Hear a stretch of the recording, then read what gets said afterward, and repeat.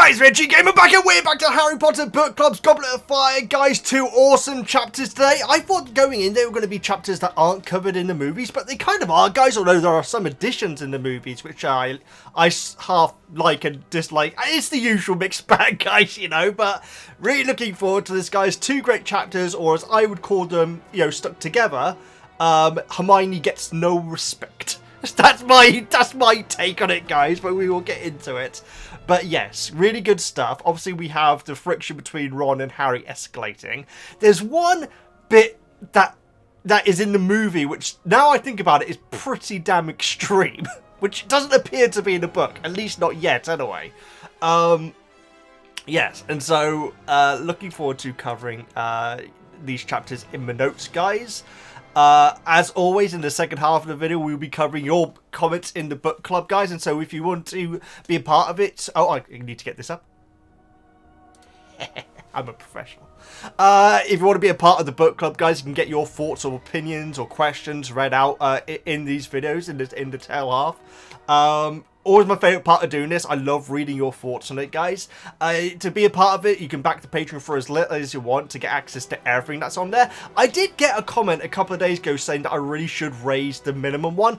I don't want to, guys. I really don't. If people want to, you know, pay like slightly more than they need to, then you can, but I want to give that option to people who just really can't afford it to be a part of this as well, and so that's why I do have it at rock bottom. It used to be at literally 0, but now it has to be at least $1 for whatever reason, and so that's how that's laid out there. But anyway, I'm getting sidetracked. So you get access to everything that's on the Patreon, guys, including all the Buffy stuff and the Harry Potter stuff and other stuff, guys. I do have other plans starting up soon. Probably once I finish Hotel, and there's only one more episode of that left on the YouTube channel. I think I might be bringing you something else on the Patreon with edited up YouTube versions. I think we might. We shall see. Either way, guys, that's where you can be a part of these book reviews. But either way, guys, I don't think there's any more housekeeping. Just before, I was thinking, wasn't there something really stupid that I said last time? And I need to correct myself. But the fact is, that happens every time, guys. And so whatever it was I got wrong last time, I'm sorry. Let's get into... As always, guys, thank you so much to Jonas for doing these wonderful side panels. And Raider Max for doing the summaries at the start of the chapters. And yeah, like I say, guys, I don't think there's anything else. Not that I can think of.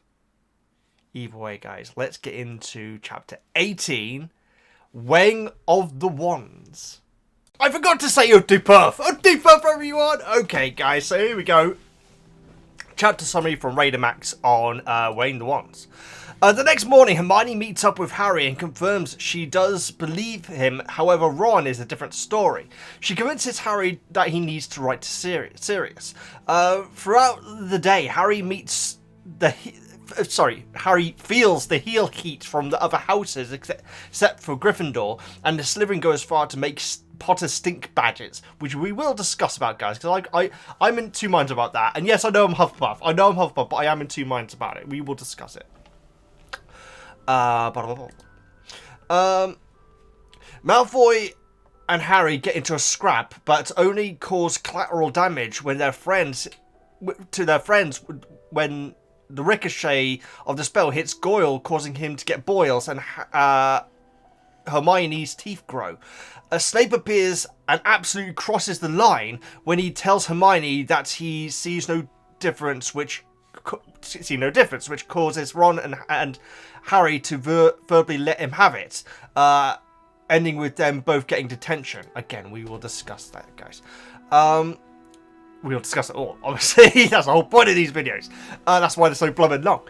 During a potion, Snape gives Harry the feeling that he will use this lesson to poison him, with the intent of the class using the antidotes to try and cure him. Colin Creevey comes up and tells Snape and the whole class that Harry has to go and get his picture taken with the rest of the champions. Upon arrival, Harry sees Ludo Bagman and Rita Skeeter, a reporter from the Daily Prophet. She interviews him, which is so full of lies it angers him. Thankfully, Dumbledore interrupts to announce the weighing of the wands with the special guest referee Garrick, the wand maker Ollivander. Lovely seeing him back, guys. I did kind of predict it, but we'll get into it. It like says an expert, and I thought, well, it can only really be one guy that we know of anyway. I know we know of. He inspects all the wands to make sure they are good for the tournament, and it's here that we get confirmation that Fleur is part Vila.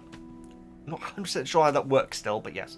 After the champions pose for the picture, Harry returns to the dorm room where Ron tells him that he got an owl, but nothing else. Well, he tells him about the detention, doesn't he? And the letter is from Sirius, who wants to speak with Harry through the common room fire on November the 22nd. So thank you so much for your summary. And I have, yes, thank you so much for your summary, Max. And thank you so much to Jonas for the side panels, which are looking wonderful as always. Look at the Hogsmeade picture, lovely. And we do have it here again confirmed that Hogsmeade is the only village in the UK that is purely wizards. That doesn't make. I mean, it doesn't take much for a hamlet to become a village, guys. And so there's no other villages. I don't know. It doesn't matter. Doesn't matter. So yes, let's get into my lovely notes. So yes, Harry wakes up, and it says that it takes a minute for him to remember why he's feeling so miserable, which is such a real thing, guys. You ever wake up and you're just feeling, God, life is rubbish, but you don't remember why it is. That's I really like that line. That's so human, or wizardry. So I do still find it odd that they don't say people, or person, or human, ever. It's always wizard or witch, isn't it? It would be odd to say person, wouldn't it? He looked at the person. Yeah, anyway, I don't know. Ron's already left. I think that Harry was kind of expecting him to be there as usual. For them to go to breakfast together. Everyone in the comm room gives him massive applause as he enters again. Hermione's outside the entrance and has brought toast for them to eat and asks if he wants to go for a walk.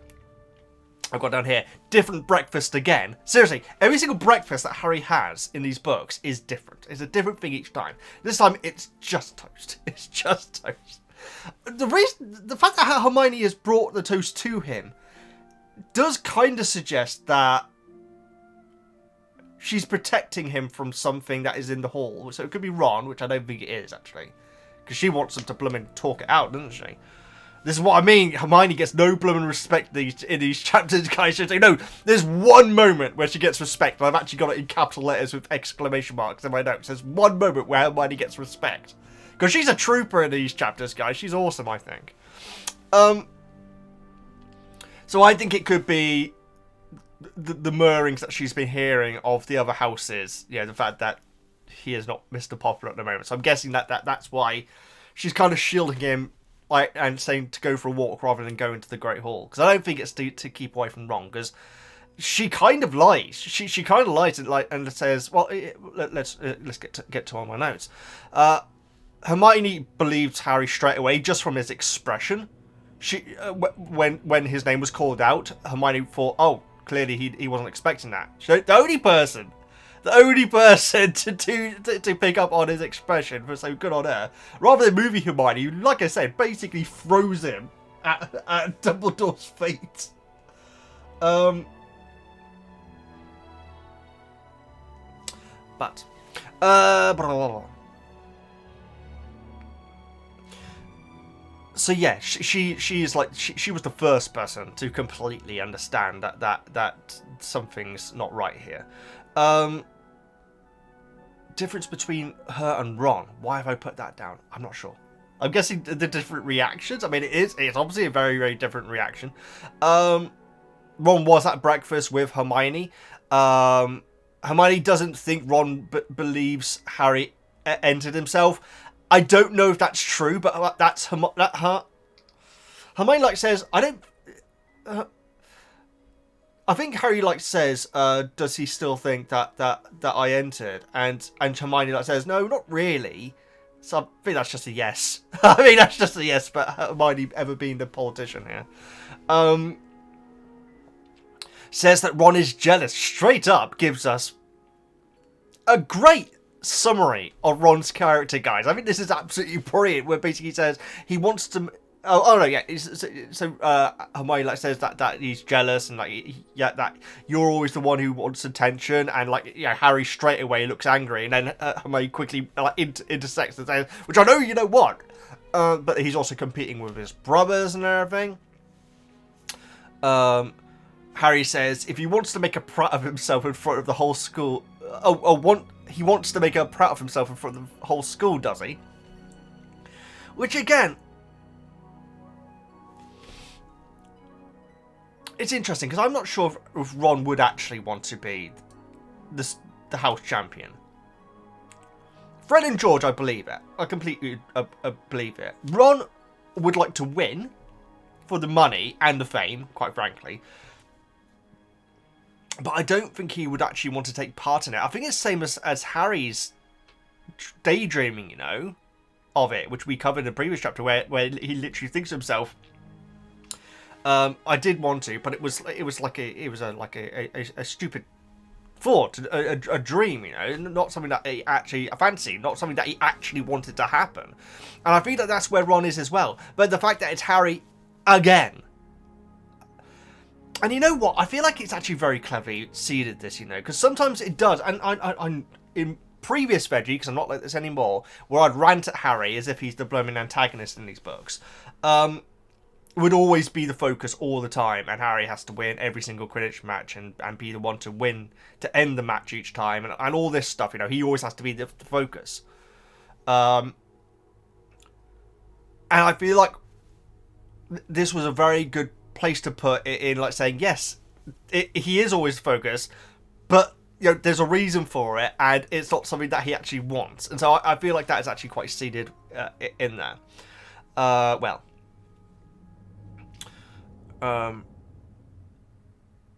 Harry says to tell Ron that they can swap any time, and this is regarding, like, you know, the scar in his head and all this stuff that he brings up. Hermione refuses to be the go-between here. She doesn't say, "I'm not an owl," like she does in the movie, which I think is a great line. Because Hermione is... You know what? Hermione is suffering in the book. Not as much as she did in the last book, guys, because that was a nightmare for Hermione. The book should have been called Hermione's Hell. But in Goblet, she is suffering because, you know, her... I don't think she is best friends with Ginny yet, is she? In the books. I'm not sure she is, but, you know, her oldest school friends, let's put it like that, aren't talking together. You know, the part of the trio that she is a part of is broken at the moment, and so she is definitely trying to build things. And in the movie, you get the impression she is, because her expression with having to tell like Harry what Ron's saying all the time is like, oh god, like this is embarrassing, but I gotta do it and everything. And then when Harry tries to do it back to Ron, she says, "I'm not an owl." Amazing. Maybe she is. If Fleur's half Vila, guys, then maybe Hermione's half owl. Although that would not make her a half-blood, though. Let's not get into that, Veggie. Right, moving on. I got a comment saying that they agree with me recently about 2 Muggles being able to birth a squib. So I'm glad I'm glad I'm not alone. I see no fault in that logic, guys, at all. I read it, and I know we've had discussion at length. So let's move past it. Okay, we've come to terms that you guys are wrong and I'm right. So let's just move past it now. She's been the grown-up and trying to mend things. Yes, you really get that here. Like I say, it's very brief in the movie. I feel like Hermione really isn't in Goblet much in the movie. I'm probably wrong there. I'm probably very wrong. But she is actively trying to fix things, including setting up meets and everything for them, which obviously doesn't go as she planned.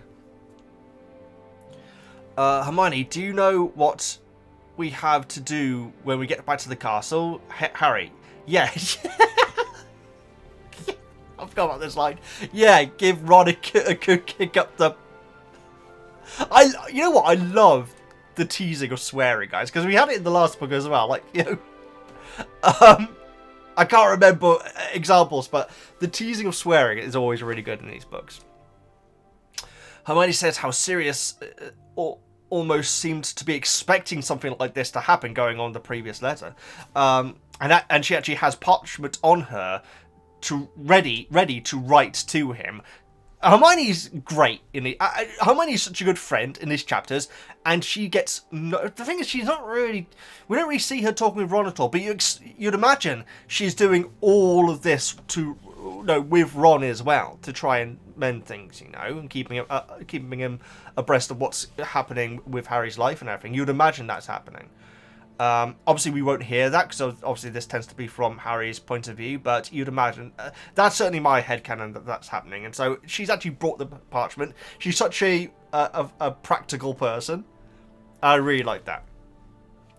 Hermione says that Harry is mentioned in half the books about Voldemort. Now, that's very interesting, guys. It makes sense. It makes complete sense, guys. It also makes something that is in the movie... that Rita says not make any sense at all. Should we go into it now? So in the movie, guys, I can't. You know what? I cannot remember if it is in the book, but it's a recurring thing in the movie where Rita keeps on getting Harry's age wrong, saying that he's 12 rather than 14. Is that in the book?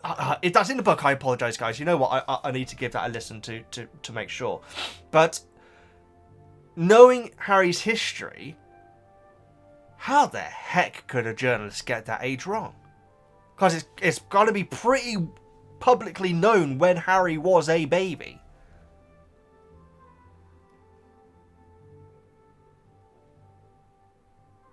It would have been years younger.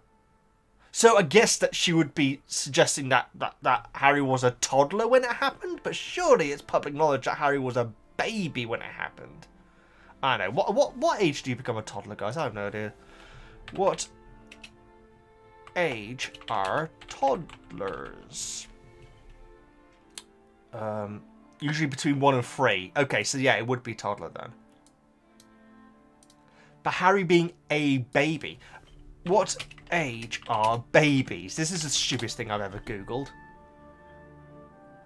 Up to around 1 year. Well, there you go then. So Rita getting the age wrong doesn't make any blooming sense, right? Am I the only one who thinks that this is a bit...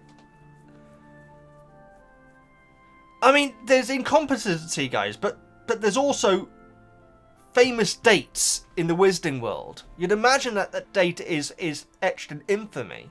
So surely she wouldn't get the age wrong. I'm gonna have to listen to the book to see if she gets it wrong at least once in the book, because in the movie, it's like a recurring thing, and even in the article it says that he's 12 years old. But to me, that doesn't make sense, considering how much of an impact Voldemort had.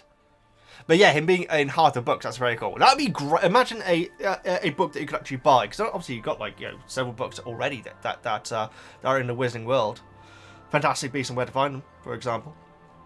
Imagine a book on Voldemort. That'd be very interesting. That would, or maybe just some Death Eaters, but yeah, Death Eaters. I would go with Death Eaters. But with a lot of reference to Voldemort and how he became a cropper. You know what I mean by when I say that? Came a cropper. Voldemort came a cropper. Let me know if you know what I mean. Anyway, Harry throws toast into the lake and a tentacle comes up and takes it, which is a bit dumb. I guess. It's a bit dumb.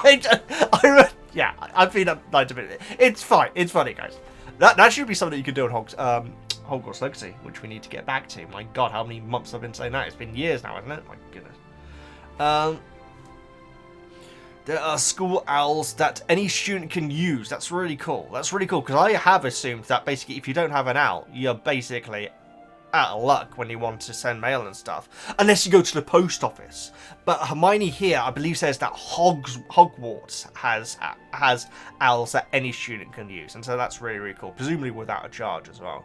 When it comes to charging and everything, guys, I've clearly gotten a little bit confused, because we'll get into it. But when it comes to Ollivanders, for some reason, I assumed that you don't pay him. I assumed that he was being paid by Hogwarts or like by the Ministry. I didn't think that individual students had to buy their wands. Pardon me. Because it's very possible that there's a different price range. And if there's a different price range, and Harry like finds his wonderful red wand and does the whoa bit, and then says, "Okay, that'll be however many galleons." Bad example of saying Harry, because Harry's minted, isn't he? Do you know what I mean by that when I say minted? But yeah, if someone else like Ron, is it possible that Ron wouldn't be able to afford the best wand by far for him? But then again, we learned that you can customize your wands here, guys, to a fault, according to Ollivander, which is fascinating. Very, yeah, we'll get to it, but I thought that was a really fascinating little line there. Sorry about my mocking of the tentacle bit, guys, but it's a bit silly. Anyway, Harry writes to Sirius, mentions Cedric being the other house champion. Hedwig is announced again. Come on, Veggie. You're so early on in the video. Don't stop misreading things. Hedwig is annoyed again when Harry says that he can't use her for delivery. So this is absolute confirmation that owls can at least understand wizard English, which is very interesting. I guess to what level, though? Because I'm guessing not to a complete level, because I've got down here, couldn't he just explain the situation to Hedwig? But it's very possible that would be too much for an owl to take on, to understand, I should say, to process. And also, Hedwig is... You are your job. Hedwig is a letter deliverer. And so even then... It's like Talkie Toaster from Red Dwarf, guys. He toasts, therefore he is. It's still going to be an insult to Hedwig to not be the one to take it. So it's good, interesting. Oh yeah, I heard that says, "Oh, first Ron, now you." When Hedwig's giving him the cold shoulder or the cold wing. Cold wing. That's a good name for an owl. Owl, cold wing. All one word. Is there an owl called Coldwing? Doesn't look like there is. Well, there should be. Anyway, let's get on with this. So Harry's like going through the school and everything, and like sees all the other students' reaction to him and everything, and it says, Hufflepuffs that are usually on excellent term with Gryffindor are even giving him a hard time. I've got down here, you should really need to tell Seamus and Ron that, quite frankly. Quite frankly! Usually on excellent terms, my foot. Not Ron's foot, I ain't got time for that. Which we will discuss, we'll nearly discuss Ron's feet. It was close, guys, it was close.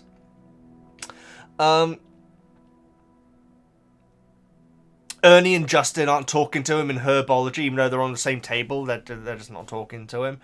You get the impression with the Hufflepuffs is that it's actually that they're actually offended by Harry, rather than them being angry or wanting him to lose or like laughing at the fact that he's going to fail at this as a champion or anything. Like I feel like Ernie and Justin are actually a bit heartbroken, but by the fact that it's the Hufflepuffs. I've never asked Harry again.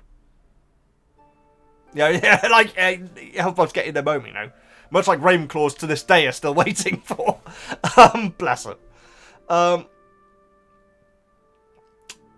If there's ever any other stories about Hogwarts students, guys, it has to be a Ravenclaw next time, doesn't it? It has to be. It wouldn't be, though, will it? Be another blooming Gryffindor called Parry Hotter. Right. Parry Hotter. Shut up. Right. Hermione tries to start the conversation between Harry and Ron. She's basically sat between them and everything, but they're not having any of it. Harry thinks that even Sprout's giving her in the cold shoulder. He does shoulder. It does say that he thinks that she may be, so there's no confirmation. And it says, well, she's the head of Hufflepuff and everything, but it's not confirmed that Sprout's giving him the stink eye. Draco says to him in I think this is in Potions. No, I think it is actually. This is before. Yeah, it is before potions. Draco says to Harry how half the Triwizard champions have died. That's obviously not true. He's just like he's inflating the numbers a bit there, clearly. Oh yes, so this is careful magical creatures, and Hagrid gets them to take the blast-ended Scroots for walkies, which I tweeted out, guys. If we don't get a visual of that in the HBO HBO Max show, then there is no justice in this world, because that I cannot wait. I cannot wait to see that. It's going to be absolutely amazing. Hagrid seems very concerned for Harry. Harry corrects him when he says that Harry is the school champion. He says one of the champions. Asks if Harry knew who entered his name. So yeah, so I feel like Hagrid wasn't on the ball like Hermione was. Hermione's like, oh, look at his face. I feel like Hagrid in the moment was just like, I have no idea what's happening. That's my interpretation of it. And so it has probably had a lot of time to think about it. Maybe Hermione's had a word with him as well, but like he's now like saying, of course he wouldn't have done that. Which, makes sense, guys. These people do know him. The following days are some of Harry's worst at Hogwarts. I've got down here really question mark, but I think they actually probably are. Obviously, it even mentions the situation in Chamber, which was obviously a very dire situation, a very very dire situation. But like, I feel like even more people than usual. There's no fear here. No one's fearing Harry at this point. They just hate him, basically. But the Gryffindors don't know. I mean, that gets a little bit lost in there. But I think the problem is that Harry is trying to avoid Gryffindor, cheering him on.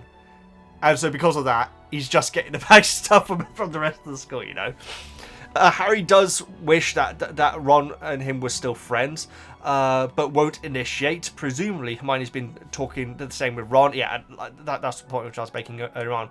Again, a Harry Potter version of the book, which is written from Hermione's standpoint, would be fascinating.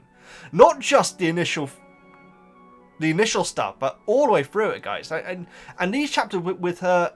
I mean, in the last book, it would have been tragic to hear about how hard things were going for her.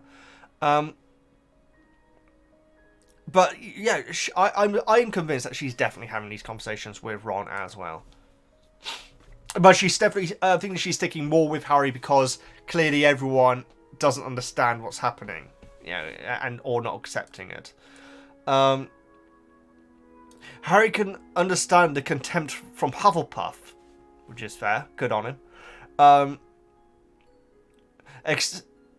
But expected Ravenclaw to do so as well, which is interesting.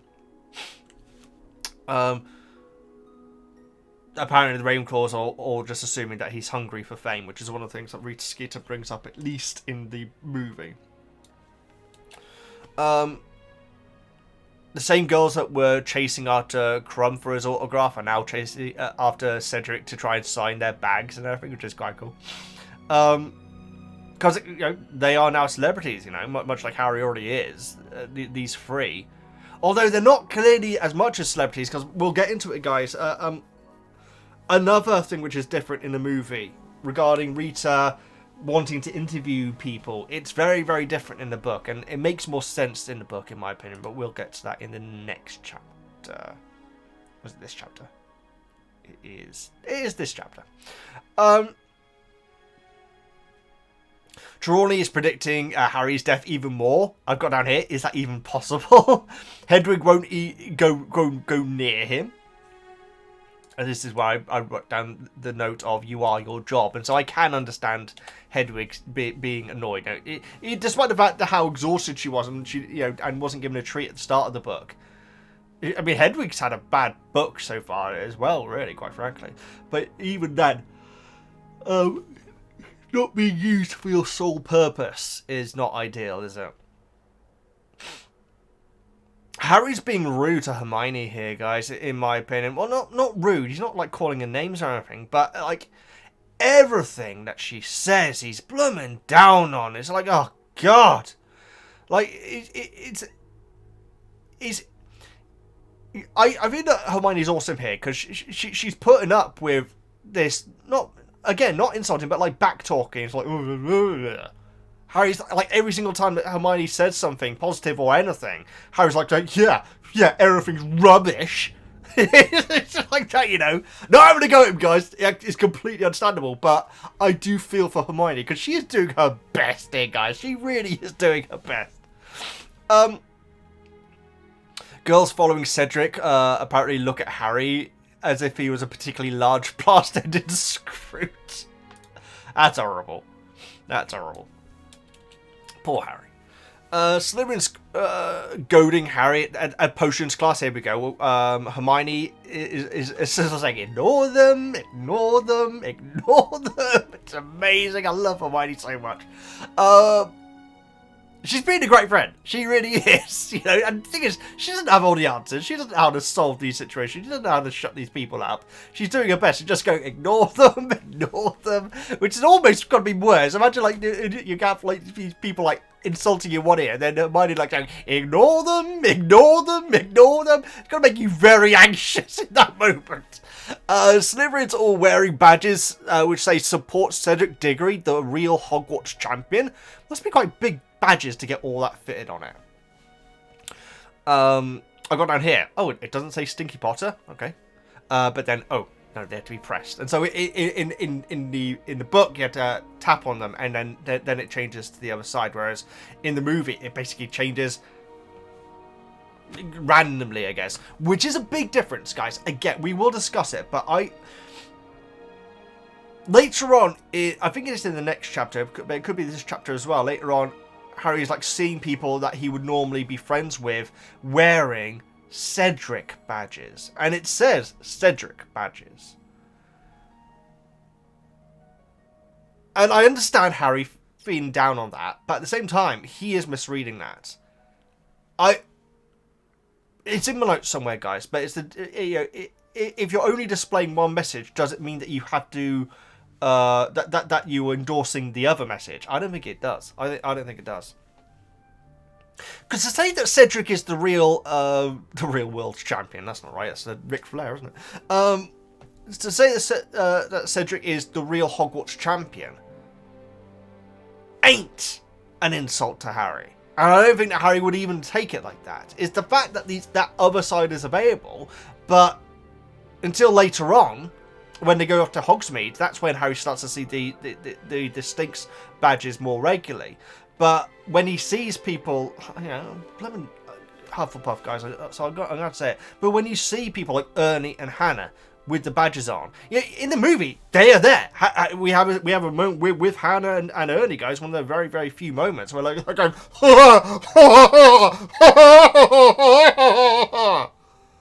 with their badges to say Stinky Potter. That's a pretty good impression. If you sync up that with the footage of the movie, when it's in the courtyard, it's just, this book, the movie is so mixed up, guys. But it is in the same scene that Moody turns Draco into a ferret, which was chapters ago. The movie did. It basically chucked it into a food mixer.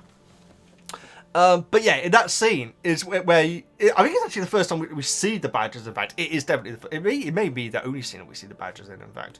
But yeah, we get a moment where Ernie and Hannah are having the greatest time because they're wearing a badge that says Potter stinks.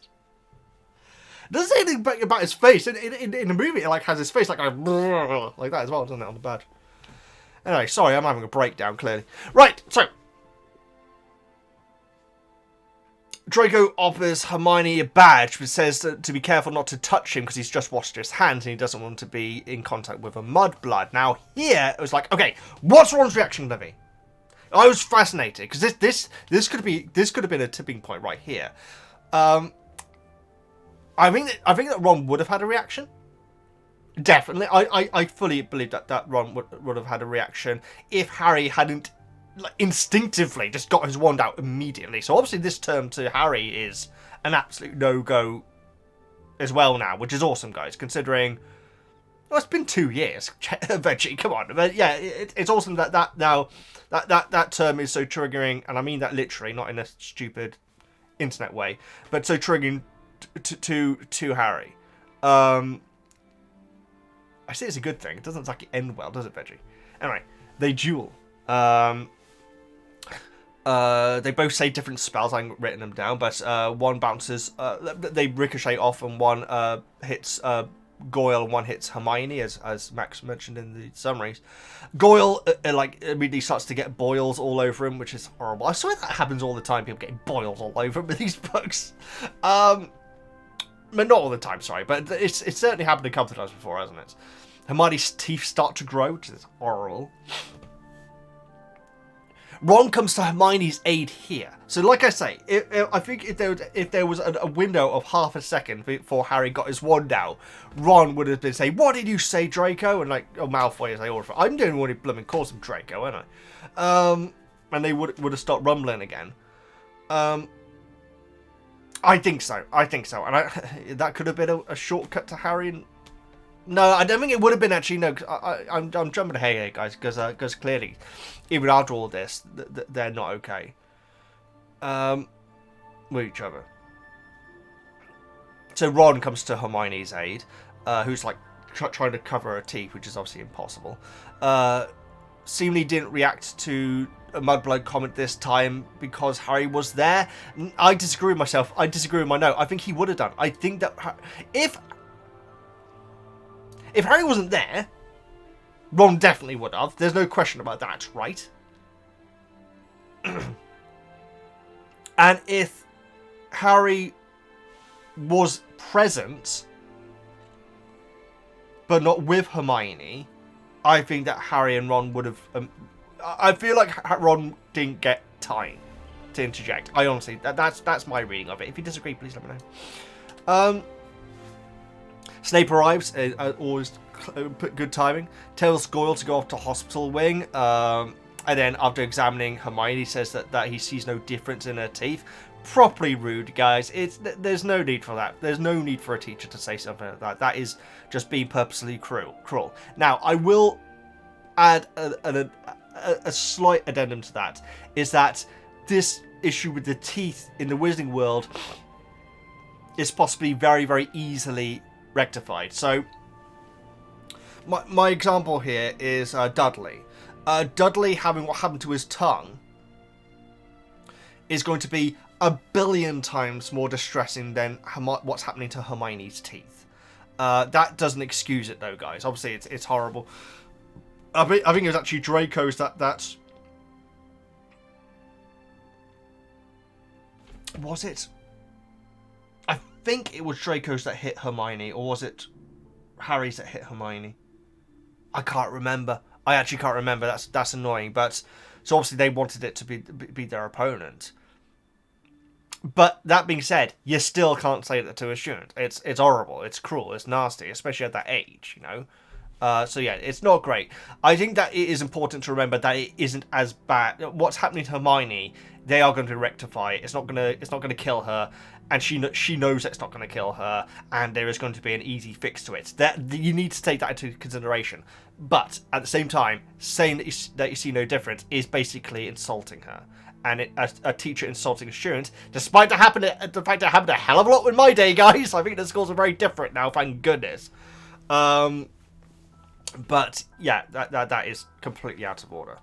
And good on Harry and Ron for giving him an earful, although clearly I say take it too far. I feel like he would have done this anyway, but yeah, they also shouldn't be swearing at a teacher or anything like that. But at the same time, he's the one who started the insults, though. It's important to remember. Hermione runs away. I guess he could argue that Harry started it because he turned up with this duel happening. But that still doesn't mean that you could assault Hermione, though. I'm sure it's going to be something that we'll cover in the book club, guys. But yeah, it's not great.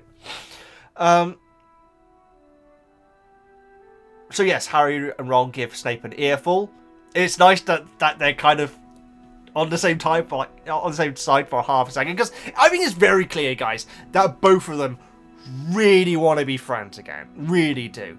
And I feel like it's better portrayed in the book than it is in the movie. I think in the movie it's clear that they want to be friends. Good Lord. whenever they're like arguing and everything.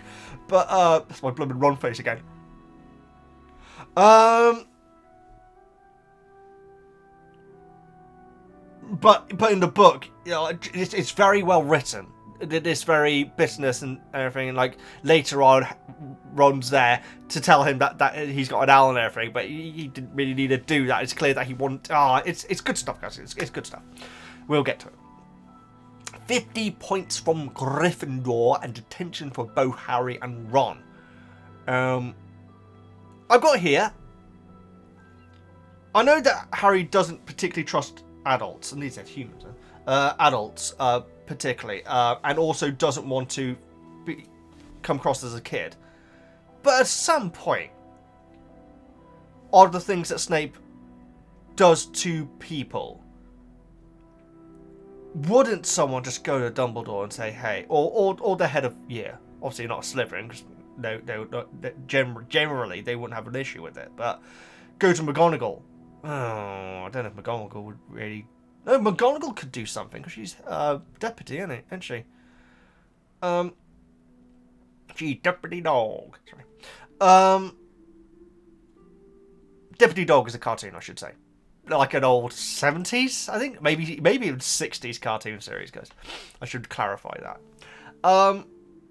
But yeah, I feel like maybe not Harry, but someone should really just say, hey, by the way, Dumbledore. Snape purposely humiliated and insulted Hermione. Because Hermione's not going to do it, is she? Anyway, come on, moving on. As Harry and Ron take their seats, it feels momentarily like they were back to normal until Ron sits with Dean and Seamus instead of him. Again, it's kind of like, you know, inside Ron's head, it's like thinking, you sit by you, Harry, I sit with Dean and Seamus. Yeah, that's my interpretation. Is that like that momentary feeling that everything's back to normal? I feel like Ron definitely had as well. Bless him. Bless both of them.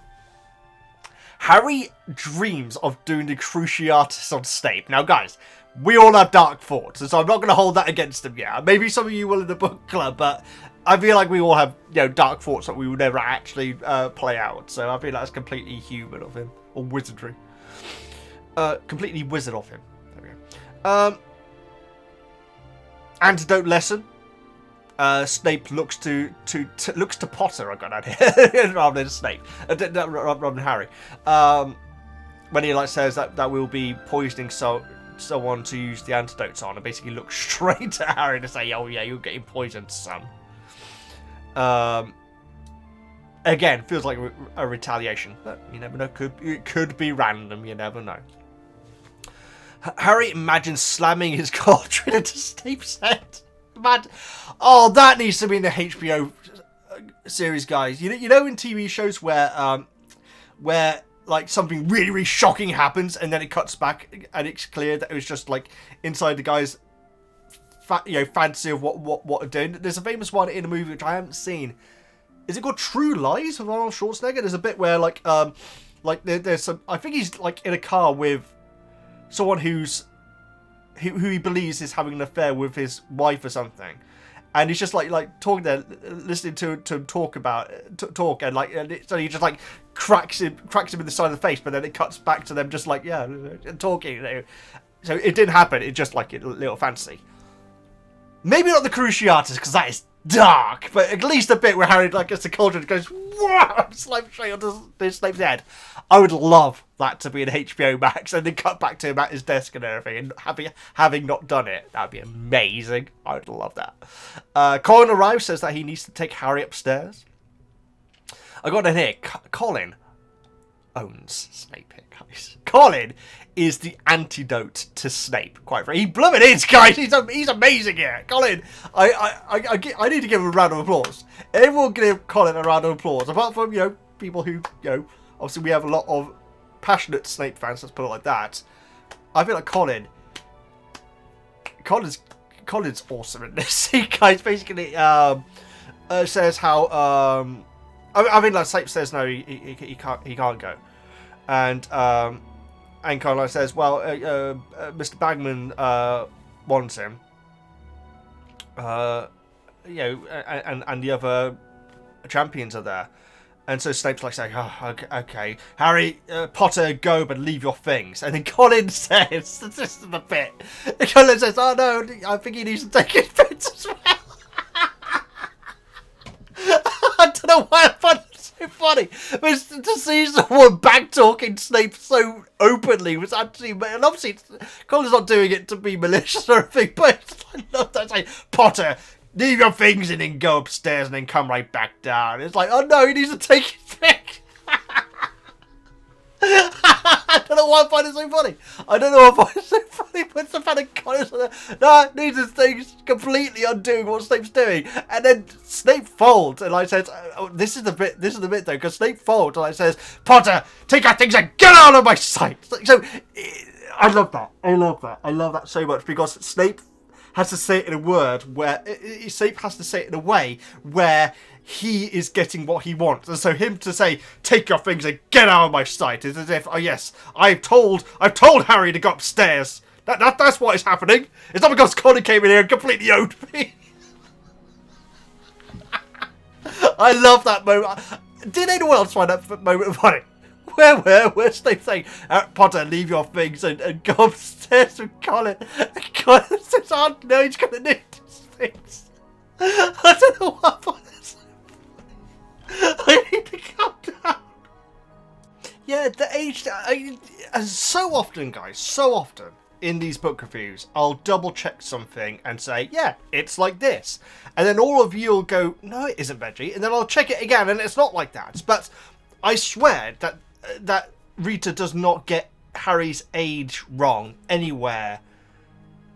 At least in these chapters, I don't think he does. And quite honestly, if she did, it wouldn't make sense, right? I'm looking forward to the book club, guys, because I'm wondering if any of you guys picked up on this. Because Harry's age should be very obvious to yeah, it should be really obvious. No, doesn't matter.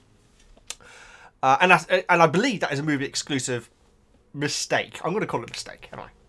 And like I say, you're going to tell me that I'm wrong somehow. It happens, which is good, guys. Please do tell me when I get things wrong. But it's so often the case where I triple check something and I still get it wrong. Weighing of the wands is checking that they are all fully functional. I presumed it was a balancing thing, as in, oh, your wand's really powerful, this one's really weak. What we're going to do is that we're going to limit the powerful one so everyone's on a level playing field. But no, it's going on the title of the chapter, that is. But no, it's making sure that the wands actually work all right. Don't know why they had to do it all together. But no, they're really there for the photographs, really, aren't they, kind of? Or maybe the weighing of the wands. I don't know if it said ceremony, but I think it is seen as quite a big, important moment, isn't it? So maybe it is that they all had to be there. An expert is with Dumbledore, and that's where Dumbledore is at the moment. And so immediately I was thinking, that's probably Ollivander. It's probably Ollivander, isn't it? Possibly. It'd be cool. Rita Skeeter enters, guys. Asks, for inverted commas, for a chat with Harry beforehand, and grabs him and leads him into the broom cupboard. This is very different from the movie, because in the movie she basically says who's up for sharing, whilst basically holding all the guys. Well, it's just Harry and Cedric, isn't it? And looks at them, and so is waiting for a volunteer. And then says, well, we'll start off with the youngest, and takes Harry. Whereas here, Rita is clearly only interested in Harry, because presumably the rest have been there for a while. Cedric and Fleur seem to be getting on well. Crumb is his usual self. Really, really, really like the stuff with Crumb in the next chapter, guys. I really do. Yeah. And it's so minor, but it adds so much to him, and I cannot wait to get to that part. Either way, so yes, they lead into the broom cupboard. In the movie, there's a window. In the book, Rita makes some floating candles light up. She asks Harry if it's okay if she uses a quick quotes quill for the interview, and this happens in the movie as well. And she smiles when Harry says, "What? Oh, what's that?" He doesn't know what it is. Now, I wonder if that means... And also, yeah, this is very interesting, guys. For one, they're in the cupboard for whatever reason. And also when Dumbledore, opens the door in a moment, the quill is very quickly hidden. So I wonder if this is some sort of legal thing. And the fact that Harry doesn't know what it is makes Rita smile, because it's like, brilliant, I got you. And so I wonder if it's like, if you like say if something's off the record, in to a journalist, and they kind of have to abide by that. I don't know the whole legality of that, but you can't report something that someone said if they said it's off the record. Again, I don't know the legality, but I feel like this quick quotes quill is seen as a sleazy journalist tactic, and usually most other people would say, no, I don't want you to use that. I want you to actually write down what I'm actually saying. But Harry's ignorance, is a good sign for Rita, because it means that she can basically write whatever she wants. That's my interpretation of it, guys, because the quick quotes quill definitely seems to be something which is frowned. It's something that Rita doesn't want others to know she's using. And so that's why I think we're in the cupboard. I feel like that's why it's hidden immediately as Dumbledore comes in. And that's why Rita's smile grows larger when she realizes that Harry doesn't know what it is. That's my theory on it. So I wonder if that's going to come up in future. Like maybe if like Hermione's like saying, well, you shouldn't quick quotes quill. Although, to be honest,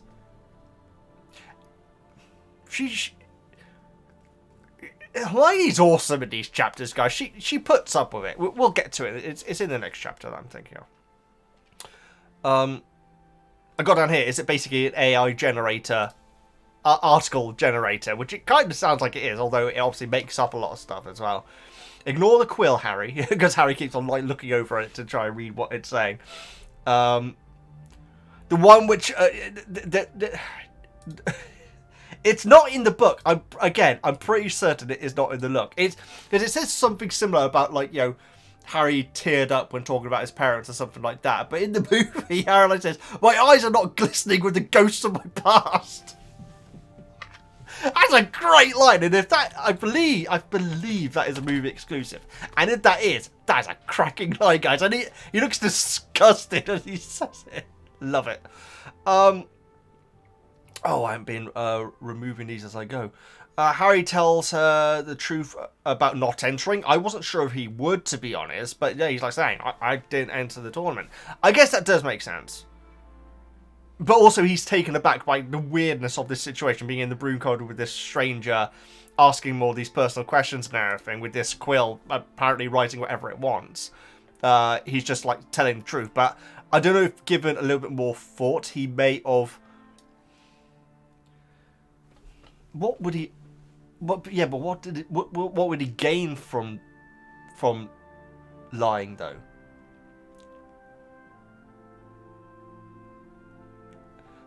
I guess you could say in a way it makes it less novel. But Rita's not reporting that anyway. She's not believing him, in fact. And so you'd think that... Yeah, that's a good point. You'd think that the trophy, the Goblet of Fire, there we go, trophy, the Goblet of Fire, churning out an extra name, which is someone who is against the rules of that year's tournament, is a scandal in the Wizarding world, and for it to be Harry as well. And so I guess Rita is just completely not believing him, rather than wanting to write the narrative. Because if she wanted to write the narrative, I feel like the fact that the Goblet of Fire choosing Harry, despite the fact it absolutely shouldn't have done, is a bigger story. I guess she just straight up isn't believing him, though. Champions have died in the past. Have you thought about that at all? Obviously a very leading question. Trying to, distress them and everything. That's right, I got down here badminton interview. Now, guys, I don't know if I've mentioned this before, guys, but I don't think... I probably have, because I mentioned everything in these book reviews, but I've certainly mentioned the story in a live stream before. I was watching, the Olympics a few years ago, quite a few years ago now I think about it. And back then, Britain, sorry, Great Britain, and Northern Ireland, were, really good at mixed mixed doubles badminton. And I think that they were kind of the favourite to win the gold that year. And they didn't. I feel like they got knocked out. I think they got bronze or something like that. I think that they still did all right. But I watched I watched the game when they lost, and afterwards I think it was actually the first question. This is a proper Rita Skeeter question, which is why I mention it here with the whole champions have died in the past. The first question that that the journalist asked to these two people that have just been knocked out of the tournament, which they were expected to potentially win, was, do you feel like you've let everyone down? And immediately one of the mixed doubles team burst into tears. It's like that journalist absolutely knew exactly what they were doing. I bet as soon as as one of them started crying, they were like in their head punching the air, like, yes, I got him. Journalists, guys, seriously. Some journalists, I should say. Obviously, some journalists do incredibly dangerous and important work. But then you get Rita Skeeters of the world, and that's exactly what I felt. Well, obviously, I didn't know who Rita Skeeter was at the time, but that badminton interview was always stuck in my mind as like a disgusting, low-life, low-ball, leading question intended to cause distress. And it worked. So good for you, journalist. Sorry. I'm such a strange mood today. That Colin bit made me laugh so much, guys. It's like, no, he's going to take that with him. I don't know why I find it so funny. Rita being up. Rita brings up his past, questions if that is why he is doing it to live up to his name. Asks how his parents would feel about him entering.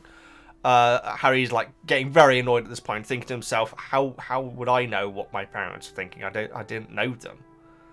Then Dumbledore opens the room. Rita appears to be happy to see him, but like the quill like instantly whoop, okay, hiding away. So like I say, I want to know the legality between of journalists using these types of quills.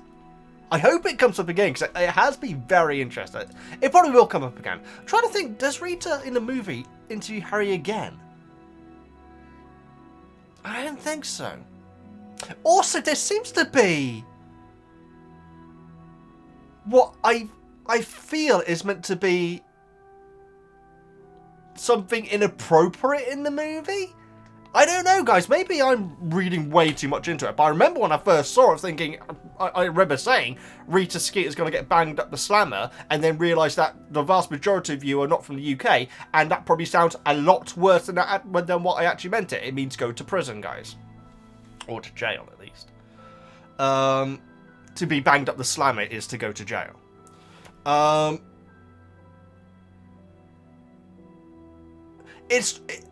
now watching it back, I'm not so sure if there is meant to be some sort of weird tension going on. But when Harry first goes in, he's confused and turns, and then Rita, because the corridor's so thin, is standing right in front of him, and they're very, very close to each other, and she says, well, this is cozy, isn't it? And that line is in the book, but it doesn't mention anything about them being very, very close. Maybe I'm reading too much into that, guys, but it's a bit icky, and it makes Rita seem really, really creepy as well as scummy. Yeah, let me know what you feel about that moment. When watching that scene in the movie, guys, did you ever feel that there was anything, creepy going on with Rita? Because when I first saw it, I absolutely did. Now I watch it back, I think it is meant to be there. But it could just be in my imagination. Running away with me. Sorry. Who sang that? Just my imagination. It's probably one of these songs which loads of people did. Temptations. Okay. I was going to say, I don't know if it was the Four Tops. Thinking about it, it doesn't sound like the Four Tops. But my mother once danced with one of the Four Tops. Very interesting, guys. They did... Did they do Just Walk Away, Renee? They did the cover of it, I should say. Just walk away, Renee. You won't see me follow you back home. The empty sidewalks of my block are not the same. They did do they did the most famous version of it. It's one of my favorite songs, quite frankly, guys. But my favorite version, which I believe is the original, is by the Left Bunk. And bank has an E on the end, so I don't know if you pronounce that, but the Left Bunk, I believe they're called. Yeah, I prefer that version. Either way, yes, my mother wants to dance with one of the four tops. Anyway, she always said that is because they must have seen her and thought, oh, well, she's a bad dancer. If I dance with her, then I'll look great. Obviously, that isn't the case. That's just, you know, the woman she was. I'm afraid, guys, she would always, like, put herself down in that way. But yes, nice little novelty there. Either way.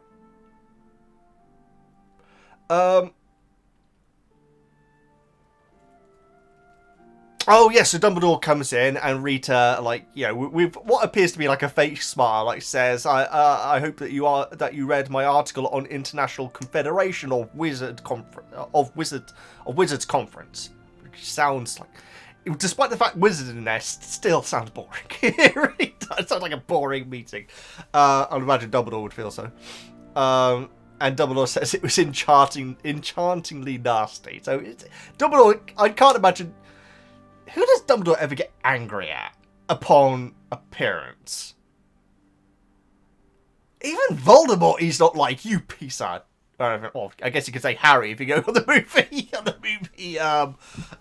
the movie Dumbledore. That was such an interesting discussion we had last time, guys. The fact that it spanned from... I don't think anyone didn't mind it. A lot of people found it funny.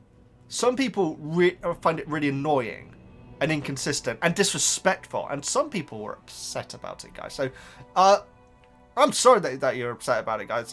I don't take any joy in reading that, but it was so interesting hearing these different takes on that moment. Seriously, because it's a line in the sand for a lot of you guys. Yeah. I love these book clubs, guys. I really do. I love reading your thoughts on it. Rita apparently called him an obsolete dingbat. And Rita, I think laughing like says, "Oh, Dumbledore, I'm just saying that some of your ideas are old-fashioned." Now that's interesting. Dumbledore being old-fashioned is not what I would see Dumbledore as being. But then again, I guess we haven't seen that much of the Wizarding World. I wonder if what Rita is saying is about Dumbledore being old-fashioned is actually his attitude to Muggles and half-bloods. Because we know that the temperature in the Prophet is rising. Not completely yet, though, guys. Obviously, we need to finish the end of, I guess, the end of the next book for that, when Fudge realizes... That's a meme that I see a lot. It's like, Fudge finally working out that Voldemort is back. Or accepting, I think it's going to be. We shall see, though, guys. We shall see. Looking forward to it. Fudge. Good old Fudge. I haven't had Fudge for ages. I don't know if you can still get a finger of Fudges. But, they were like 10p sweets. Like, very, very cheap sweets that you could get. Back in the day, I don't know. I feel like confectionery has changed a lot since I was a kid. I mean, when I was a kid, guys, you could get what appeared to be a box of cigarettes, and inside were chocolate sticks with paper on to make them look very much like cigarettes. You wouldn't get that nowadays, guys. You would not get that anymore. Thank goodness as well. But yeah, trying to get them young, you know. Get them when they're young, I should say. I'm not talking about what Rita Skeeter apparently might be doing in the movie. Okay, I need to shut up. Look at this. Valve for a water hose, or just a hose, I guess. Right. I've also got this. I got it secondhand on eBay. There is a part missing, but I think I'm going to be able to fix that. In fact, I've actually got some resin arriving today that might actually be the thing I can fix that with. So I might make a video about that. It may not be on this channel, though. Okay, I know one person, at least, who's watching this, who is, no, Oh, there's like 3 or 4. Now I think I apologise. No, there's a few of you who are Harry Potter and wrestling fans. I don't know how big that crossover is, guys, but I am thinking about making a very casual second channel where every now and then, it's not going to be a regular thing, every now and then I post stuff on like wrestling, like maybe like quizzes and stuff, because I watch a couple of wrestling channels that do quizzes, and they're always great fun to to take part in and everything. And to give my thoughts on things and everything. Obviously, my favourite female wrestler, blooming injured now, hopefully only out for a short time, Rhea Ripley, and she had to like give up the title and everything, and my thoughts on that and everything. I think I might do that. Would anyone watch? I know a few people who would watch it, but it's gonna be a casual thing. It's not gonna be work. It's gonna be an. I'm not saying. I'm sorry. I'm not saying this is work. Okay, what I'm saying is this is a project. This is something which I put a lot of time, effort, and thoughts into, and reading. Considering reading the book clubs, guys, I feel like I've actually improved my reading incredibly. Considering I've always been terrible at reading. And making sure that I'm getting things out on a regular basis and everything, and not keeping you waiting too long and so on. The wrestling channel will be, I think I'll record a 5-minute. My 5-minute videos are always half an hour, but like a quick video just to give my thoughts on different things, and take comment questions about wrestling and everything, and my thoughts and everything like that. I think I might do that. I think I should do that, because also I do enjoy my wrestling, and sometimes you get about certain things in wrestling, and I want to stop feeling that, and so I feel like making like little videos about it could actually help me take away that aspect of my fandom. We shall see. We shall see. By the way, if you got this far through, this is actually controversially. This is controversial in the wrestling world, guys. This specific belt, which, like I say, I've got for well under half price, guys, and it's just like a bit missing. It was also very dirty, but I cleaned that up very easily. This belt is actually my favourite wrestling belt of all time. And the vast majority of you watching this video, if you haven't skipped forward already, after going, alright, the wrestling fans of you will be going, that's your favourite! It is, guys. I think it's awesome. I love the black in it and everything. I never liked the red or blue ones. The black in it, I think, just makes it look so cool.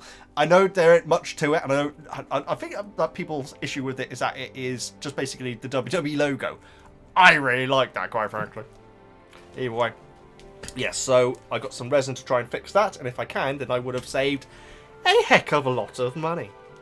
And it is the ones where you can take off the side plates. So I want to get some Roman Reigns side plates, or maybe Rhea Ripley. No, it's gotta be Roman. It's gotta be Roman. Or maybe get some custom carrot ones. That'd be cool. Custard carrots.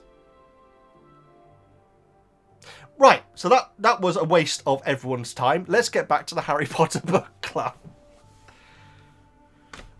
Right. So, yeah, it's because we needed that because I said something inappropriate about get them when they're young with the sweets. But, trying to get kids to smoke, guys. That was fine when I was a kid, apparently. Anyway, and I'm not like I sound like I'm from the 50s or something, guys. I'm not from the 50s, okay? I am a millennial. There we go. But yeah, that does make me sound like I'm like ancient. I am not. I promise. I promise. Right. Okay. So ask if what? Oh yes. Okay. Right. So. So Dumbledore apparently is an obsolete dingbat. I wonder how Dumbledore is old-fashioned, because that in the word which I described for Dumbledore, maybe he is old-fashioned. I don't know. Maybe it's his age that she's talking about. It could be no, but she said his ideas are old-fashioned. But are they? That's why I think it might be the attitude towards Muggles, guys. Anyway, come on. Photographer doesn't have a moustache in the movie. Sad face. I'm very sad about that. I believe in the book it says that he's got a big old bushy black moustache. Movie Rita appears to be able to interview Oh yes, it appears to be about to interview them all because, like I say, she gives them all a chance to step forward and say who wants to, where should we start? Because they all look creeped out by it. Like, I mean, Theo gets a slap to the face, which is quite a funny bit, I guess. No, sorry, her reaction to it is quite funny. It's like, what the heck are you doing? But in the book, it's only Harry that she's interested in, absolutely. And when we hear about the article, that is clearly the case. Movie Rita says the broom cupboard is cozy. Harry says it's a broom cupboard, and Rita says, well, you should feel right at home then. How would she know that? I'm guessing that is a reference to the fact that Harry was brought up under the stairs, right? How would Rita possibly know that? I reckon this is going to come up in the book club, guys. Unless I am missing something really obvious, it wouldn't have been publicly known because it's not publicly known where Harry was. Yeah, it's not publicly known where Harry was. So how the heck would Rita, lovely Rita May, sorry, it's a Beatles song again.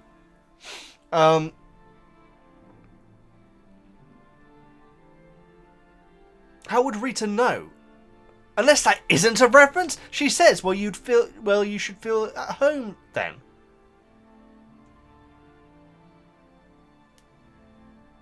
Either I have literally no clue what she's talking about, or I do know what she's talking about, and it doesn't make sense. How would she know that? Unless Vernon, Petunia, and Dudley wouldn't have told her.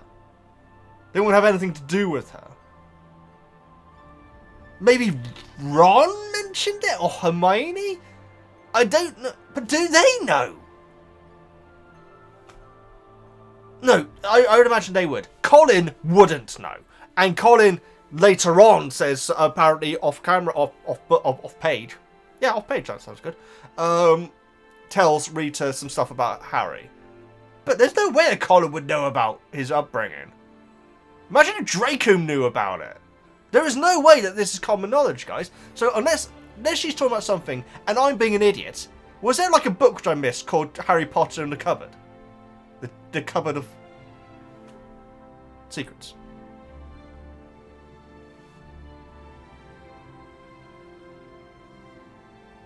I cannot think of a time where Harry gets into a cupboard. So famously, knowingly, is known for getting in cupboards. That line doesn't make sense, does it? I can't wait for the book club for you to confirm that I'm an idiot. Rita getting his age wrong doesn't make sense. Yes, we've covered that. To me, it doesn't make sense, guys. And I feel like you're going to correct me and say, Veggie, it makes perfect sense because of this. But right now, I'm like, it doesn't. Rita should know his age. Especially if she's there to interview him. Although in the movie, she's there to interview them all. Yeah, and it is a movie. I'm certain. I'm next to certain that it is a movie exclusive that she gets the age wrong. Ollivander is the expert. I bloomin' knew it. I've written down here. Says he was the one Harry had bought the wand off. I actually didn't realise that you paid for it. Yes, I for some reason I assumed that you were just given a wand at not birth. Sorry, when you came of age, at school-going age. You are provided a wand. Now, that being said, guys, I am sure that in Philosopher's Stone, it says, Hagrid, go and buy your wand, Harry. That wasn't too bad a voice. Or something like that, you know. I'm sure that the word paid or go and buy is in there. That's always just gone over my head, clearly, because I've always half assumed that it's something which you are entitled to. You are entitled to a wand as a school-going wizard.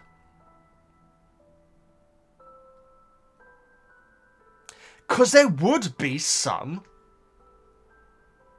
Muggle-born wizards, I hope, unless it's a middle-class thing going on, who simply wouldn't be able to afford it. Unless it's like 99p, which I can't. You know what? I want to see the receipts. I want to know how much a wand costs. Okay. Yes, I will. No, you know what? I'm going to let you answer me. I'm not gonna look it up. How much does a wand cost? Or how much do you think a wand costs? Is it a couple of quid? It's not a couple of quid because Ron had to tie his wand up, didn't he? With cello magic. What it was called? I can't remember what it was called. It was a pun, wasn't it?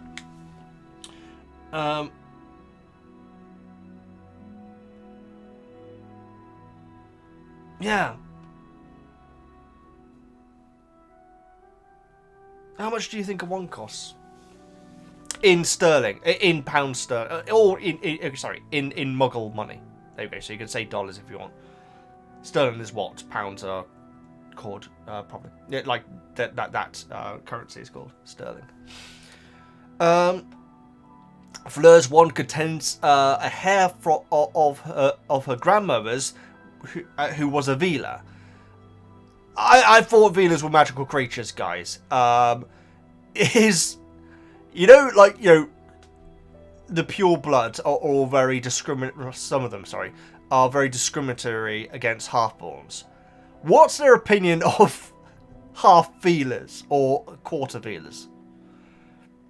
They can't be, seen as like absolute. Yeah, I don't know, guys, but it seems odd to me. And the fact is, it may not even be a wizard that got with a Veela. It could have been a Muggle. Yeah, why not? Can they see them? I have no idea. No, of course they probably see them. Because there was the Welsh Green that attacked people, which I had to look up earlier on because we hear about Welsh Green in the next chapter. I thought, I've heard that recently. Anyway. So yes, I'm very confused about Venus now. You can customize your wand. Again, this is not something which I thought was the case. Doesn't make it less powerful. Oh, sorry, does it make it less powerful than assigning it? Because the wand chooses you, but if you're putting a hair in it, you're choosing the wand, or at least part of the wand. So that would naturally make it weaker, which I think Ollivander kind of hints at, but that might just be his opinion, though. Harry makes a mental note to tell Ron about Fleur being part Veela, but then remembers that they have heat at the moment. Again, it's like, jeez. It's like they're so excited about being friends again. I can't wait for them to be friends again, guys. Seriously, if it happens in the book, maybe this is it. Cedric's hair is a unicorn, much like mine. Very, very happy about that. Cedric was polishing his wand last night.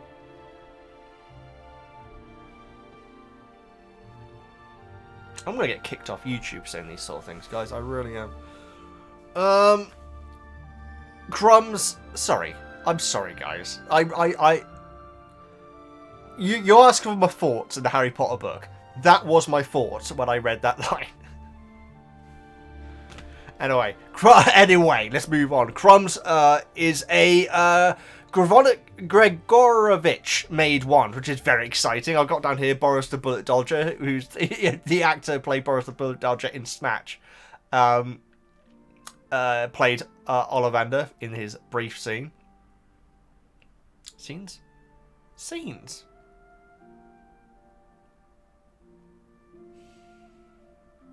Sane. His is a dragon heartstring, which is metal, which you would expect for Crumb. Not literally metal. They all get their photos taken with the heads as well. Apparently, Maxine is it keeps on casting shadows over the other people posing. So eventually, she sits down and everyone stands around her, which is very interesting, guys. Because in the photo that they take just as they introduce Rita Skeeter, it's Fleur sitting down with the boys standing up around her. So I wonder if that's a weird reference. Because it is kind of odd that she's sitting down. It's kind of patronising that she's sitting down, to be honest. Yeah. Anyway. I reckon it might be a reference to the fact that Maxine was sitting down in the book. But then again, isn't it the case that the director didn't read the book or something? Jeez. You just despair sometimes, guys, you know? like with the Star Wars sequels, the sequel trilogy, I should say. I don't know how much you like them, guys. I remember liking the first one more than I expected, but it didn't. I remember liking it more than I expected. The next two, not so much. The fact that they were purposely contradicting each other. It's just like, grow up. Just grow up. I mean, the directors were purposely contradicting each other in the movie. It's like, a lot of people are making money out of this. You got actors, you got lighters, you got everyone, caterers and everything like that. Everyone is invested in this project, and you can't stop yourself from being a petty little child and say, well, now I'm going to change the story to make it like this. Star Wars fan. You can't tell, guys. Not as big as my brother. My brother is, he had, like, as kids he had like all the books and everything like that. One day I want to make a video about A New Hope, which goes over all the things, because I was very, very young when I watched it, because my brother's like big in Star Wars before I could even understand it. And all the things that I misunderstood about A New Hope. I feel like I may have talked about this a lot before, sorry. But there's several things that I completely didn't understand were actually happening. And some of them were quite profound. Some of them are weird. You remember Dr. whatever his name, with well, it's not Pruneface. Bamferface? The guy who grabs Luke in Mos Eisley Cantina. Don't worry, I'm not going to go into any major spoilers here. Don't worry if you haven't seen Star Wars. And like, you know, gets in his face, and like Doctor whatever it is literally the only scene that he's in. I know he's Doctor something. Because my brother knows Star Wars so much. Like says to Luke, he doesn't like you, and then it cuts to Luke, and he like says sorry, and then it looks back, and then he pulls the Doctor guy pulls his shoulder and says, I don't like you either, right to his face, and so it's a shot of Doctor, Luke, and then Doctor again. In my head, it goes like this: the Doctor goes up to him and says, I don't like you. And then Luke says sorry, and then his head rotated round, and another face, much like Voldemort. This is long before I saw Harry Potter, a long time before I saw Harry Potter. And then the second face says, I don't like you either. That was in my head for many, many, many, many years. When Obi-Wan Kenobi is trying to convince Luke to come along with him, and like says, I can't go, I've got responsibilities here and everything like that. And he says, like, I'll take you as far as Anchorhead, then you can get like transport there. I can do all the names of Star Wars, apart from Doctor, whoever it is. And Alec Guinness, fantastic actor. Obi-Wan Kenobi's response to it is like, without looking at Luke, is like going, you must do what you feel is right, of course. Now, me, as a very young kid, thought, he's the bad guy. And so what happens next to Luke, which is a bad thing, I thought Obi-Wan Kenobi did it. So there's many things in A New Hope I got completely wrong. And it's a bad thing, guys. I'm not going to say what it is. But if you've seen Star Wars, it's a moment where, if you're watching it as like a modern day movie watcher, and you think, that can't be in a kid's movie. Bad, guys. Anyway, what's his name? What is the Doctor's name? Doctor, A New Hope Cantina. Oh my goodness. He is a doctor, right? Yeah, yes. Dr. Cornelis Evazan. Not Evian. It's not underwater. There's Tales of the Cantina, isn't there? Which is a book which I haven't read. I have read the Bounty Hunter one, though. I don't know if I got all the way through it. But IG-88 story, IG-88, I definitely read. And I remember thinking he is awesome. He's like the really thin robot. Yeah, I remember thinking he was actually really cool. Whereas in the movie, he clearly can't move. Because if you like tapped him, he'd just fall to pieces. I love the practical stuff in the first in this trilogy, first trilogy of Star Wars is just so endearing, guys. Anyway, there's my Star Wars chat. So we've done wrestling, now we've done Star Wars, guys. We are so... This is... Oh my god! We're only one chapter in and we're deep into this video. Right, get on with it. They all take a photo, Maxine, blah, blah, blah. Crumbs seems like a very interesting character. Apparently not too happy about having his picture taken. Yes, and we'll learn more about Crumb in the next chapter. Harry ate dinner alone at the end of the table. I did feel like that was odd when I first heard that, because obviously the rest of Gryffindor was like, hey, he's our champion, and like that. But maybe he's like, no, I don't want to deal with that. And he also doesn't want to deal with all the other houses as well. And so he's just basically segregating himself away from Gryffindor cheering him and the rest of the school hating on him. That's my reading of it. Ron tells Harry... Oh, so Harry like arrives back at the dorms and Ron's there. Kind of... What I gather is waiting for Harry. Informs him that there's an owl for him, and that the detention that Snape gave him is going to be tomorrow night, and then walk straight out. I find that very interesting, guys, because Ron, for one, didn't need to learn about the message, because the owl's right there, as I remember. I like the bit in the movie where it like bites his finger, which doesn't happen in the book. When I say I like it, it's not my favourite bit of the entire story, but it's good. And the detention thing, he could have got someone else to say it, but I feel like in a weird way, Ron wanted to be the one to say it and then walk straight out, because that'll make Harry feel guilty, then, won't it? I feel like that's why he was the one to do it. Bless him. Bless them both, quite honestly. And bless Hermione for putting up with it. We'll get into that in the next chapter. Harry doesn't know if he wants to talk to or hit Ron.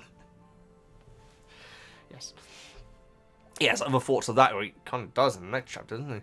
Ron could have gotten someone else to tell him about the detention. That's the point I just made. And Sirius arranges a face-to-face talk in the Commons room at 1 a.m.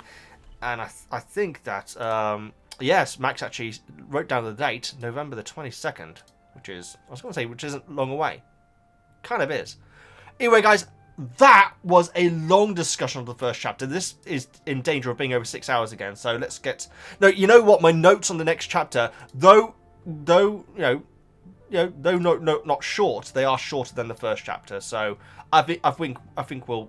It's important that I get it under 6 hours, guys, because apparently last time when we did that, it really struggled with some people's players and like mobile devices and everything. And so we'll endeavour to get it under 6 hours. What am I like?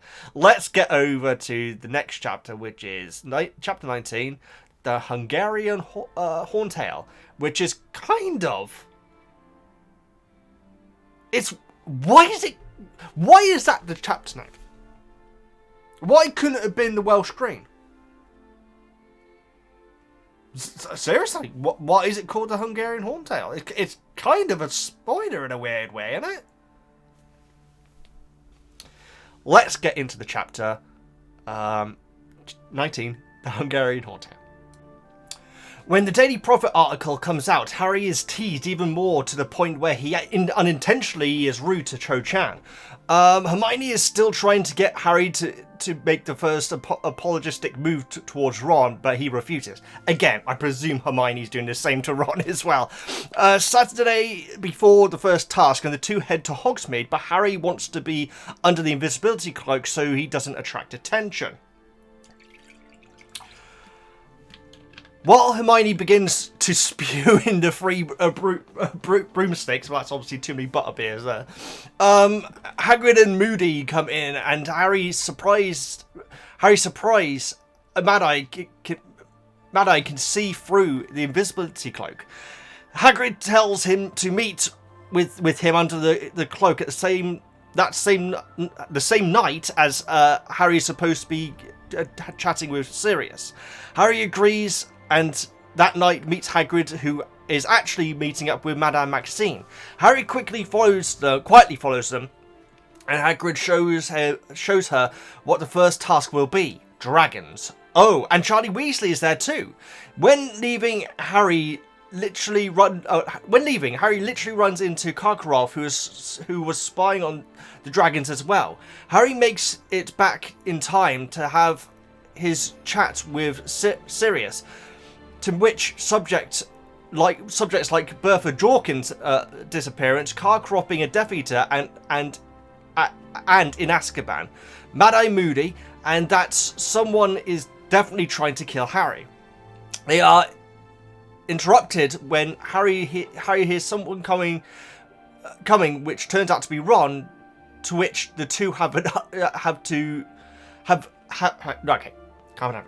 The two have a go at each other and then angrily go to bed, not with each other, obviously. So there you go. Thank you so much for the summaries, Max, and thank you so much, Jonas, for the wonderful side panels. So yes, guys, there are some big surprises in this one. The Mad-Eye Moody thing, I didn't think would be the case. I'm pretty certain that doesn't happen in the movie. It might do, I'm not so sure. Anyway, let's get over to my notes. So I've already gone into the fact that the title is a bit odd, guys, because even at the end of this chapter, the significance of the Hungarian Horntail, you know, it seems odd that the chapter's called that. That's all I got. That's all I can say. We don't hear about the detention. Oh, yes. So my first note is we don't hear about the detention. We do, just not straight away, because I was expecting it straight away. And I say it's a shame, and that presumably Harry and Ron didn't talk. So far, it's only the Slytherins that are wearing the badges. From what we've heard at this point in the chapter. Obviously, that does change later on. And they are badges where you had to press them to make them turn to the Stinky Potter head. So, I mean, we've already talked about it and everything, guys. We'll get to it because we find out that Ernie and Justin are Ernie and Hannah are wearing them a little later on in this chapter. So we'll go into it then. Harry and Hermione have been working on a plan to get people out of the common room at night using dung bombs if needed. Hermione's just awesome here, guys. And the thing is, and the thing is, we didn't hear an apology from Harry, because I believe it was Harry's ricochet that hit Hermione.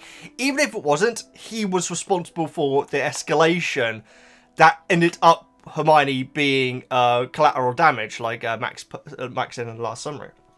And so I do hope there was an apology there, because my thing is that Hermione is really trying to help Harry, not just with Ron. It's not just trying to get Ron, him to, like, make up with Ron and everything. It's with the challenges that are coming up. It's the publicity that he's getting, the other school people, like, looking down on him and everything, look at him like a particularly large blast-ended Scroot. She's helping him with all that, and whenever we hear Harry talking to it, it's always about his situation. There's never any gratitude, and Hermione's just still doing it anyway. And so I'm not going to go at Harry, guys. Obviously, there's a very difficult situation for him that he's in. But my God, Hermione is working overtime to help things get easier for him. And later on in this chapter, we do get a thank you, which thank goodness we get one thank you, guys. Like I say, I'm hoping Harry off camera, like I said, oh yeah, sorry about escalating the mudblood thing and ending up hitting you in the face with a tooth expanding spell. Yeah. Sure, he was doing it to defend her honor, but at the same time, she ended up getting hit in the face with a spell, and so the escalation was not good. As I remember, when Ron reacted to Draco, I'm pretty sure they started throwing hands rather than immediately going for their wands. Obviously they did, didn't they? Eventually, but I'm pretty sure that's the case. But either way, yes, I just feel sorry for Hermione here. It feels like, she should be getting some level of gratitude at this point. And anyway, Rita's piece has been published. It's more of a life story about Harry rather than the tournament, which again, in the movie, it seems like she is going to interview them all, but no one puts themselves forward. And so she says, okay, youngest, and then grabs Harry. Whereas here, it's clearly Rita's only intention here was to write an article about Harry. Which again, if that was the case, there's no way she'd get his age wrong. Even If she's trying to reduce it to make it seem even more dramatic that he's going to be in the tournament, it's going to be very well known when Harry was a baby. I'm sorry, guys. I've said this way too many times. Let's move on. Unless Harry wasn't known... Unless people weren't sure exactly how old Harry was when he defeated Voldemort, in inverted commas. But I don't think that's the case. I think it's known that he was a baby. She misspelt Fleur and Crumb's name. To be fair, I do that all the time, so I can't blame her there. There's no mention of Cedric at all, though. And again, guys, you see that from the standpoint of a Hufflepuff. It's like, what is going on now? That's outrageous. And the rest of the school, in fact, you know, the fact that only one... Yeah, and obviously none of this is Harry's fault. It's completely Rita's fault. I'm not blaming him at all. I'm just saying that the backlash from Hufflepuffs is understandable if they were to completely believe that Harry did put his name in. Colin had apparently told Rita that Harry is in love with Hermione. Obviously, in the movie, I don't know if that could still be about to happen. But in the movie, Hermione comes in to give Harry a hug before the dragon task, and like Rita appears there and like gets a picture of. I don't know if it is Rita, but a picture is taken of Hermione and Harry hugging. And so that is then in the Prophet. Like I say, guys, the movie is just such a jumble of the story. I'm not saying it's particularly a bad thing, but doing these book reviews and then going back to watch the scenes, and then you realise that you're watching scenes that were back, like, you know, several book clubs ago. It's so strange. It's so strange. What I'm saying is I'm weird. I'm not criticising the movie at all. So yes, I mean the thing is, Colin may have just said, well, he's got a friend called Hermione, and then Rita or the Quill completely, you know, went out overboard with that. Because I'm not sure if Colin would actually say that he's in love with Hermione, because I don't think he has any reason to believe that, especially with the way that Harry's talking to her at the moment. Sorry, not a rant. And again, it's understandable because he is going through the mill at the moment. The article also says that she is a top student at Hogwarts, like Harry. And I got right. Harry isn't, though, right? I know he isn't. So, yeah. Again, I don't know. I don't know what really is added to that, apart from just adding to the mystique of Harry, which Rita wants to put out there, but it doesn't really do that much. But obviously, it humiliates Harry even more when Slytherin find out about it. Harry has started sarcastically answering the goading and the goading about crying about his parents. He's like, oh yeah, I'm gonna go and have a good cry now, and stuff like that. But like one time when he gets like, I think tapped on the shoulder or something like that, he says it. It turns out it's a joke. Say, oh, you dropped your quill.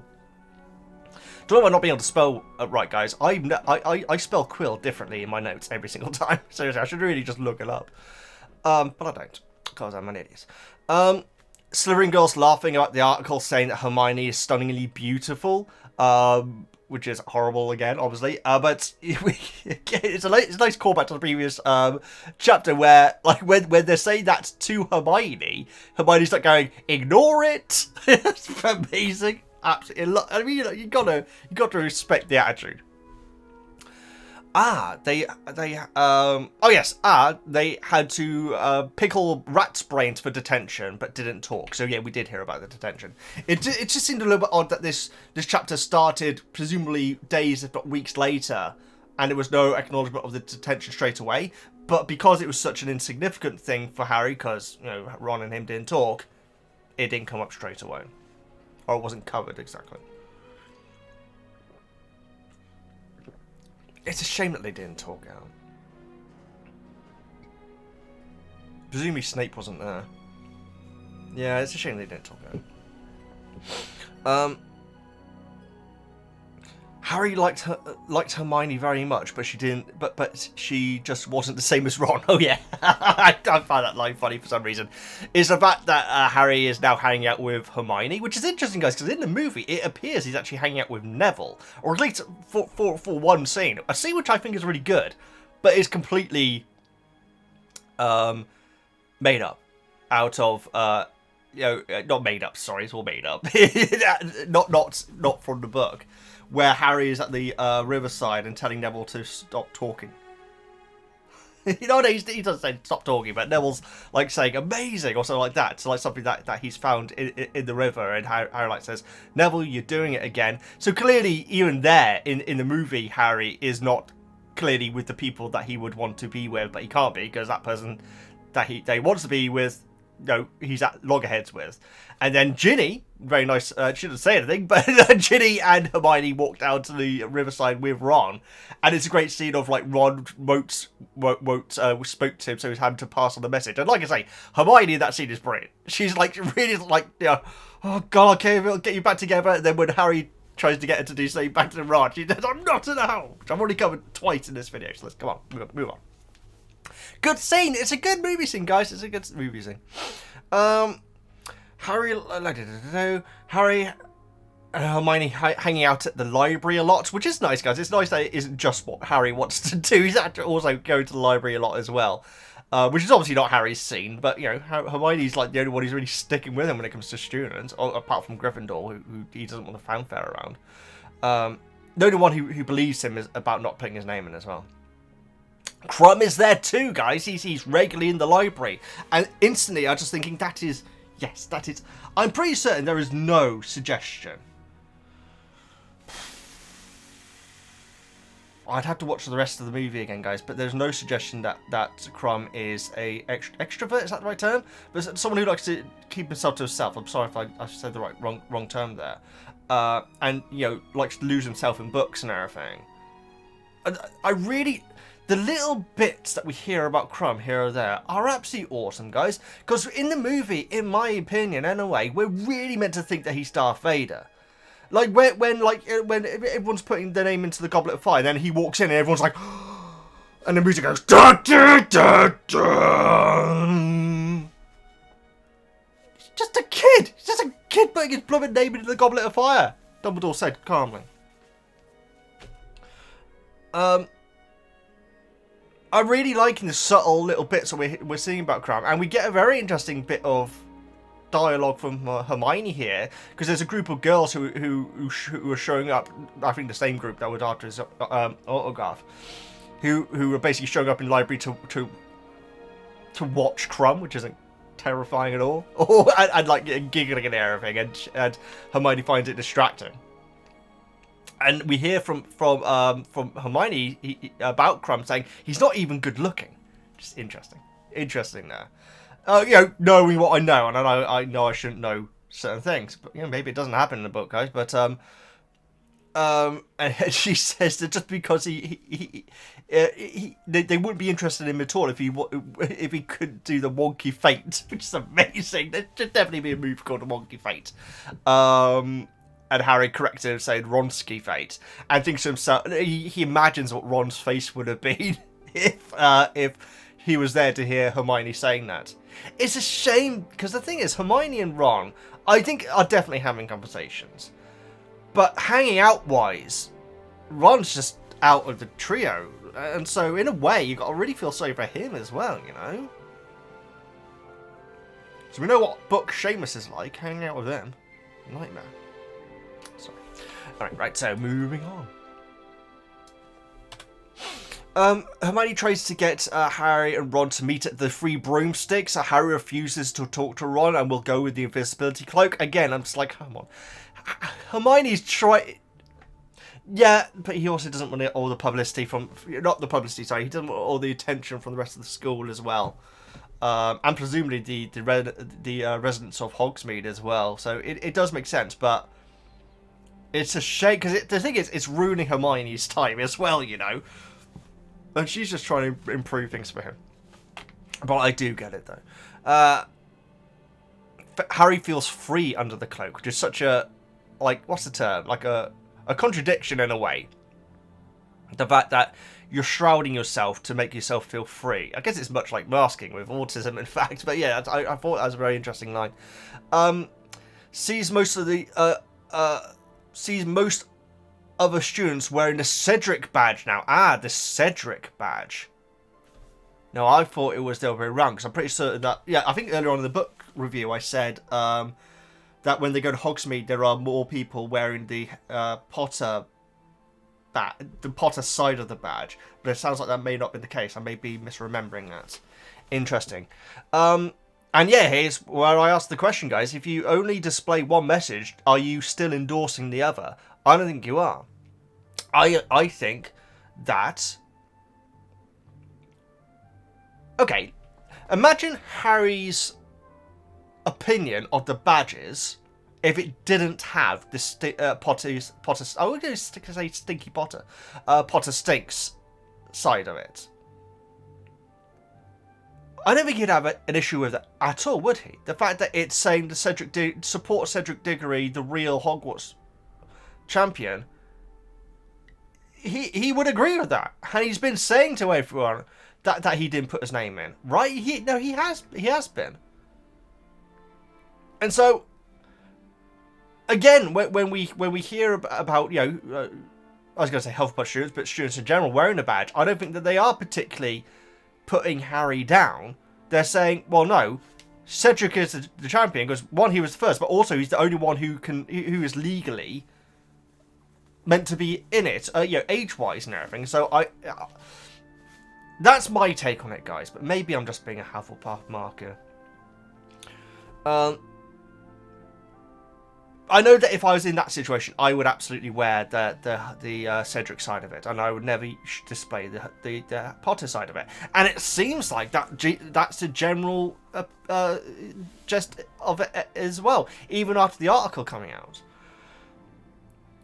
People think that Hermione's talking to herself, which is amazing. And yeah, when Hermione brings it up, Harry says, "Well, don't move your lips so much." Then it's like, I just feel sorry for Hermione, guys. I'm not having to go at Harry here. This is not like another rant at Harry, but I feel sorry because Hermione is doing a lot and getting a lot of not much joy back, you know. Apart from one thanks, which comes later on in this chapter. Oh yeah, I can't down there. I'm sorry, Hermione's bending over backwards for you, and you're being. I just feel like that line was a bit rude of Harry. I mean, I guess they could have improved, you know, solved the situation with Hermione going under the the cloak, unless Harry's grown so much that they can't share it now, which I don't think is the case. But then Hermione doesn't want to, even with all, because people are talking about her as well now, and she's okay to walk around. Yeah, that's another aspect of it. I know it's not as extreme as Harry, but that is another aspect of it. Hogsmeade being the only all-wizard village in Britain still seems weird to me, guys. I think we talked about that earlier on. Villages are pretty small before they become hamlets. The idea that there's no other villages? Presumably there are hamlets in the wizarding world that are purely wizard folk. Say like 4 or 5 houses that are near each other, but no villages. It seems odd. Anyway, especially considering how much of Scotland is wilderness, guys. Going to Scotland next month. First time as well. I've never been to Scotland. Only going for a few days, unfortunately. But yes, looking forward to it. Next month? Yes, because I'm recording this on the 1st of May, guys. Part of it, anyway.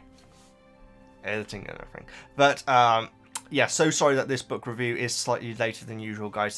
This month just completely caught me by surprise, I'm afraid. So I'm sorry it is a little bit late. Ron is in the free horseshoes, the free broomsticks, with Fred and George and Lee. I'm going to call him Lee from now on, rather than Lee Jordan. It makes sense that Harry calls him Lee Jordan in his mind, because he's not a close friend with him.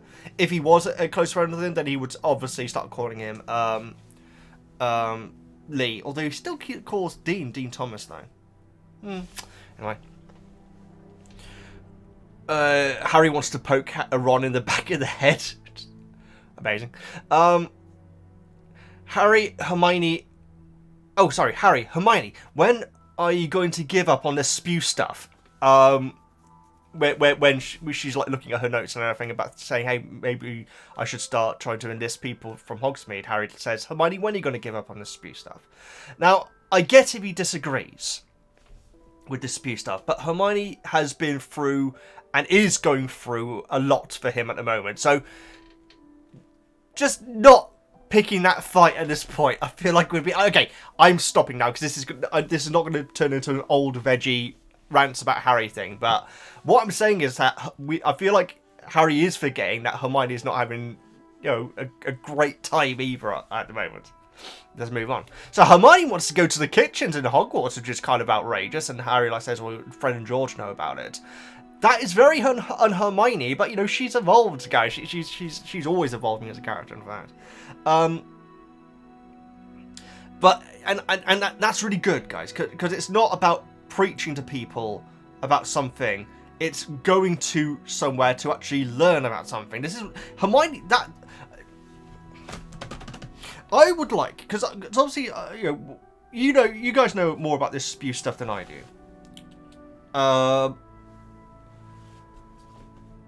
But right away when we started covering it in the books, I was getting comments that were completely against spew. And obviously I still do get that to an extent. Now, obviously that's kind of foreshadowing what may be happening in the future. I don't know, guys. But you guys who are completely against spew, and I've even had comments that are against the living conditions and the treatment of house elves. As in against what Hermione's arguments for those, which is very interesting, guys, because for me, those are absolutely right. That the way that Lucius and Crouch, yes, Lucius and Crouch treat their house elves, I don't think should be legal. I think that there should be at least some sort of protection. You know, are you? I don't even want to say this, guys, but are you allowed to kill a house elf? That is in your employment for not doing something not doing something correctly. Are you? Is there any legal protection for these creatures at all, or are they essentially just like wild animals? Because even wild animals have protections when it comes to that. And so, my opinion has always been with spew is that, sure, I don't agree with the goals because her goals are insane, but her heart is in the right place. I think that most people, because I wouldn't even say it's the vast majority, because I think a lot of people disagree with that. I think a lot of people do think that her heart's in the right place. Some people don't think her heart's in the right place at all. But her going to the kitchen is surely proof that she wants to learn more about the situation. Granted, probably going in there thinking, yep, I'm going to go in there, I'm going to see all the house elves are being treated really badly, just like I've been saying all this time. That's probably what's going on in her head. But she is still going to go there to learn. And so I think that is a big step forward for her. I've never agreed 100% with everything about the spew stuff. But when it comes to the living conditions and the treatment of them, I think that is something that should be improved, guys. And sure, I've only ever met Winky and Dobby. There's probably thousands, tens of thousands of house elves which are living the life of Riley. But I can only go on what I've seen. And hearing the opinions of people that are who see it through the filter of it's always been this way is not useful when it comes to a new concept for me. And so I can only go on what the information I've been given, and that's why I'm still leaning towards Hermione here.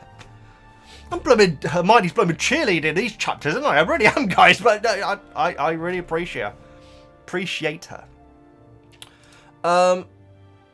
It's so crazy that none of this was in the book. Was in the movie.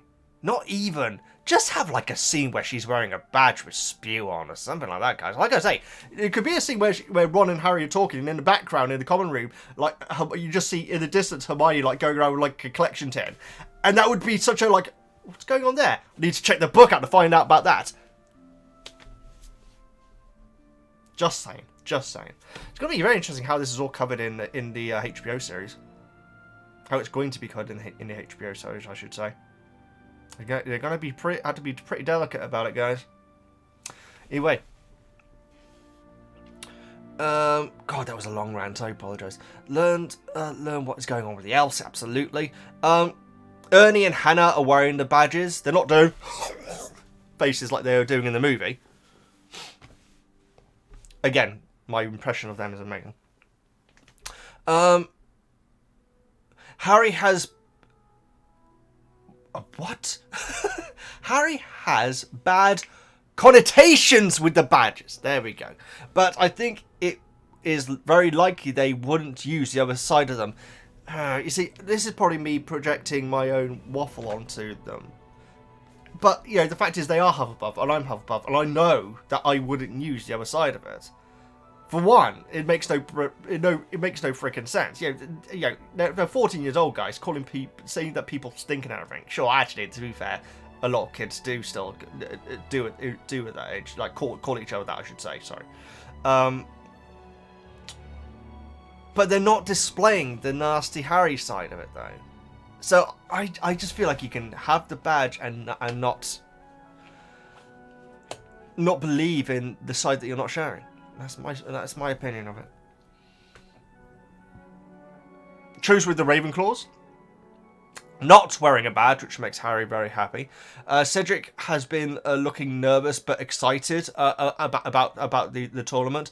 Crumb seems to be spending all his time in the library. Again, we've got a nice little bit of character building there for Crumb, guys. Considering he hasn't said a word, has he? I'm not sure if he has. Hagrid has been talking with Moody. Moody only drinking from his flask. Harry, this is really good, guys, because Harry notices that he's only ever drinking from the glass, which from his flask, which isn't great when in a pub. Quite frankly, you can't take your own drinks into a pub. But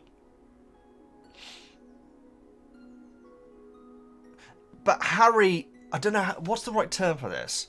He fills in the blanks based on the information that he's been given, and obviously it's incorrect, but it makes complete sense. Because in the Defense Against Dark Arts class, Moody says that he only ever eats and drinks food and drink that he's prepared himself.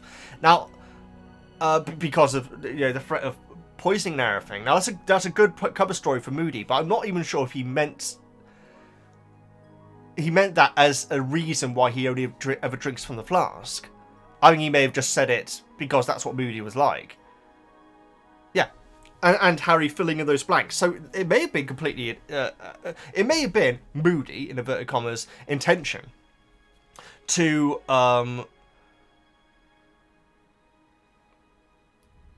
to give an excuse for why he always drinks from the flask. But that seems a bit odd, though. So I feel like he just said it because that's what Moody was like. And it was a convenient cover story for the flask as well, without meaning it to be. As they're leaving, Moody's eye appears to look in the direction of Harry. Now, even at this point, I was thinking, well, that can't be right. But it is right, guys. If you can see Harry, that is, like, very impressive, I've got down here. And so that really is, guys. That's some good, I guess you'd say, technology with the eye.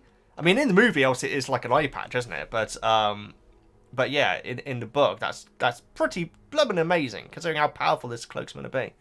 Although we do know that Dumbledore was able to at least sense that Harry and Ron were about in chamber. So yeah, good scene. Hagrid not being too subtle, like pretending to talk to Hermione, like, "Hello, Hermione," like loudly and everything. "Hello, Hermione." That's terrible. Asked Harry to meet him at midnight with the cloak, the same night as Sirius, so just like an hour before. And I guess Harry just couldn't answer. Like, say, can we bring it a bit earlier or something like that? So yeah, very, very interesting, guys. Good scene. That night, the Creevy brothers, have been trying to bewitch the Cedric badges into saying, oh, I don't know. But, yeah, I think that... Or maybe they're just trying to stop him from turning into the Harry side, but all they've managed to do is get it to be stuck on the Potter side. Now, I think they are trying to change the message itself, aren't they? Hermione opened the Fat Lady for Harry that night as Harry's going off to meet Hagrid, because he's already got the cloak on, so no one would be suspicious about him leaving. And this is the moment, guys. This is the moment. We get it. Where Harry says, "Thanks."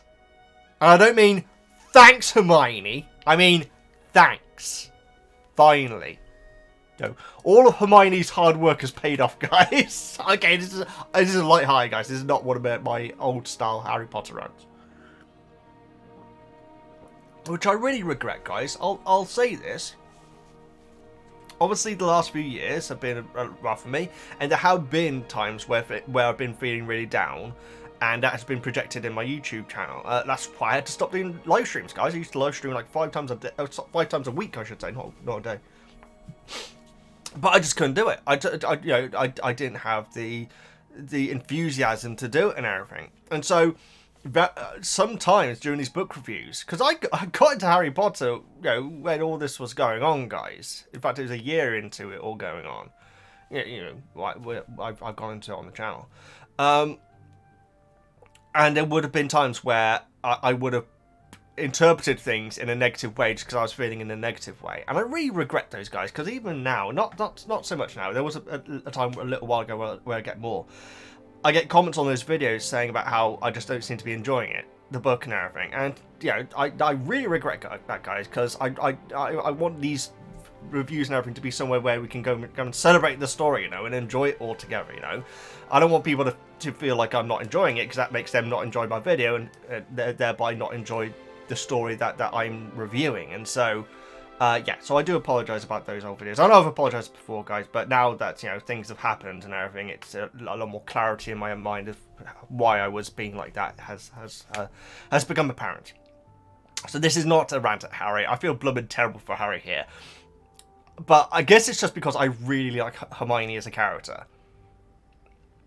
And there's very little positivity right now for her, as there is for Harry as well. Hagrid is done up again the night that they're meeting. Harry can see the teeth from a comb stuck in his beard, which is an amazing detail. That should have been in the movie as well. Leads Harry under the cloak to Beauxbaton's carriage, where Madame Maxime joins them, and she's expecting to join them. I got down here, is Hagrid taking Maxine to see the dragons? Because at no point in the movie did I think that's why Hagrid was doing it. Like, not at all.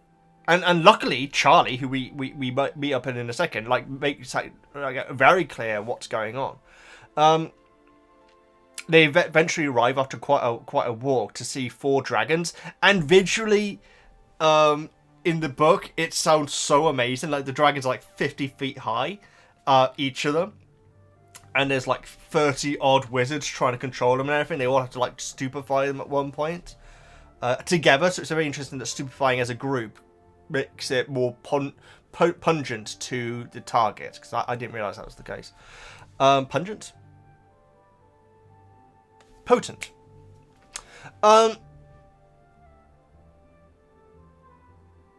One of the wizards controlling them tells Hagrid to stay back. At this point, I say, well, surely that wizard would have seen Maxine there, and if Maxine sees them, and if they see Maxine, that's going to be Hagrid probably getting in trouble. Turns out it's blooming Charlie Weasley, guys. After stupefying the dragon, we do then find out that the wizard warning Hagrid is Charlie. One of the dragons is a common Welsh green, which, like I say, we've heard about that before, where loads of Muggles had to have their minds wiped because a dragon attacked. I think a village. I'm not sure. Charlie says that the champions aren't supposed to know what's coming, regarding the fact that Maxine is there, and that's Maxime, sorry, which is a good line, guys, because in the movie, I guess, I don't know what I felt in the movie, but I didn't feel like Hagrid was showing Maxine the dragons, but he bloomin' is. I guess to try and rally favour with her, but maybe because he knew he was going to do it, he felt bad about, Fleur knowing and Harry not, and so decided to bring Harry along as well. It's not really making it fairer, because obviously Cedric's still screwed, isn't he? And, at this point, Crumb as well, but we will discuss that shortly. Charlie says that turns out no. Regarding Hagrid bringing Maxime there, it says really romantic date, Hagrid, obviously quite sarcastically. But to Hagrid, it probably really is. And quite frankly, to Maxime, it probably is, because she is fascinated with them. I think in the movie, she seems like absolutely amazed by them. I think she even says, "Can we get closer?" or something like that in the movie. I'm not sure if she says it in the book, but she definitely has a closer look in the movie once they're all stupefied. Like I say, I mean, I feel like the movie did an okay job, guys, because I guess, okay, if the task is the same as we see in the movie, do you really want to show 4 of the dragons in full size going crazy before Harry has to try and get around 1? And so having them all shaded and in the cages and you can't quite see what they look like and everything, keeping that mystique makes sense for the movie, I feel. But the book scene sounds so much more epic. It really, really does. But I'm just saying, would that take away from the task itself? Possibly. I'm not sure. Let me know what you think. Charlie will be at the task with the other wizards that are there, just in case if things turn nasty. He explains to Hagrid that he thinks that the task is just get past the dragons, and this is when the eggs are brought out to the dragons and everything. And he suddenly remembered, yeah, that's right. Now, yeah, see, I completely misremembered the scene in the movie, and thank you so much for not correcting me, guys, because I do appreciate it. Because in the previous book club, I was like saying, surely the egg task was first, but it absolutely wasn't. I was getting mixed up with the fact that Cedric is told that it's dragons by Harry in the movie. I guess that's probably going to happen in the book as well, but we shall see. I'm not sure, actually, to be honest. And then as a payback, Cedric then gives him a hint about the eggs. I thought that was the other way round for some reason. I did. Hagrid.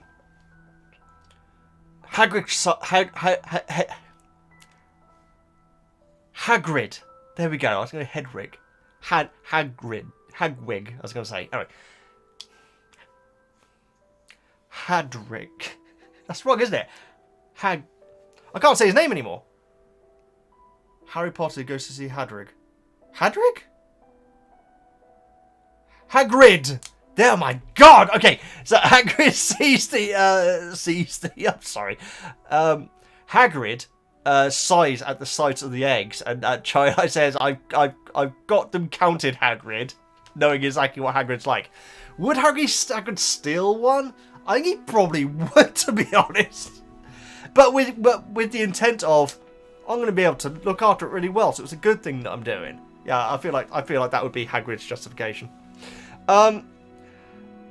Charlie does an impression of Molly, which is amazing, saying about, oh, we're so worried and everything, and like brings up her reaction to the Daily Prophet article, saying, oh, I can't believe that Harry cries every night, poor him, and everything like this sort of thing. So Molly's just eating it up completely, as she does always with the Daily Prophet. We're quickly learning here, so I'll be interested to see how that evolves. Harry leaves the group with around 15 minutes to go before Sirius's meeting. Obviously, a very busy night. Accidentally bumps into Karkaroff, guys. Now, for some reason, I've got a memory of this actually happens in the movie, but it certainly doesn't happen here anyway. And so Karkaroff is snooping around to try and see what's going on with I guess, presume with the noise, but he may have been tipped off that there may be something happening at this place at this time to go and have a look and everything. And so, quite frankly, good on him, because there's only one champion that's not going to know about it being dragons now, and so we shall see how Cedric will find out. Oh yeah, I got down here, Cedric's the only one who doesn't know. Thanks, Hagrid. Because Hagrid could have also... I guess Hagrid could have said, hey, Harry, bring Cedric, but Cedric doesn't know about the cloak, though. Yeah. But, you know, Hagrid is a bit of a Gryffindor fan, loyalist, isn't he? So, it's not great. It's not great. To be fair, he is endangering Cedric's life more than Harry's by letting Harry find out, not Cedric. But yeah. let's not get into that. Harry gets back with 5 minutes to go. The badgers now say Potter really stinks. I'm wondering if that is a defense mechanism, where it's something inbuilt, where if you try to tamper with it using a spell, then it makes the badge even worse. And so it may be something that someone put in originally as a failsafe to say, if you try and hack this, then it'll make the situation worse. Maybe that's it. That's how I read it anyway. Sirius' head appears in the fire, much like Amos did earlier on in the book. It says that Harry would have been absolutely terrified if he hadn't already seen it happen earlier on. Has short, clean hair, much like he looks much more like he did in the wedding photo that Harry has. Harry gives Sirius the lowdown, gives him all the information, which doesn't happen in the movie, guys. This Sirius is just talking about the first scene, or Harry's dream, which I should probably say, which is so weird. This is the bit where it's like, this is on the nose. We are changing the story, or at least changing how the story is being brought to you, because Sirius just bringing up the dream. It's very odd. But again, that's just in the movie. Harry, when describing what the first task is going to be, says he says, "I'm a goner," which is such an innocent. I really appreciate him saying that to Sirius, guys. I don't think he would have said that to anyone. He would probably be really sarcastic, like, "Oh yeah, I'm gonna get burnt to a crisp," and all that, to Hermione and everything. But to say "I'm a goner" to Sirius, I just feel like there's something really innocent about that. So I like that, because obviously Sirius is his guardian, really, isn't he? Even not officially. Sirius has broken into a wizard's house to use their fire. This is kind of outrageous. Surprised there aren't public fireplaces. There probably should be public fireplaces, much like public phone boxes. Probably get it on your phone now, can't you? Fireplace on your phone. I wonder if wizards would... No, wizards would have phones now, wouldn't they? They'd have to. They would have to. Or wizard phone.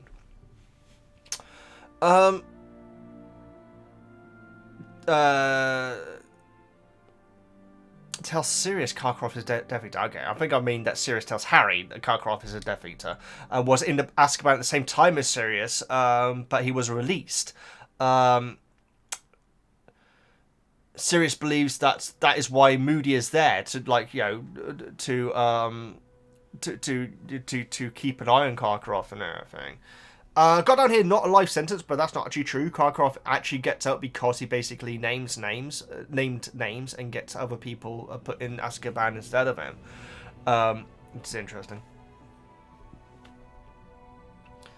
Seems to suggest that it was he that put Harry's name in. Yes, that's right. So Sirius, in Sirius's mind, it was Karkaroff that did it, which is very interesting, guys. Because we do get that little scene in the movie where Karkaroff's just sneaking in there. But in Sirius's mind, it absolutely just makes sense that it's Karkaroff. Someone trying to stop Moody from getting to Hogwarts, obviously, with the attack the day before he started. Says Moody is the greatest Order the Ministry has ever had, and that's pretty blooming high praise, guys. I'm not sure if we've heard that before, but that's quite amazing, seriously. Ever had. We hear about Bertha Jorkins again, which is excellent. How Bertha would have known about the tournament coming up and everything, and actually how she was last heard in Albania, which is where Voldy was believed to be, which is, it's definitely something worth looking into with the Ministry, but, it could be a cover-up going on. Sirius knew Jorkins. Jorkins was at Hogwarts at the same time as James and Sirius, and Lupin, of course, and Wormtail. Was a few years older than him, and he says she was an idiot, very nosy but no brains. Just kind of cruel, but there you go. Sirius goes to tell Harry to spell. Oh yeah, so this is one of the little moments which you always get in like TV shows and everything like that, guys, where it says, "Okay, I've got a way for you to get around the dragons," and then Ron's massive feet come clappering down the stairs, flopping.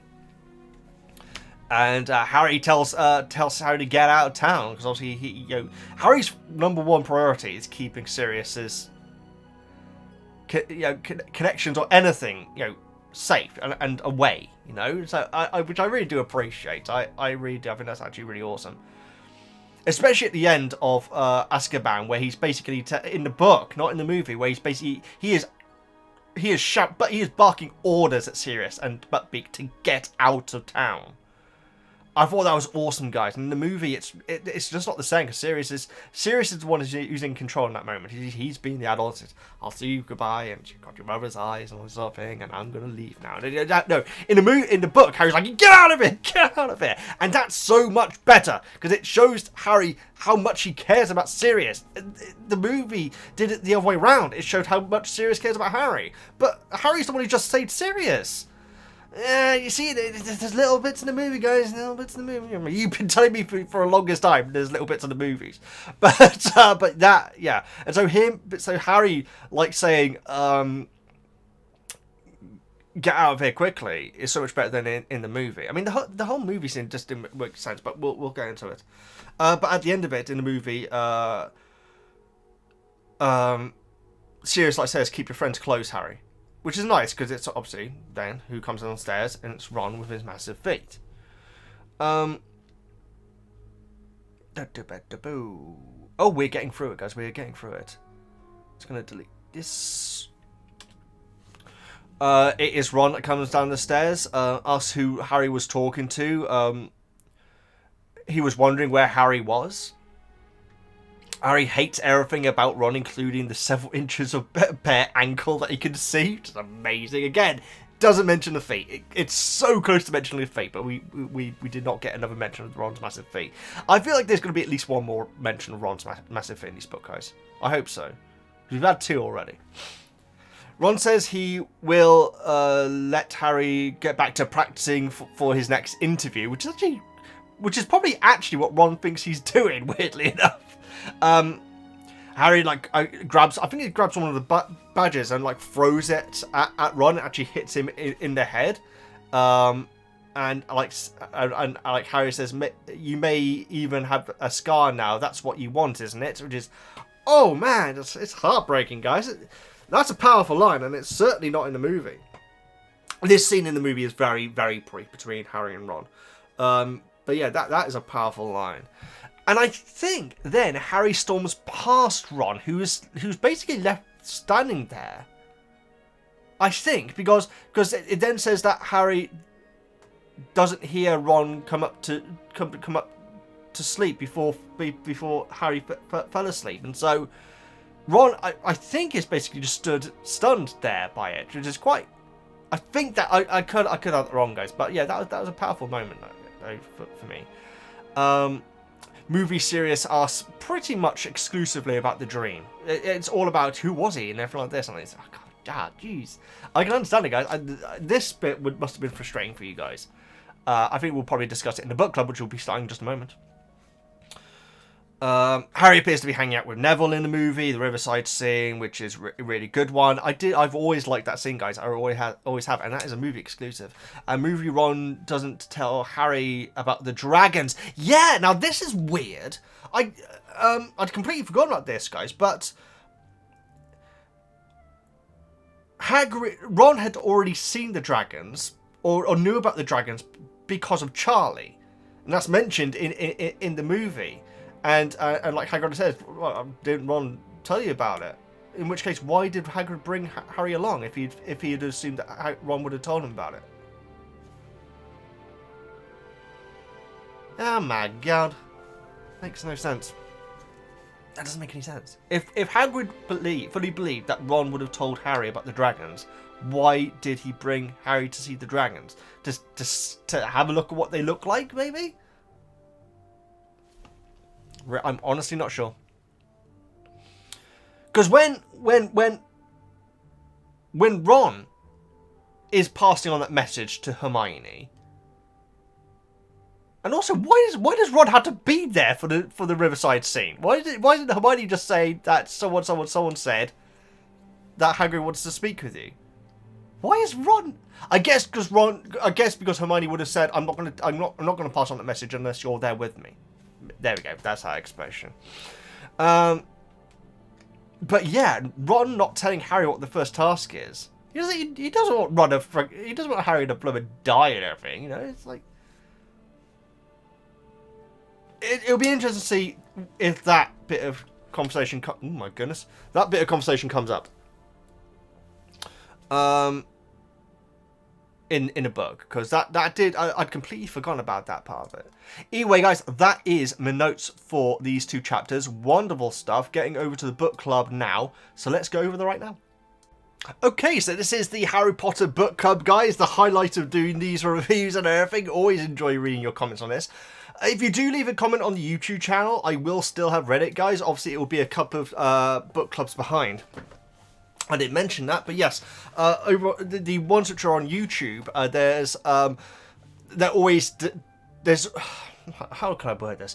On Patreon, I always struggle to word this. On Patreon, there are 2 more book reviews that you have not seen for free on YouTube, guys. And so, if you go and pay as little as you want on the Patreon, you get 2 more book reviews, which means probably close to, well, actually probably over 10 hours more of this waffle, and you also get to be a part of these book clubs, guys, where you leave your comments. There are some rules regarding the lengths of the comments and stuff like that, guys, but it's always quite kind of like easy when it comes to ruling, but if you could try to follow them a bit.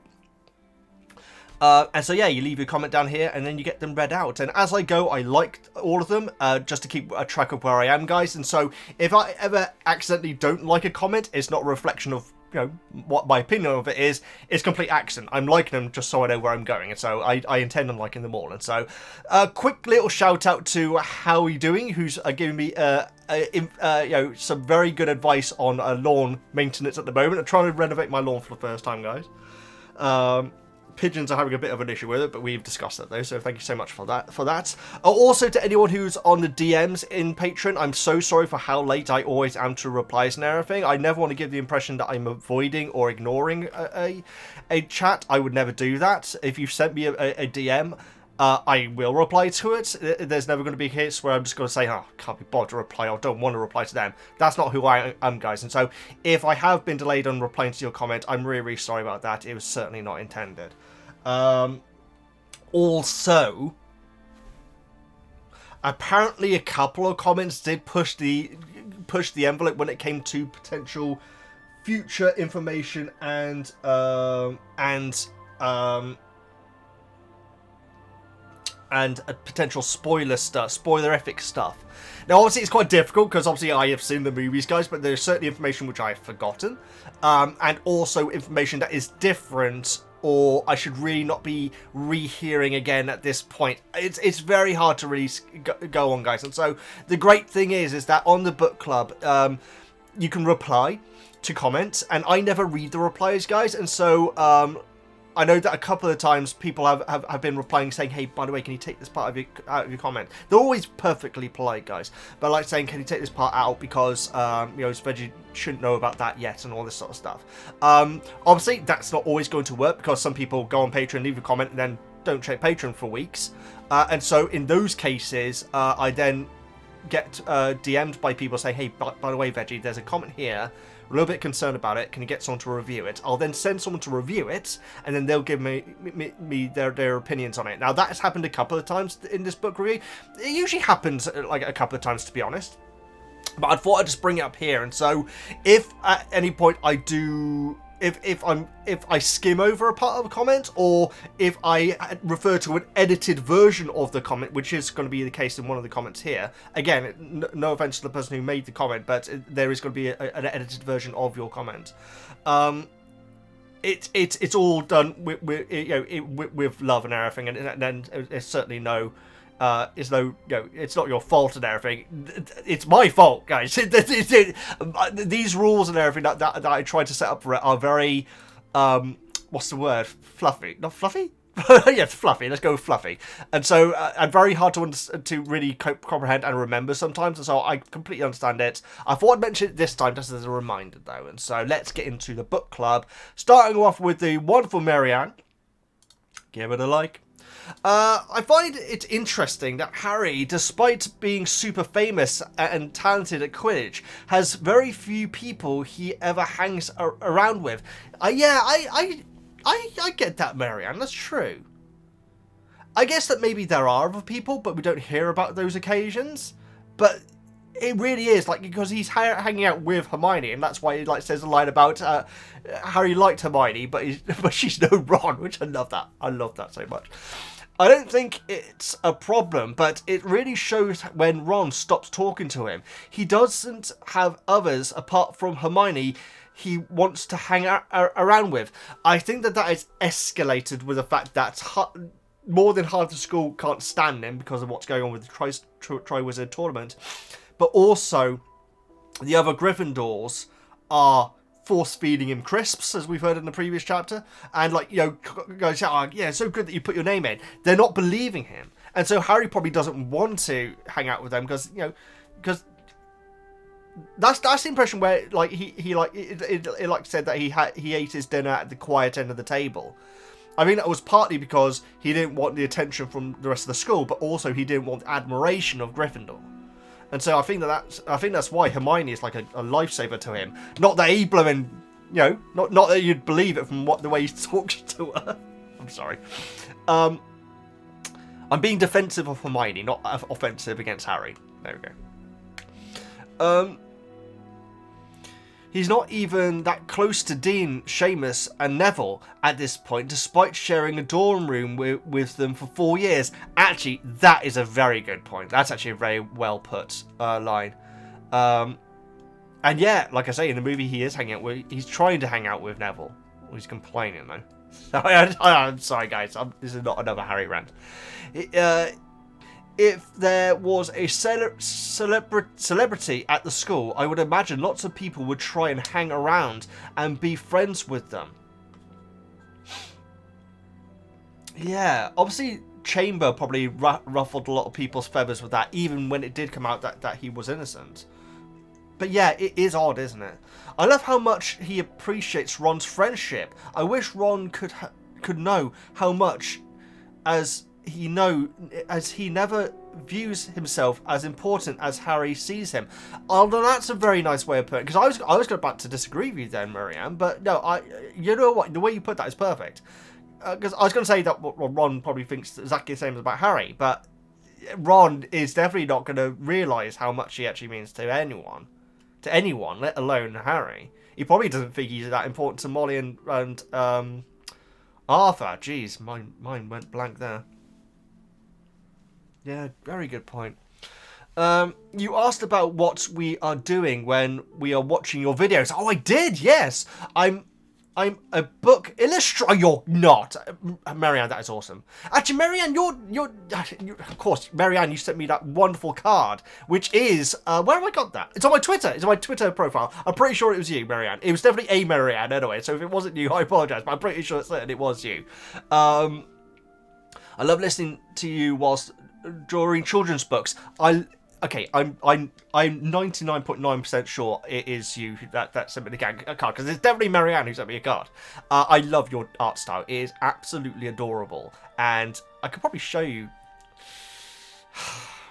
Yeah, I should be able to. There we go, guys. There's me. And so I'm pretty sure that is the same Marianne. Marianne, if I'm thinking of another Marianne, I'm really, really sorry, but I'm pretty certain that you are a child illustrator, because this is absolutely adorable. And so, if it is the same Marianne, good, I'm glad. If it isn't, I'm really sorry, I'm really not, but I really am sorry. Really not, I say. But, yes, wonderful stuff. That is like a dream job. That is so cool. Good work. Either way, Marianne, thank you so much for your comment. Jacob, I did. So it's interesting to think how, oh my goodness, Veggie, you're so early onto the book club. It's so interesting to think who knows what the tasks are. Hagrid knew the task involved dragons. I only assume he knew from Dumbledore, but I could be wrong. But if Dumbledore knew, then how come the other two heads didn't know? And if Dumbledore doesn't know, why does Hagrid know? That is a cracking question, Jacob. I think there is an answer. The Ministry would need to... Oh, no, they wouldn't. I was going to say that the Ministry would need to be in contact with the groundskeeper and possibly care for magical creatures teacher, but I don't think they would. And also, that's still giving Harry and Cedric an advantage. Just because it isn't Dumbledore. Maybe Charlie told them? But then Charlie, blooming, calls Hagrid out about bringing Maxime out. Oh, that is... You know what, Jacob? I thought I had all the answers there, and it turned out I had nothing. I turned up to a knife fight with a plastic spoon, as Malcolm Tucker once said. Yeah, no, you're absolutely right, Jacob. I don't have an answer for that. And I want to read the replies, but I never read the replies. So, there we go. Jeez. Great point. I appreciate it, Jacob. Very good point. Andrew, hi, Veggie. Hope you're doing splendidly. Well, here it is. The biggest issue of the books... whole books I have with Snape. Don't get me wrong, he is a fascinating character and I adore his story and motivations, but this puts him in the category of being more of a bad person than good in my opinion. I know this isn't high stakes or life or death, which is the issue, which is the thing which I brought up earlier on, so I appreciate you appreciate that part of it. But he could have truly ruined the entire confidence of a child in his comments to Hermione. Yeah, and I think that it's fair to say at this point, Andrew, to anyone who may... I think that we might have defending Snape later on, which I'm all up for, guys. I always appreciate that. Snape doesn't care about the confidence of his students. He just doesn't. He might care about the ones of Slytherin, but maybe I don't. There's no real. He's biased towards them, but I don't know if he cares about the confidence. But he certainly doesn't care about the confidence of certain students. And so yeah, let's continue. It's plain bullying, and no amount of childhood trauma or his own troubles can excuse the way he acts here. We can all have issues, and I think Harry and Neville for the most part are shining examples of how you can go through hell, lose family, and suffer, and still be good, righteous people. At this point, when he's now an adult and a teacher, it is a choice for Snape to be like this. I'm going to pull you up on the comparisons, because Harry and Neville, for one, I want to word this right. The age of Harry and Neville is significant in it, and the fact that Neville at least has people that he gets on with. I don't know if you'd say friends. Harry does have friends. I get the impression... I'm not saying that Snape's situation is worse, but I said about the age, didn't I? The age difference is that Snape has become very, very bitter through a life of misery. And that could happen to Harry and Neville. But, you know, having people around them and everything to pick them up and everything is a big part of that. I get the impression that Snape didn't have anyone that would pick him up, apart from Lily, which I don't even know if really happened after what I know, which quite frankly is quite limited. I'm genuinely thinking about the fan-made movie, Snape's Marauders, wasn't it? Snape versus the Marauders, sorry. Snape's Marauders. Yeah, I need to learn more. But I feel like Snape is the result of a life that has made him extremely bitter. And when I say bitter, guys, I don't mean that as an insult. I think people are made very, very bitter, and it's a terrible thing, and I wish that it didn't happen, and I feel sorry for people that it happens to, genuinely. I'm not saying how he's a bitter. I'm not using bitter as an insult at all. I just feel like it's always important to understand why people feel the way they do, and see the world through the lens that they do, and to be able to try and understand that. And comparing Snape to other characters does make that slightly harder to do. You know, to show, I can't. There's a term which I'm trying to think of, and I can't think what it is. But to show that you're willing to understand someone's life and their bitterness, even though you don't agree with it, and comparing it to other people, it takes away from that a little bit. A little bit. There's a term which I just cannot think of, but I'm sure it'll hit me in a few hours' time. Either way, sorry, let's continue with your comment. At this point, and the fact that he's in the power of authority over children is an issue when it comes to that. Absolutely, I agree. At this point, when he's now an adult and a teacher, it is a choice for Snape to be like this. The way he treats Hermione, full stop, annoys me. I can understand that. Sometimes more than his treatment of Harry and Neville.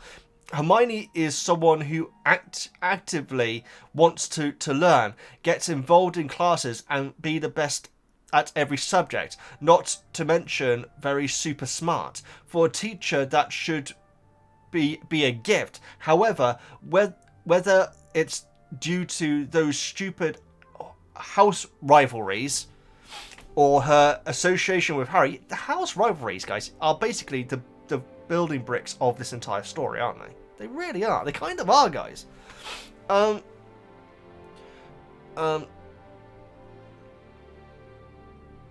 However, whether it's due to the stupid house rivalries or her association with Harry, he treats her terribly. I do think it's the association with Harry.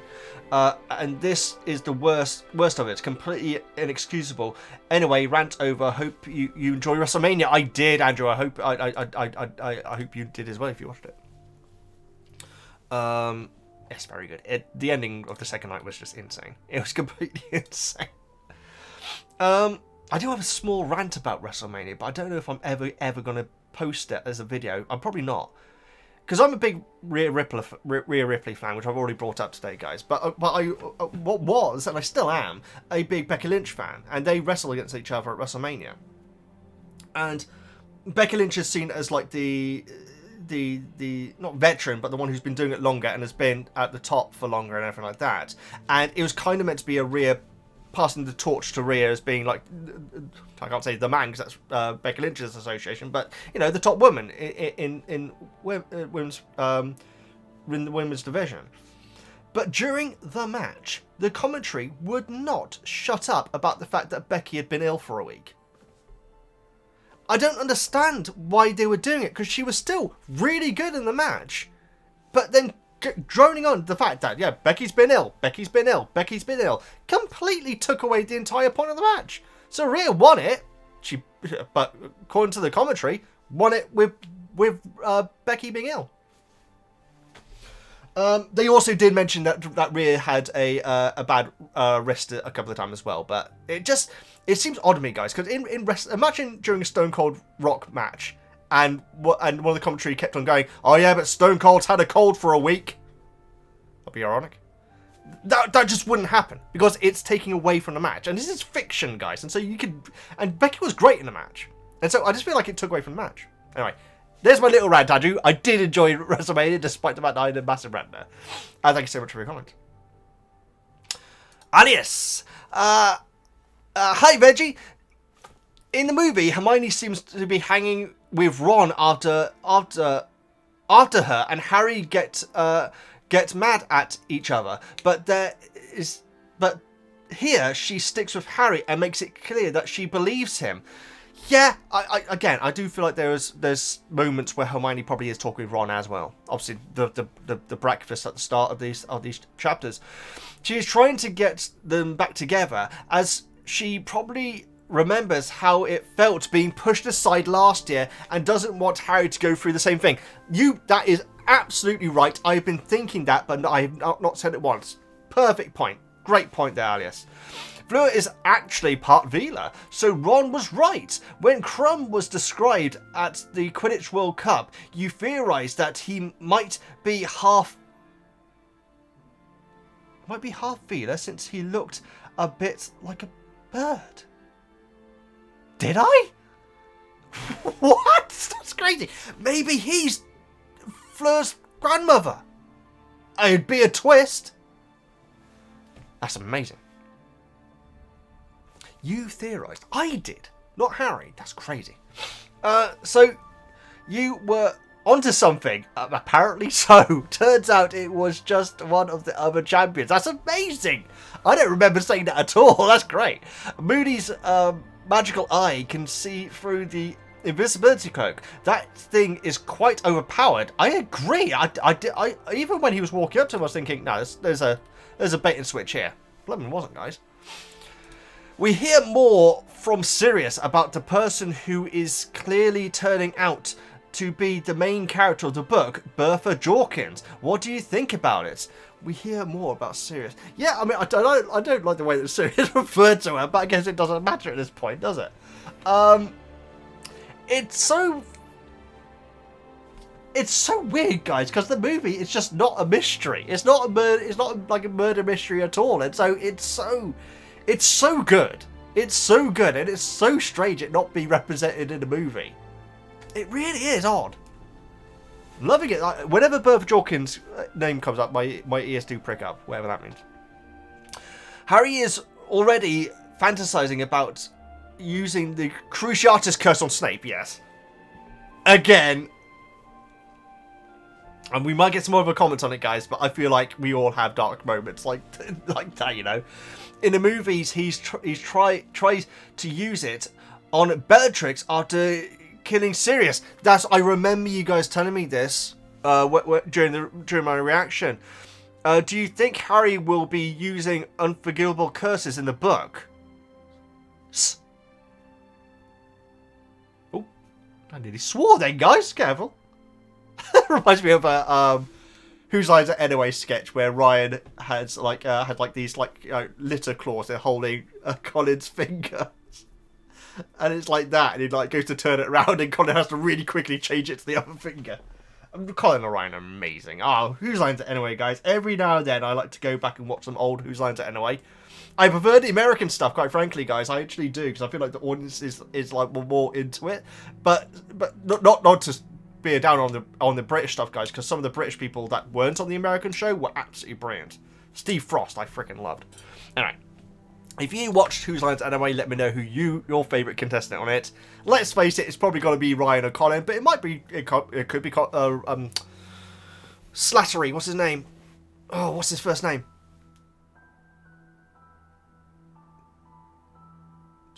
Tony Slattery. There we go. Could be Tony Slattery if you're old school. Sorry. Yes, love me some old Whose Lines Anyway. Old, I mean. Actually, to be fair, it did come back a few years ago, and it was all right, wasn't it? Anyway. Oh, by the way, I much prefer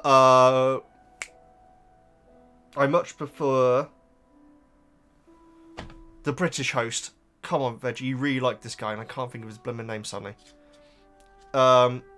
Drew Carey was all right.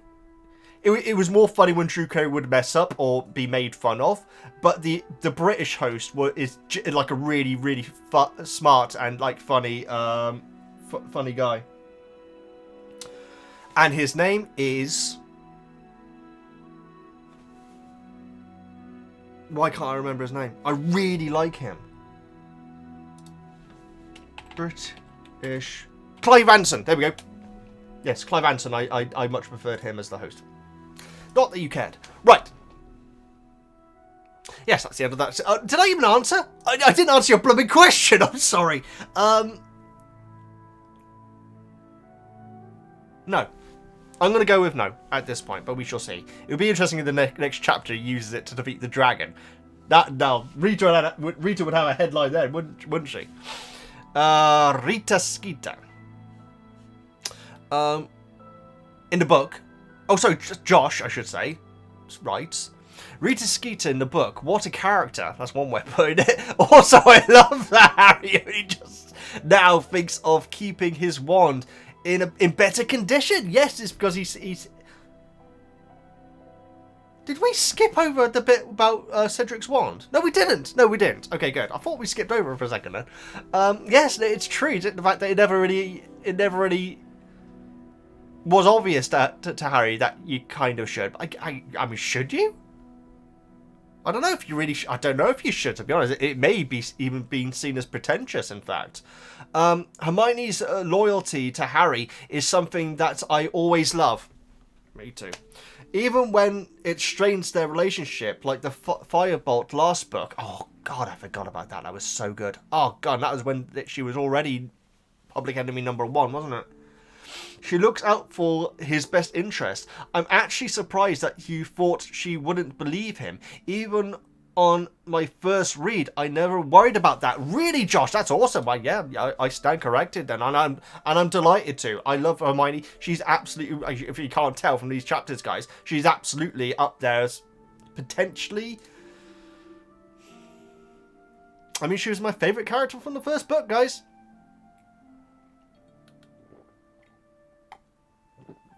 Either way, thank you so much for your comment, Josh. Jake, this is a chunky comment. Oh, we've got a bit of Samai Jake. Samai, that means hello, doesn't it? Because I listen to Ellis James and John Robbins' radio podcast, which is very good, guys. And Ellis James is Welsh. Sorry in advance for the long comment. That's fine. Yeah, I'm glad you. I'm glad that you. I always feel bad about saying about the length of the comments, guys, but it is like one of the things which make these not more difficult. They makes the video longer. Let's face it. Yeah, I appreciate that you acknowledge that it's a long one. By the way, to anyone who's watching any audio version of these that I want to get out eventually, I just pointed one finger up in the air, which is a reference to the Tribal Chief, Roman Reigns. Right. Sorry in advance for the long comments, but there are 2 important moments in these chapters, and one silly.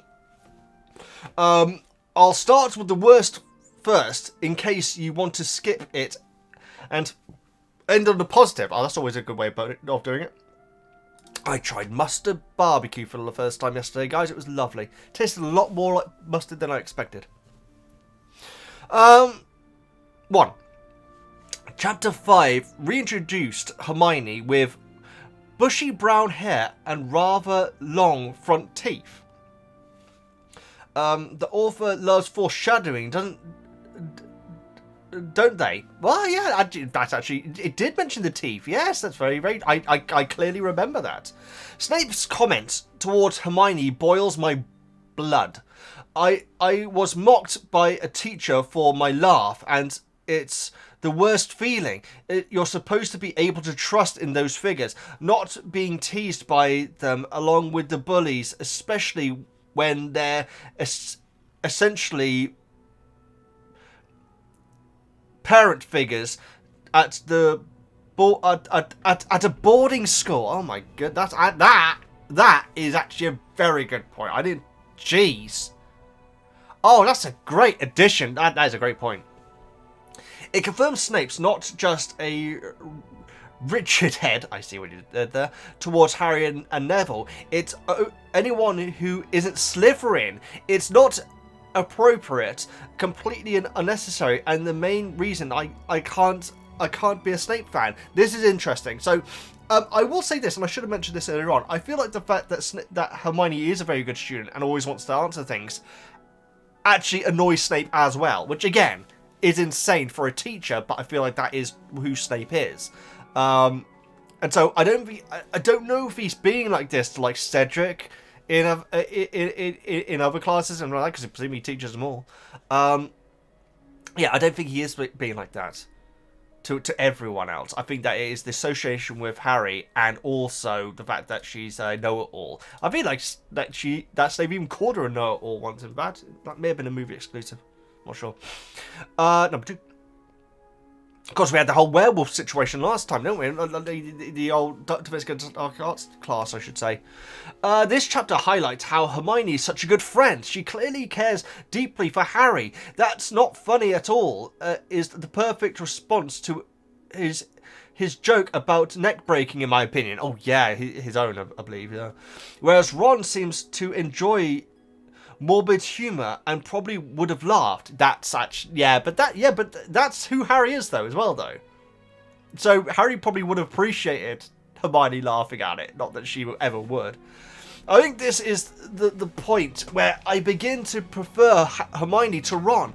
Can't recall exactly when she overtakes Harry, but it's definitely by the end of this. By the end of book 5, she's the most mature of the three, that's for sure. She doesn't sulk. We have had her sulk before, but let's move on. She doesn't shout. She thinks rationally. I'm not an owl, sorry. She thinks rationally. That's the movie exclusive. She thinks rationally in emotional situations, and she really has the measure of both of them. I imagine her running furiously between them, like Pac-Man Pac-Man Ghost bouncing back and forth. Yeah, I think that she's definitely in talks with Ron. I need to get through this comment.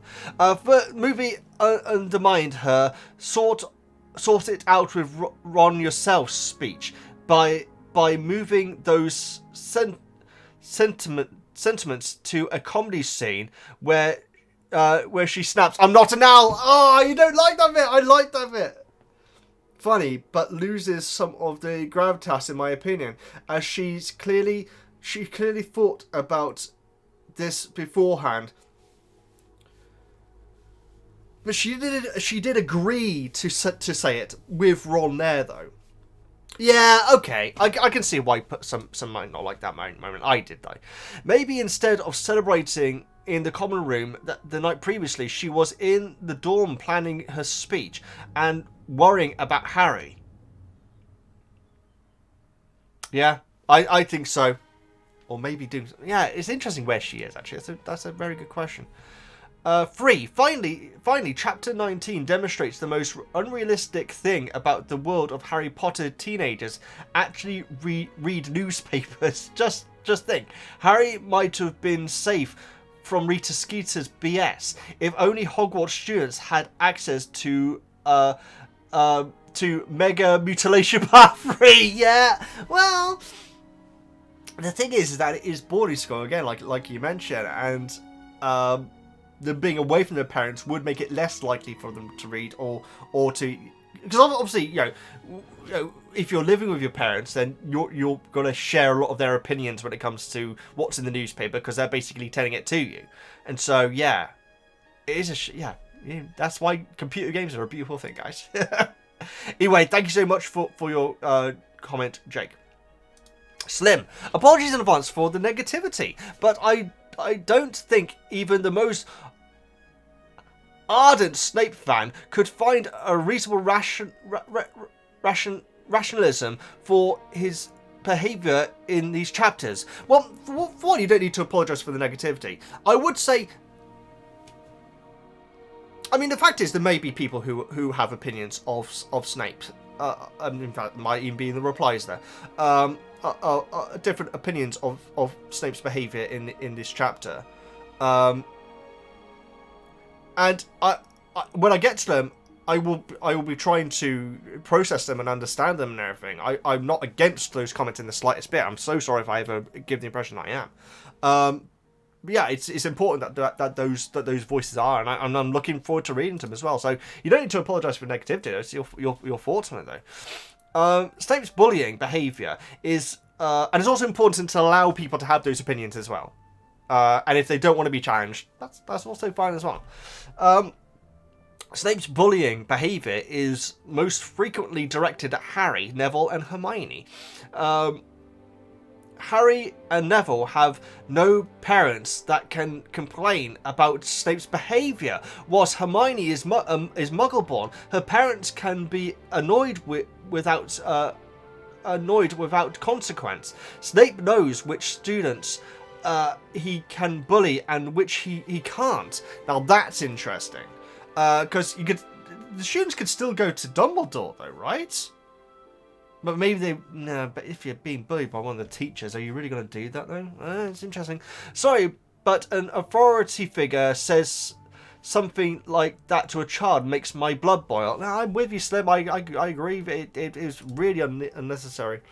I normally ask questions only for you to answer them in your chapter discussion, but here's some quick fire ones. That's fine. Did you expect Ollivander to return so soon? No. But as soon as it said the expert, I thought it would be him. That's all I can say. What were Ollivander and Dumbledore discussing in Dumbledore's office whilst Harry was undergoing his Rita experience? Rita experience. I haven't given it a second's thought, and so I thought it was just general chatting. Because they probably know each other quite well. It'd be interesting to know if there is more to it. Was there anything about Rita that surprised you in these chapters, having seen her portrayed in the movie? It sounds like she's meant to be... Oh, I didn't change the side panel. It talks about her having, like, manly hands and stuff like this. And, like, I think, not a strong jaw, but a large jaw, I should say.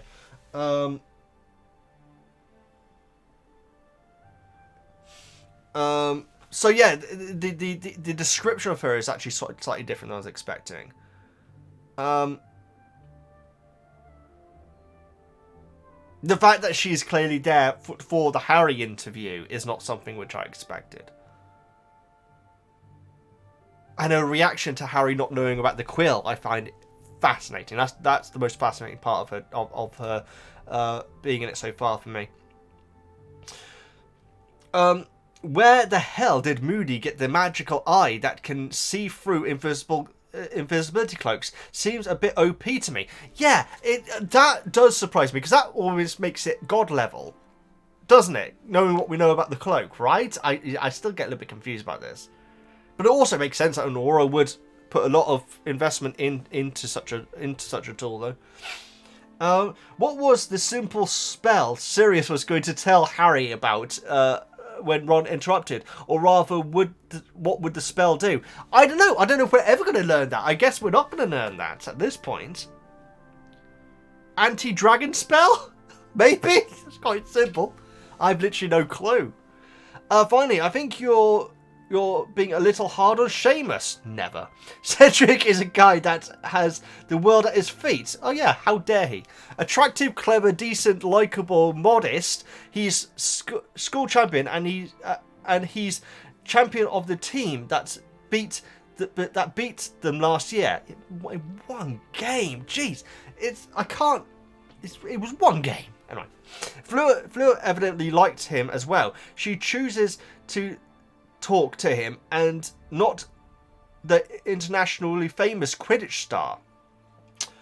Or Harry, but Harry. It's understandable why teenage boy like Seamus and others are a bit resentful of Cedric. I can only go on myself, guys. I don't think I would have been resentful to Cedric. Maybe jealous, but that's not the same as being resentful, though. If Cedric, because the thing is, guys, whenever we have bullies portrayed in media, I'm sure we've talked about this before, but they're usually what is conventionally known as unattractive and overweight and from a bad home and like messy hair and baggy clothes and everything. That's what bullies are like in media. Well, that is obviously not the case in real life. Sometimes people who are like Cedric, who have the world at their feet, they're attractive, clever, decent, likable. Okay, I'll take away decent, but likable is absolutely something that a lot of bullies are. So very, very popular, attractive people who are very talented and have the world at their feet are very often absolutely terrible people that bully people knowing they can, because the vast majority of everyone in their life and at school are going to be on their side. And so Cedric isn't that. And so I could understand being resentful if he wasn't a decent and modest person, because a lot of people that are in Cedric's situation aren't. And you never see that in media, do you? Surely that has to change soon, because even as a kid I was thinking, that's not what bullies look like. When like watching, I don't know why I say Power Rangers, because I never really watched Power Rangers, but Bulk and Skull, or was that Super Ted? Oh my god! I don't know, I'm getting so confused. But bullies in children's shows. and in movies and everything. It's so weird how they're not what you... Oh, there we go, Buffy, Cordelia. There, why did I think... Oh, she's not... No, Cordelia is quite smart at some things. Yeah, Cordelia is a good example of someone who is very, very attractive, very, very popular, although she does feel lonely a lot, and uses that to bully people. Granted, not for long. Not after, things start happening. Or vampires start happening. But she treats... It's great, actually. It's really good, actually, guys. It's a good comparison to to Buffy and Cordelia, who are very similar characters outside the whole vampire fighting thing. If you haven't watched Buffy the Vampire Slayer, guys, I do recommend it. I'm thoroughly enjoying it on the Patreon. I really am. It's so much better than I was expecting. But what Cordelia is... Because I thought that Buffy would be this person who has the world at their feet, attractive, clever, likeable, which a lot of bullies are likeable. That's why they're able to get away with what they do. But I didn't think that she would be decent and modest. She's not really modest. No, Buffy is not modest. That's also something that actually makes her awesome. But she's decent though. And so when she turns up at Sunnydale for the first day of school, she meets Cordelia and she's getting on really well with her. And then all of a sudden they turn the corner and Willow is there, a girl who doesn't have the confidence or the money She basically the person that the bullies tread on, basically. And Cordelia is immediately really rude to her, and Buffy is like, "Oh, okay, I kind of don't want to hang out with you anymore." Yeah, so yeah, I don't even know what the point I'm making here, guys. But basically, Seamus's opinion of it, I would not share if there was someone like that at school. I can only go on myself. And yeah. I guess it's because he is such a nice chap still that makes him really endearing, because the fact is a lot of people who have all the world at their feet aren't decent people. Sorry guys, that was a really long rant, but that's my opinion. That's why I feel like this about Seamus. Surely it's fairer for me to feel what I feel about Seamus than what Seamus feels about Cedric. Surely my opinion is fairer than Seamus's. That's an interesting question. Anyway, sorry about the little rant there, guys. Go and watch Buffy the Vampire Slayer. It's much better than I expected it to be. Season 5 we're in now. Tanner, I know this is more relevant to the previous chapters and not this one, but as it's this one, you find out that Fleur is part of Vila. I find it would have been a bit much of a spoiler to say before now. Appreciate it, Tanner. It's always bothered me how Bo Barton's entered into the film, because I got the impression it was trying to make them all a bit more like Velas. That's true, absolutely. Now I'll say this: Velas aren't in the movie, so that could be their defense for that. I do love their hats. I do love their hats in the movie, I must admit. But yeah, that is a good point. That they are. It's like weird. It's so weird, and we discussed it already. But come on, let's move on with your comment. Not to mention how cringe it feels, but that's a different thing. Yeah, it is. And I find Drumstrang. I always say it wrong. I find that cringe as well. Seriously, it's this idea of what you are meant to be. Not a fan of that sort of thing. Maybe I am reading too much into it, but it feels like it takes away Fleur's uniqueness. I've never heard that. I've never said that word before. That's good.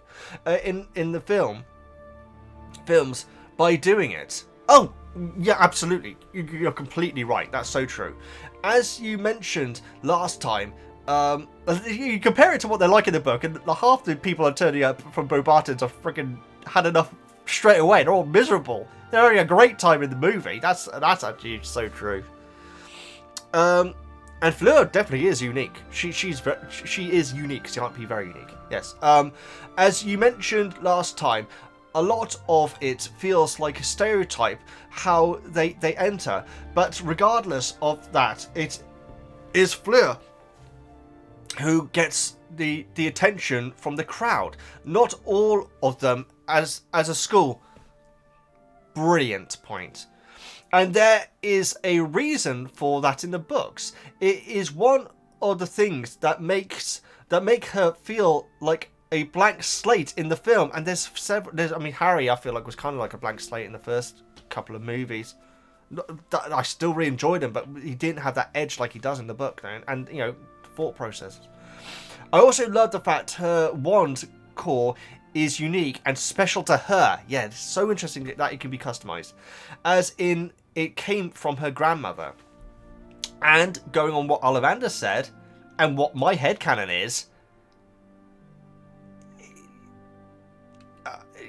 it's limiting her. It's potentially limiting her. Anyway, great comment, Tanner. Howard, by the way, Howard, please read me DM reply, because I was very late to reading your message. I do apologise about that. It's nothing to do with the content of it. It's because I'm so. You know what I need to do, guys? I need to find a day in the week where I've got like half an hour to just go through the DMs on Patreon every week. Because leaving it for like a month is unacceptable, and so I really am sorry about that, Howard. Actions speak louder than words. Professor Snape couldn't show concern for a Muggle-born student in front of several children of Death Eaters. Why not?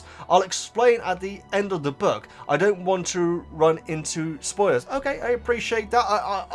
I'm always interested to hear other people's thoughts on these sort of things, guys. But when Hermione ran away and skipped class, he didn't punish her in any way. Do we know that? No detention, no points deducted. And that's very telling, given how strict he normally is. Do you think that maybe he felt guilt? That she ran away because of what he said and thought, okay, let's just ignore that then and not follow it up. Maybe I'm not sure. I'm not sure if that's what you're saying. Let's continue to see if you say. I think Professor Snape's detractors. There we go. Snape detectors. Of course, that's what Harry has in the map. Deliberately ignore the fact that he is a double agent. He has to hide his true allegiance, motives, and intentions. Most of the time, Harry sees Harry, he's acting. Okay, so you're saying, this is interesting, so you're saying that because there are Death Eater children, Crabbe and Goyle, for example, and of course Draco, famously, are watching, he has to he has to actively be cruel to certain people. That's interesting. So you don't believe that he took any joy in saying, I don't see any difference to Hermione? Because he could have just said, hospital wing now. Because that's what he said to Goyle. He didn't say, oh, my precious Goyle. He said, hospital wing now. He could have just said, hospital wing now to Hermione. Didn't. He could see that people, I don't know if people had already started laughing, but he could see that there was a crowd around him, and he decided to be cruel.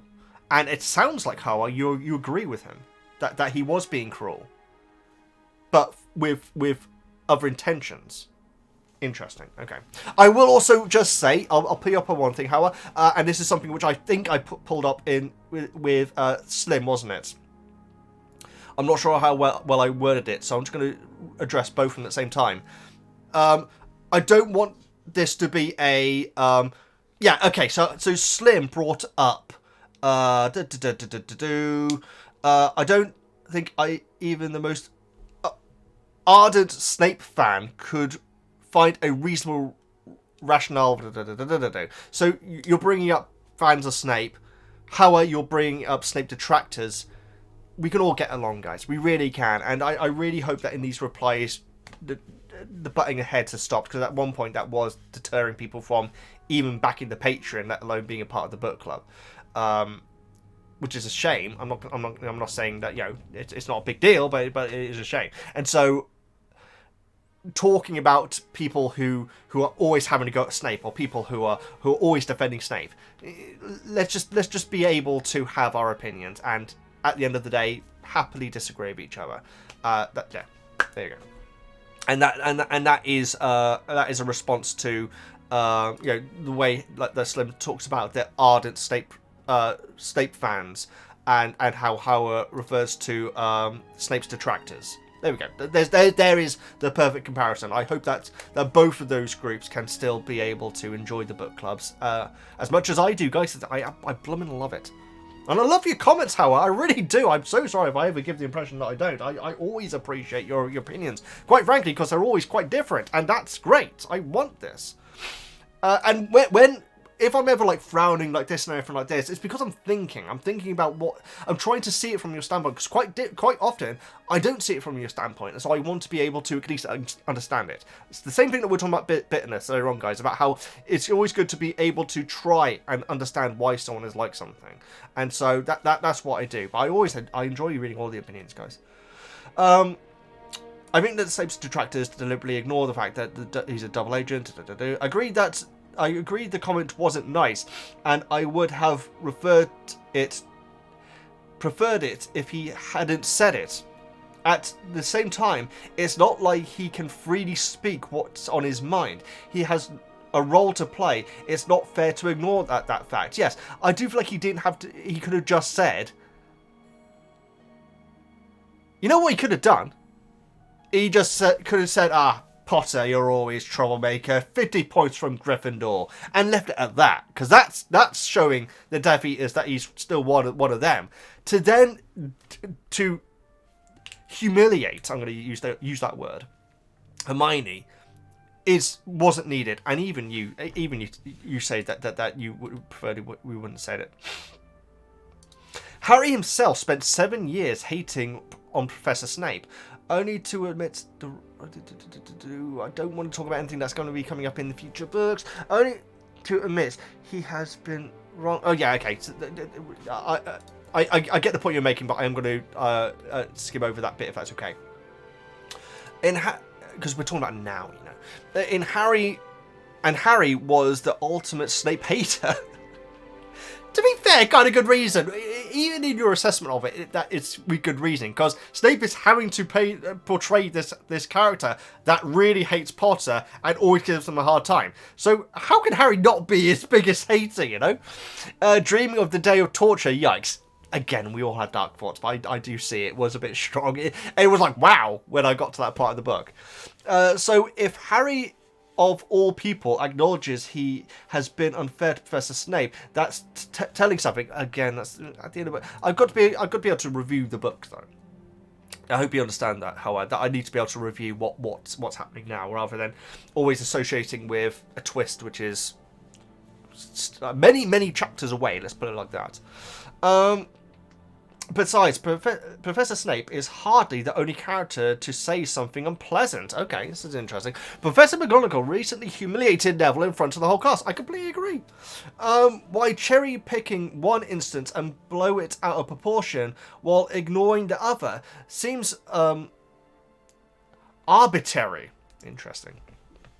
I think I pulled McGonagall up on it, and I'm always very defending of Neville, guys, because very often, I'd say this more in the movies than the books, it's okay if something happens to Neville because it's only Neville. I feel like that's the attitude of it, you know? And so I find that heartbreaking. And so I'm pretty certain I did hold McGonagall to account during that. P.S. Are you going to address the black broke into someone's house? He is a criminal. Yeah, he is a criminal. I think he's already a criminal. Yes, he's on the run. He is a criminal. If you are arrested and then break out of jail, you have committed a crime. Even if you're in, have you watched the A-Team? Oh God, I said myself. Yeah, he is a criminal. He broke out of prison. Even if you're in prison against, which is, you know what? It's like at the end of not Blazing Saddles, at the end of Stir Crazy. Have you seen Stir Crazy, guys? That was a movie which I watched when I was super young, which is interesting considering there's one scene inside a strip club. But it's Gene Wilder or Gene Hackman? I always get them wrong. It's Wilder, isn't it? Gene Wilder and Richard Pryor. and they go to prison for a crime they didn't commit. And it's good, guys. It's a good movie. Richard Pryor is just a joy in everything, as is Gene Wilder. Walking down the prison walkway and they're both basically having a breakdown. It's amazing. It sounds horrible, guys, but they are so funny when they're doing it, though. Gotta be bad. I'm not going to say the next line because it's very, very rude. But in that, they go to prison for a crime they didn't commit. The movie progresses, and then during a rodeo show, where the prisoners are brought to, it's like a... It's the thing that's going on. Because a couple of the contestants are going to be prisoners. No, it's a prison versus prison tournament. There we go. Yeah, that's why the prisoners are there. The two, as well as a couple of other people, I think. Yes, a couple of other people as well, formulate a plan to escape, and they do escape. And the last scene in the movie is basically them in a car park about to go separate ways, or go the same way, in fact. Yes, they are going to go the same way. And, like, their lawyer, who's been trying to get them out this entire time, like, pulls up and says, "Hey, guys, before you go, we just heard back that we got the evidence and your case has been overturned and everything." It's like, "Oh, well, we're free." And then they drive onto the sunset. No, you still just broke out of prison. You can't just do that, guys. And so they've still committed a crime. And so just because if you break out of prison and then it's proved that you're innocent, there is going to be a legal process. You can't just drive off into the sunset. Although I think they're driving over the border, in fact, because it's set in Texas, I think. Good movie, though. Good movie. It goes a bit dry at the end. It goes a bit serious at the end. Considering it's meant to be a comedy. Running Man, the guy, the opera singer who could fire electric out of his hands. Yeah, Running Man's an extreme movie if you haven't seen it, guys. That actor is in it as a character called Grossberger. It's a good movie, though. Like I say, I showed it when I was very young, and like I say, there's a scene in a strip club. The language in it is outrageous. There's pretty homophobic stuff in there as well, now I think about it. Well, no, because the joke is that we're meant to find the homophobes funny. Yeah, I'm gonna defend that there. The fact that Richard Pryor is terrified of one of the other prisoners is because we're meant to find it funny that he is terrified of him. Yeah. I watched it for a long time, so I don't know if that's completely watertight. But either way, yeah, breaking out of prison is a crime, and so yeah, Black is a criminal. When I got to that point, going back to your comments, sorry, Howard, I was like, oh really? Okay, you broke into a house. Okay, that seems a bit extreme. But it didn't shock me that much because he is a criminal who's on the run, and he has broken the law. Breaking into a wizard's house, I wonder what that would look like. But it's not like getting a rock and smashing a window, is it? Yeah, I'd be very interested to know what it looks like. Pardon me. I should go and live with Lupin. I'd like that. Anyway, Howard, thank you so much for your comment. I greatly appreciate it, as always. Boo. William. Finally, I'm early. Very early. Nice work. Will, sorry, not William. These are some good chapters. I agree. I thoroughly enjoyed covering them. Both long chapters, both 40 minutes long on the audiobooks. Considering some are like 15 and 20. I wouldn't comment on what Snape said. I won't comment on what Snape said because I know others will have mentioned it, absolutely, last few comments. But I feel like I need to yell at the highest, from the highest tower how much I love Book Hermione, Will! You can stay, Will. You can stay. I don't know what I mean by that, but I appreciate it. I'm with you. I really am. She's such a good friend. She's sticking up to Harry whilst dealing with people whispering about her too. Yeah, and this is where my issue with Harry is. He just seems... I don't have an issue with Harry. I'm defensive of Hermione. That is the way to look at it. This is why I don't like movie Hermione. In the movie, she's not really there for Harry. It's true. It's so true. She's not really in the movie. I feel like she's really not in this movie much, guys. Yeah, she's more with Ron. Also, Fleur is part Vila. I wonder how her grandmother grandfather managed to get it together with Avila. I know, Will. Part of me wants to know, but part of me really doesn't want to know. I'll say this, Will. Movie Hermione,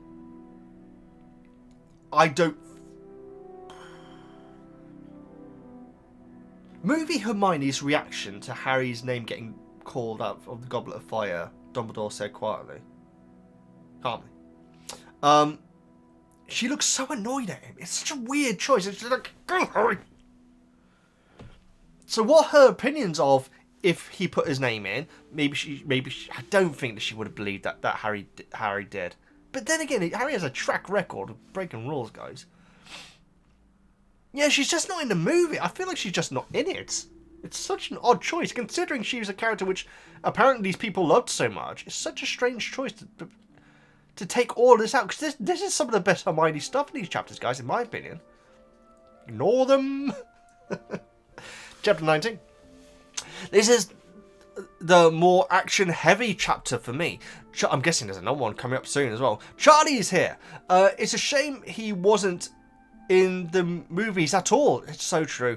As much as I disagree, as much as I dislike Hagrid, it's nice to see that he can share his passion for dragons with Charlie and Maxine. But what's more interesting about this chapter is Sirius. He's my favourite. I'm biased. Very interesting. And you don't? And you actually dislike Hagrid. Interesting. Harry finally has had someone he could just go up to. And we learn so much from Sirius. Now you know about Moody and Karkaroff hate each other why Moody and Karkaroff hate each other so much, and we hear more about Bertha Jorkins as well. Loved it. Don't take this as an attack against Hufflepuffs. Oh, here we go. But I feel that was Bertha's house. I mean, I'll take it all day. Bertha, lovely Bertha. I was going to go that reference.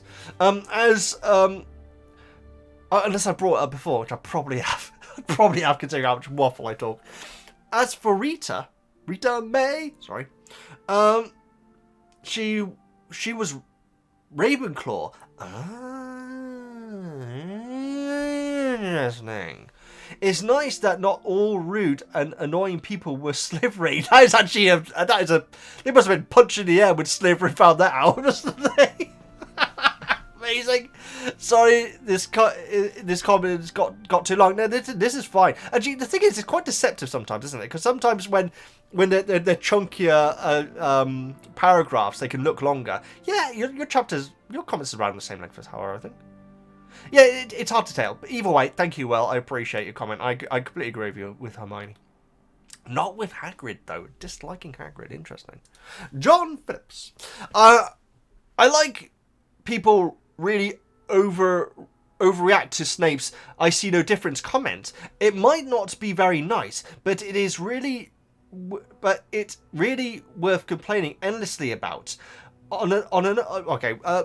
I think from a teacher, yes. I think that it was Draco, it would have been like water off a duck's back or a weasel's back. But a teacher shouldn't be doing that. And that makes it worse than just being not very nice, in my opinion. On another note, Harry's inner monologue shows that out of his two best friends, he prefers Ron over Hermione. It's true. Let's read what the movies make it seem like Harry is closer to Hermione, but in the books, Harry actually enjoys spending time with Ron more than he does with Hermione. Well, that makes complete sense, because Harry and Ron are much more they're birds of a feather, aren't they? Whatever that means. They are very similar people. Hermione is the different one, and it's awesome that she's able to be friends with them. It really is, but it does make sense that Harry would rather be, I don't know, playing some talking. Okay, Harry would rather be ranting about Draco to Ron then to be hanging out in the library with Hermione. So yes, it certainly is the case that Harry prefers spending time with Ron. I completely agree. I think this is why Harry is upset about his falling out with Ron in these chapters. Oh, absolutely. And it's so realistically done as well, John. I appreciate it, Colin. Thank you so much, John. Maddie.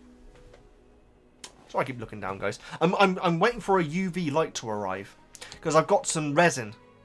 I've already explained this, haven't I? Yes. The title belt. I got some. The resin has arrived, and I did a little bit of research, and apparently a UV light can make the resin dry much faster, and so I'll just be putting the resin in here, and then using a torch just to dry it up, and then hopefully it will look pretty good. But I'm going to do lots of testing first. Lots of testing. Either way. Annie. Hi, Veggie. One of my favourite Hermione moments. Her bringing a breakfast to Harry because she knows he wouldn't want to face the rest of the school. Yeah. I didn't pick up on that straight away, Maddie, but yeah, that is... I think that I first assumed it was that he didn't want to have breakfast with Ron. But no, it's the rest of the school's reaction, which she knows more about than Harry does at this point. Harry and Hermione's friendship was really highlighted in these chapters. It shows just how much Hermione cares about Harry and how dependable she is. Absolutely. And we also hear from her some explanation of why Ron was acting that way, which was never brought up in the movie. Yeah, well, she basically calls Ron out, and she said he's jealous. You know, it's always about you and everything. Not that you want it and everything, but that's just his fault, the way he's thinking. That surprised me as well, how awesome she was in that moment. That's why other movie reactors I've watched mostly think Ron was being a jerk for no reason because there was no context shown at all. I hope I wasn't one of them. Other movie reactors, it sounds like I wasn't. Because I think I picked up on the fact that Ron is very, very down on himself and his family and his financial situation pretty early on in the movie reactions. In fact, I think you guys helped me with that in the comments, in fact. And so, yeah, I don't think I went hard on him. And it sounds like you're not saying that I did either. We also finally meet Rita Skeeter, who is the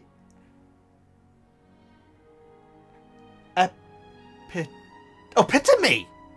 I didn't know that's how it was spelled. I always assumed it was with a Y. Epitome. Maybe if it is, I apologise. But yeah, I've never seen the word written. I must admit, of sleazy sensational journalism. She's so annoying, but I also find her entertaining in a Lockhart kind of way. Oh yeah, me too. Not as entertaining as Lockhart. Harry. In that they're both awful people, but they're so over the top hilarious. Oh, I completely they definitely went to the same school. Well, literally, they're both Ravenclaws.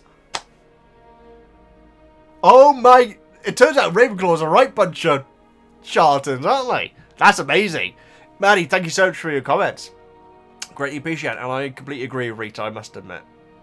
Okay, so this unfortunately is going to be posted later than expected, guys. I am still planning on posting it. I'm going to post it as soon as it's finished, so it might be in the middle of the night, I'm afraid. But just for a break, I took Woozle down to the cemetery for a little walkie.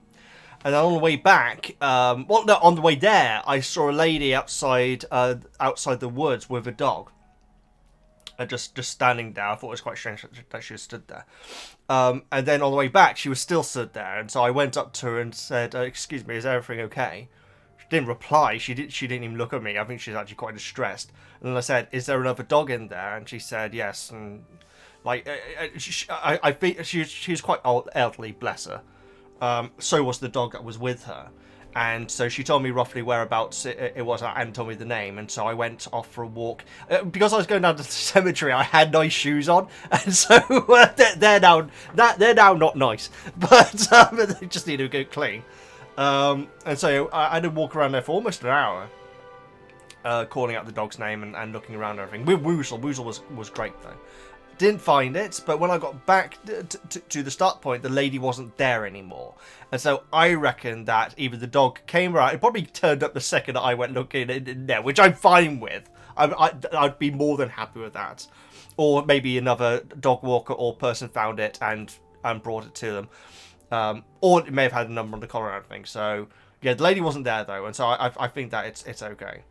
But, yes. So that's why this video is going to be even later. But as long as the dog was found, then I don't mind. But this might be being posted at an ungodly time in the UK, I'm afraid, guys. So, back to the book club.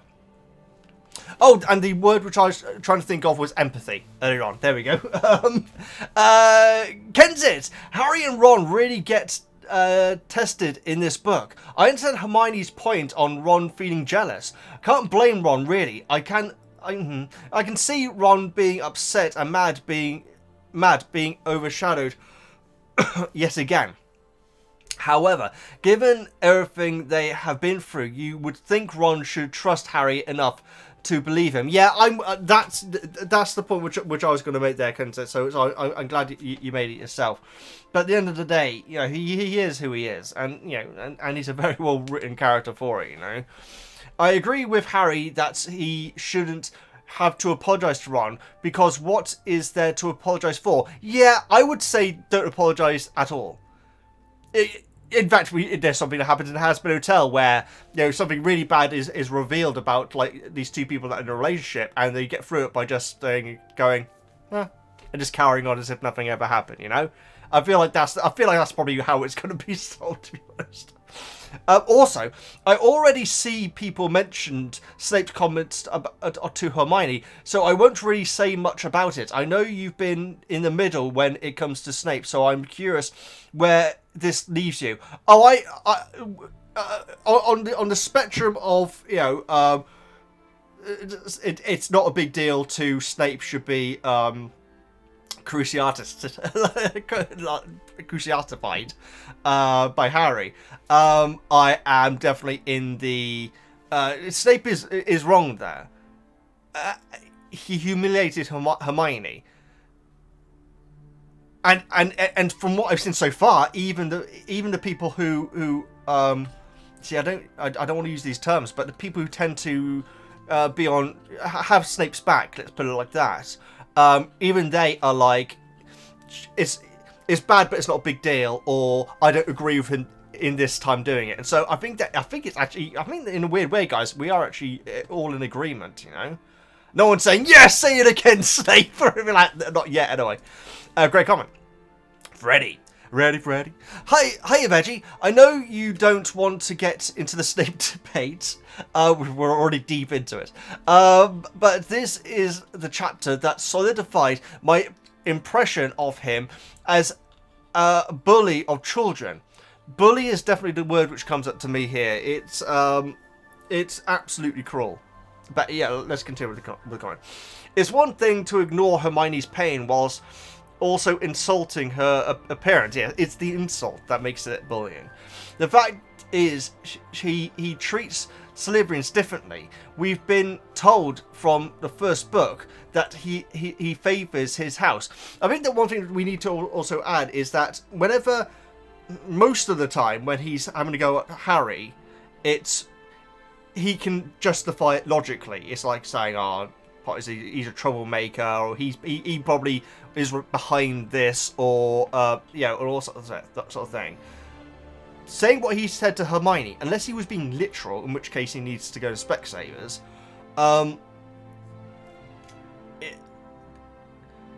it's not a response at all. It's not a response to anything that Hermione's done wrong, or in a way that Snape could envisage it. I feel that sometimes Snape feels like he's in the right to what he says to Harry. Not all the time, but I feel like sometimes he does feel like he's in the right. There's no him being in the right. That's my take on it. The fact is, he treats Slytherins differently. We've been told from the first book that he favours his house. I expect all teachers to do the same to a certain extent. But when disciplining students, he should be as impartial as McGonagall was when she caught the three of her students and Malfoy out of bed. Yep, I can't disagree with that. What do you think about Hagrid, Freddie? Because Hagrid was threatening. I can't remember. It was a joking threat. Yeah, no, he said about turning Draco back into a weasel or something like that. That's not good. And I'm sure I called that out as well. Yeah. What I'm saying is, guys, I'm great. that's what I'm basically saying. Anyway, moving on. Charlie brought the dragons. Doesn't that just make a world of sense? And because Charlie is there, we also hear about Mrs. Weasley worries about Harry. We also see Karkaroff sneaking to see the dragons. We've not been told that Cedric is the only one not cheating. We see it. I love it. That's actually very true, Freddie. I mean, Harry does kind of like think about the fact that Cedric will be the only one to not actually know about it. And he was left out of the Daily Prophet. He's blooming forgotten already, isn't he? Hope you and Woozle are well. Freddie, thank you so much, Freddie. What a nice comment. Dara. Hello all. As I said, I did not comment on Snape in the last book. I will now. No, just no. There's actually no reason to be like this. So sorry. I get both sides, and I'm usually very understanding and try to be empathetic. That's another great word. Oh no, that is the word. Empathetic towards Snape, who for me is still the best written character. And my favourite. I can completely understand him. People are really appreciating his character, but please do not come around with the double agent nonsense. You see, let's not pick fights with other commentators. I don't know if that's what you're doing. Double agent nonsense in regard to incidents. I cannot yet indulge since part of it is not revealed until later, but please, if you can send Goyle away without comment, do the same for Hermione. Yeah, it's the fact that that's another. I don't think you were. I don't think you were referencing other commenters. This is actually one of the things, because I feel like the comment that did bring up the double agent thing had some very interesting points in it, and so yeah. This is actually one of the things I have had a lot of problems with. No character should be perfect in anyone's eyes, guys. Seriously. Least of all Harry. Well, not least of all. since for me, least of all Harry. Since for me, this is one of the things that makes me wonder if Rowling changed her mind in Snape's character. Alan Rickman stated in an interview that Rowling told him that Snape never raised his voice and is always calm. Interesting. Which is definitely not in the books. So yeah, no, just no. That's fascinating, Dara. Yeah, they clearly changed the character. I mean, we knew that anyway, but that's fascinating. Also, just throwing this one in. I know you love the badges, not the badgers. The badges. Wait for the goblet parcel. Oh yes, thank you very much. But why the heck does no teacher do anything about them?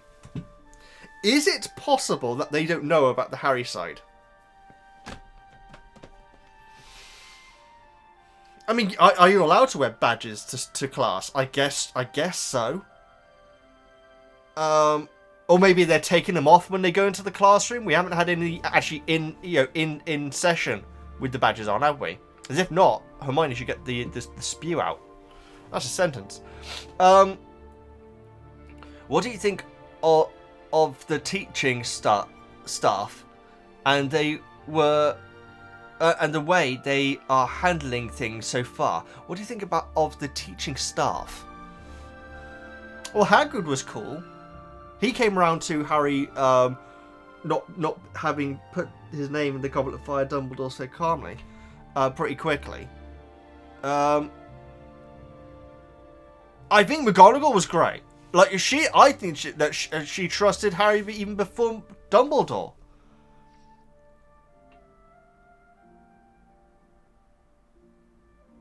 I don't know. I'm trying to think of other. I mean, a Sprout Harry thinks is giving him cold shoulder, and if that's the case, then she needs to get over herself as well. Because she's a teacher, you know. Ernie, I can understand, you know. I refrain from talking about other things for now, since my Snape comments got very long. Only this, Skeeter is so much better in the books, and I guess when you say better, you mean possibly worse, maybe. But yeah, I mean the thing is, I have an affection for the actor who played Rita, because I mean she was in so many things that I used to watch when I was younger. Blackadder, you know, is the obvious one that stands out. Blackadder the Second, where she plays Queen Elizabeth II, I'm pretty certain. I'm not very good with royals, I'm really not. Thank you so much for your comment, Dara. Mel. Ha, Veggie! I'm so glad to hear from Sirius. In relation to the scene where Harry and Draco cast the spell on each other, it's a shame we never saw the real consequences of the spell in the films. Furugles? I'm not sure. Etc. Or the examination of the wands and everything that Ollivander brings out. Orchids. Oh yes, he brings out like a wine out of one of them and so on, doesn't he? Even for the duel in film 2, the spells in the film were not all the same and yet had the same result. Interesting. Oh yeah, I can see that actually. These little scenes would show the extent of all the spells that exist, however futile or stupid some of them may be. I'm wondering if they wanted to avoid young kids dueling, because Harry in the movies is obviously very, very different, and the idea that Harry would solve a problem with violence, let's call it what it is not exactly the message that they wanted to portray Harry as in the first couple of movies, at least. So maybe that's why. I'm probably forgetting a really obvious example. Well, obviously they had the dueling club, didn't they, with Draco and Harry? Yeah, and of course we didn't have the dancing spells or anything like that. I love how everything at Hogwarts is developed and well thought out. The squid eating the toast, the owls having their own characters. Yeah, absolutely. Hello, Hedwig and her possessiveness. Yeah, but I can understand it though, to an extent. Etymology time. Skeeter is slang for mosquitoes. Oh, very interesting, bloodsuckers. The word paparazzi also comes from mosquito. Whoa, I didn't know that. It refers to papataki, literally eat and shut up. Wow. The type of swarm mosquito, but also the origin of the word paparazzo, the plural for paparazzi, comes from an Italian dialect meaning noisy mosquito. Rowling has done her research. That's actually really cool. I had no idea about that. I'd really like to see Ollivander's typical day fetching unicorn horns. Yes, that's true. He nearly got gored by Cedric's, among other things. By himself, that would be lovely, wouldn't it? Like, say, ASMR Ollivander's workshop. Very Newt Scamander, yes, absolutely. You gotta imagine they met. In fact, they would have done, probably. Harry finally sees the dragon, but are you... But Harry finally sees the dragon, but are you film or book? Do you prefer Hagrid's way of inviting Harry into his hut on at the free broomsticks, or do you prefer Hermione's big mismatch? Ron would like to tell you that Seamus told him that Dean was told by Pravati that Hagrid is looking for you. I like both of them. I do. I like the riverside scene, guys. I do. Yeah. I like them both. I don't know if I can really choose one, to be honest, Mel. They are equal to me, to be honest, which is a good thing. Mel, thank you so much for your comment. Florin. Hi, Veggie. Here we have one of the more outrageous teacher moments from Snape. He may be a hero in the grand scheme of things, but as a teacher, this was pretty bad. Not excusing the bad stuff that other teachers do. The delivery was very nasty, though. I thought it funny you were proud of Hagrid for not spilling the first task just for him to happen a bit later. That is a very good point. I was like, I think I actually gave him a round of applause. In fact, that's amazing. Oh my goodness, I didn't even notice that. That's brilliant. Florence, thank you so much for your comments. Benjamin. This is the chapter where I learn to have respect for Ollivander. He really knows his way around the wands. He can tell everything about a wand by examining it for 20 seconds. Wood type, core, length, flexibility, etc. It's also interesting that other countries use different core materials. For example, yeah, well, I presume that maybe you could use Fila hair as a choice. Ollivander may be against doing it. Yeah, maybe that's it. Yeah, that's a very good point, Benjamin. Yeah, I didn't think of that. Thank you so much for your comment. Me here. Hi, Veggie. Did you catch the Gregorovich mention Crum's wand maker? Yes, I remembered him from being Boris the Bullet Dodger. Yes. He was in Deathly Hallows movie. Do you remember why he was in Deathly Hallows? I remember him getting killed, and that's basically it. And it was Voldemort, I'm pretty certain. I love the weighing of the wands moment in general. The way Ollivander works is fascinating, and it also reminds us that Harry and Voldemort's wands share the same core. Yeah, that was a nice little refresher on that, which is important setup for what happens later. The movie misses this, of course, although it would be quite hard to show Harry's thoughts in the movie. I don't think they needed to show everything. And yeah.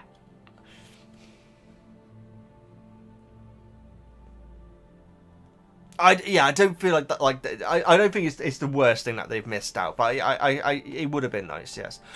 Charlie, who is a great cameo, by the way, mentions that Molly was in floods after the Daily Prophet article about Harry. Quote: "He still cries about his parents. Oh bless, I never knew. Bless Molly." I think this shows the power of media and false news.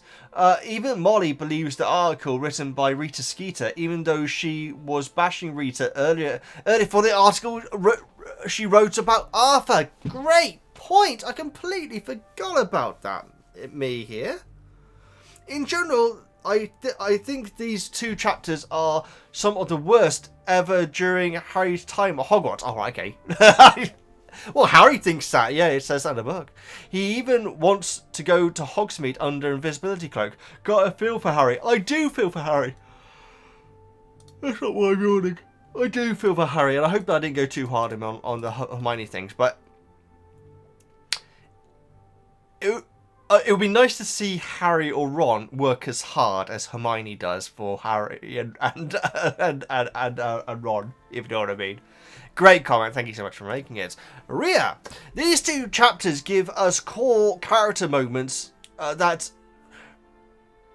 resonate throughout the series. One, Hermione. First, Hermione. Her bringing the toast to Harry and getting him away from the castle not only shows what a good friend she is, but also how much she genuinely understands him. Yeah, that is nice. That is nice. I like that.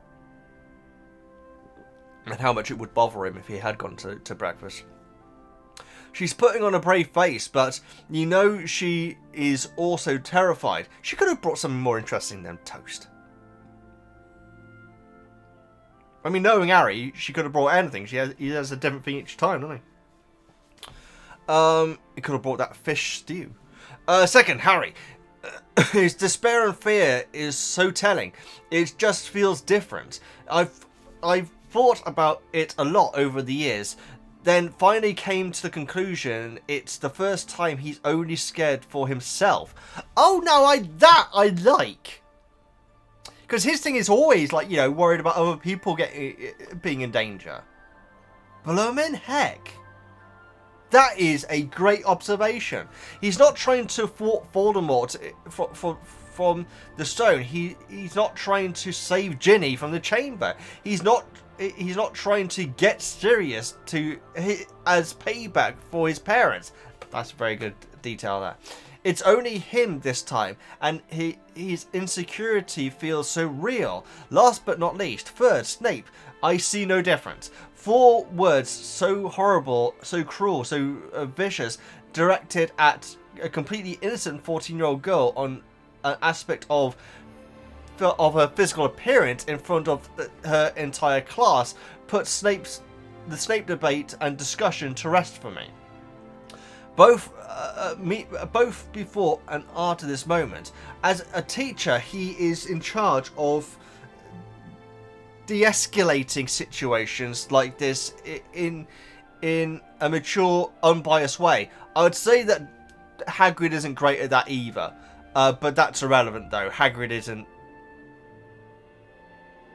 What Hagrid? Well, no, God, you know what? Hagrid bringing up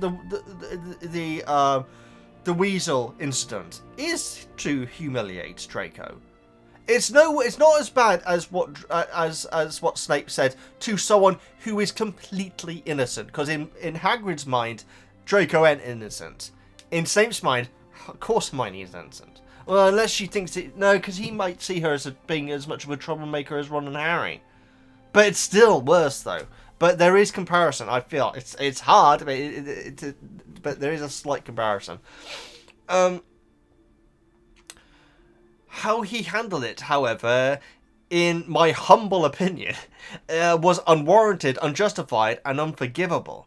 There is absolutely no excuse whatsoever for what he said.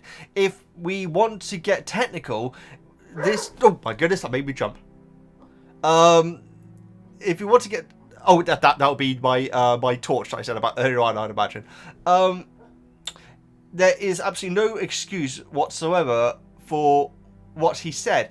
If he wants to get technical, this did happen outside of class, but it's during school time. Teachers, you know, don't. I was gonna say go down the pub between lessons. There was a teacher that went down the pub between lessons when I was at school, guys. Again, different times. But no, yeah, they're still in work mode. So putting his teaching debates aside, it just makes him a horrible person in general, period.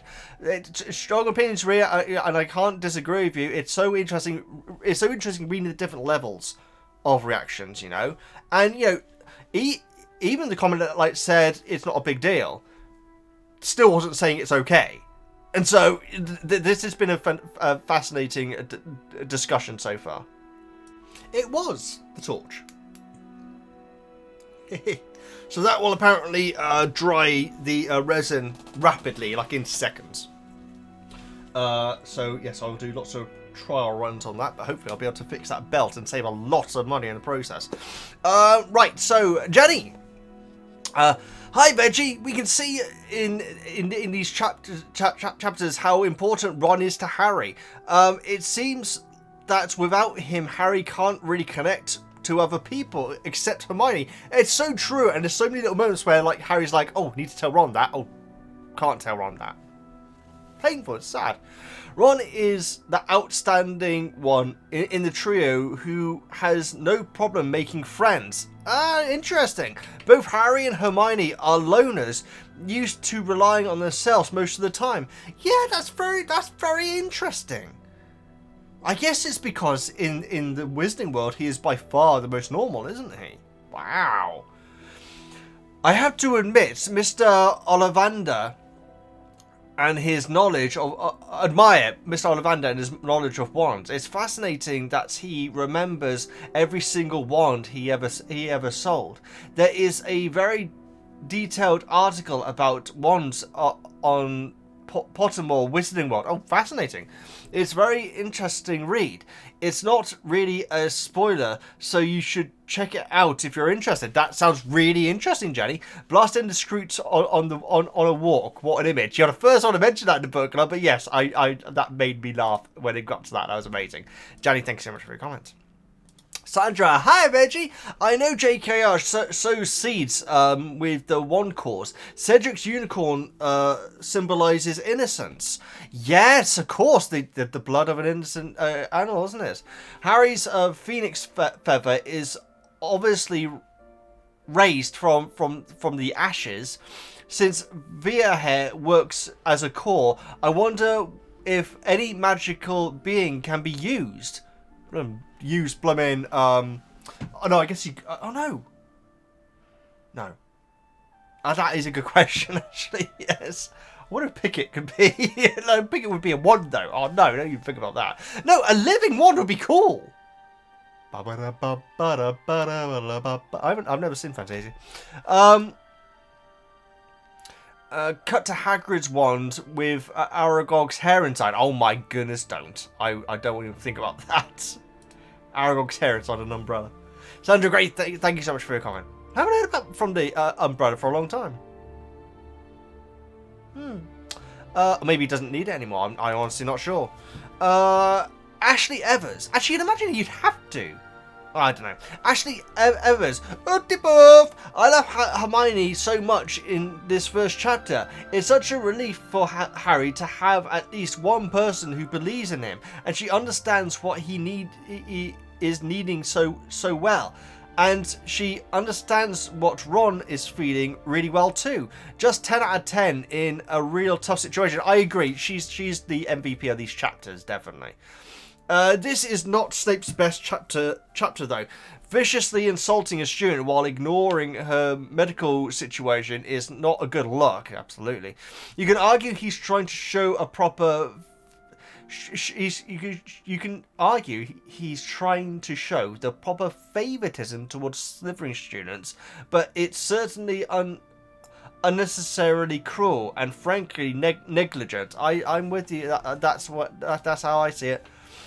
Honestly, I've always assumed that the resentment towards Cedric was just jealousy of the attention he gets from the girls. But I'm not the type to care about sports much, so that probably just a blind spot for me. Still, I think that is part of it. It's not just the Quidditch resentment. Yeah, but that doesn't make it any more healthy in my opinion. But I get what you mean, Ashley. I should say, sorry. I'm glad that we finally confirmed that Fleur is part Vila, so people in the comments can stop dancing around that spoiler. Really, oh, that's amazing. Yeah, maybe that was something that had to be called up on before, but that's amazing. That's the great thing about this community, guys. You guys do look out for me. I appreciate it. It certainly sheds a different light on Ron's reaction to her. Well, yeah, he was absolutely blooming right. Although, weirdly enough, Harry didn't have that reaction, so I guess it's as she's only part Vila, it's only some people. I don't know. Anyway, actually, great comment. Digo! I think it's really interesting that you can't really stun a dragon with just one stunning curse. Is it a curse? I guess so. Because they're magically too powerful. Yeah, I didn't realise that stacking spells makes them more potent, you know? I mean, I guess it makes sense. If you set fire to something, if you have several people doing it, it's going to be more fire, isn't it?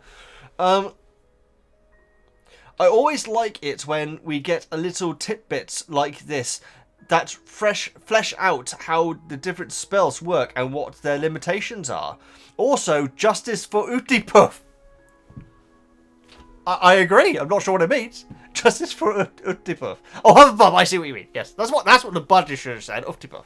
I mean, I know it's not the flashiest house, but how dare you? But come on, JK. You can't seriously believe that the biggest glory for Hufflepuff in recent history was one single victory in a Quidditch match where the opposing seeker fell off his broom. Yeah, that's what sticks with my craw. The fact it's seen as like. The thing is, maybe Hufflepuff are like really like you know punch in the air like yeah we beat the Gryffindors and all that sort of stuff. That doesn't scan on what Hufflepuffs are meant to be like personality wise, and Gryffindor can't get over it, guys. It's like I've said at least a billion times in these book clubs. Draco lives rent-free in Harry's head. Hufflepuff as an entire house live rent-free in blooming Gryffindor's head, and it's not healthy in my opinion, guys. Thank you so much, Digo, for the great comment. Harry Potter. Hi, Veggie. Love the line. By the way, guys, I remember a little while ago someone started their comment by saying hi Veggie in an American accent, and I didn't pick up on what they meant. So, Veggie, love the line, and I will be delighted to hear the reason behind the rudeness. I was delighted to hear the reason. I will be delighted to hear the reasoning behind the rudeness. That's Dumbledore, isn't it? Yes. But I do think Dumbledore deserves some criticism, even if obsolete dingbat might be, maybe isn't constructive. That's one way, yeah, that constructive, isn't it? It seems like he often has his own personal reasons for employing people, which don't align with what's best for the student's education and well-being.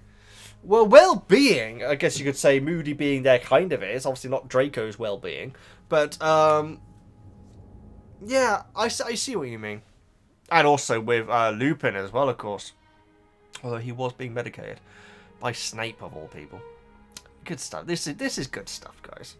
People who bully children to the point of becoming their greatest fear or causing them to run away in tears, as well as people who endanger children with experimental creatures, should not be teachers.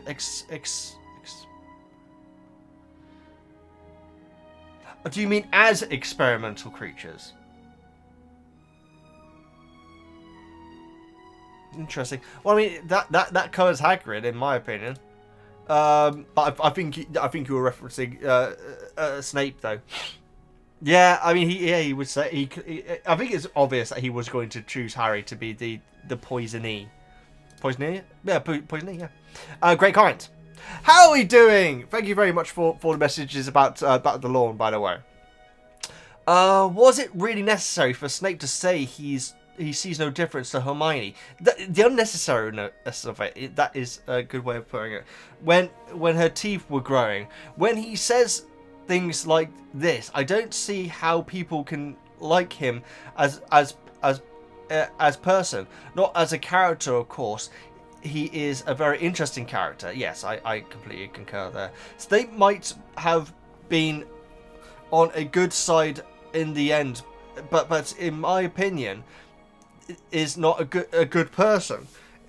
You are an adult teacher who is bullying a 14-year-old student.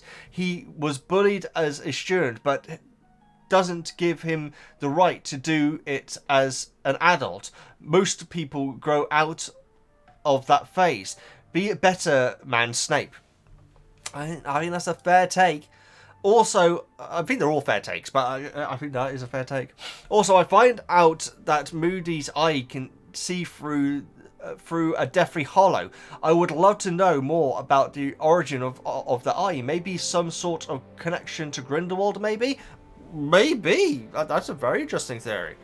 I have only listened to the Dale version. Just curious of what performance you like more. Well, at the moment, I got to admit, the last couple of book clubs, I have only done Dale. And apparently my reading of Hermione, like, taking glee in looking at the other Beauxbaton students not being picked, may have been misconstrued because of the audiobook. Because I got a comment saying the book doesn't say that Hermione's happy at all. But I do feel like, at least in the Jim Dale version, it kind of sounds like she's like, look at them, it's like, as if there is a bit of a joy coming out of it, you know? Maybe.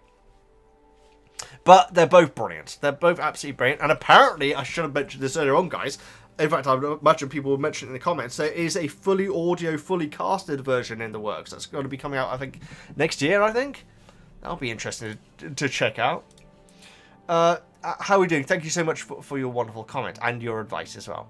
Grace! Hi, Veggie! Hedwig keeps getting annoyed by Harry this book. She's so sassy, lol. Absolutely. The image of taking one of the Squirts for a walk is hilarious to me. I tweeted it out, Grace, saying that if we don't get that as a scene in the HBO series, then we riot, because it would be a disgrace if we don't get that. As far as what Snape said to Hermione, there is no excuse for it. Coming from someone who has teachers say things like this to me, it really does hurt. I'm so sorry to hear that, Grace. That's awful. Not only is it extremely unprofessional, absolutely, this is also not something a good teacher or a respectful adult even does. Yeah, I'm with you. I'm so sorry to hear that you've experienced that. Florius Part Vila confirmed. Also, as a huge Sirius fan, I am so glad that we are getting more time with him in this book. He really is very important, not only for helping us learn new information, but also to comfort and assist Harry. Yeah, and in the movie, it just isn't there. So yeah, the book definitely did a better version. What was that? Oh, I see. Someone saying that they like my Harry Potter books, my book reviews.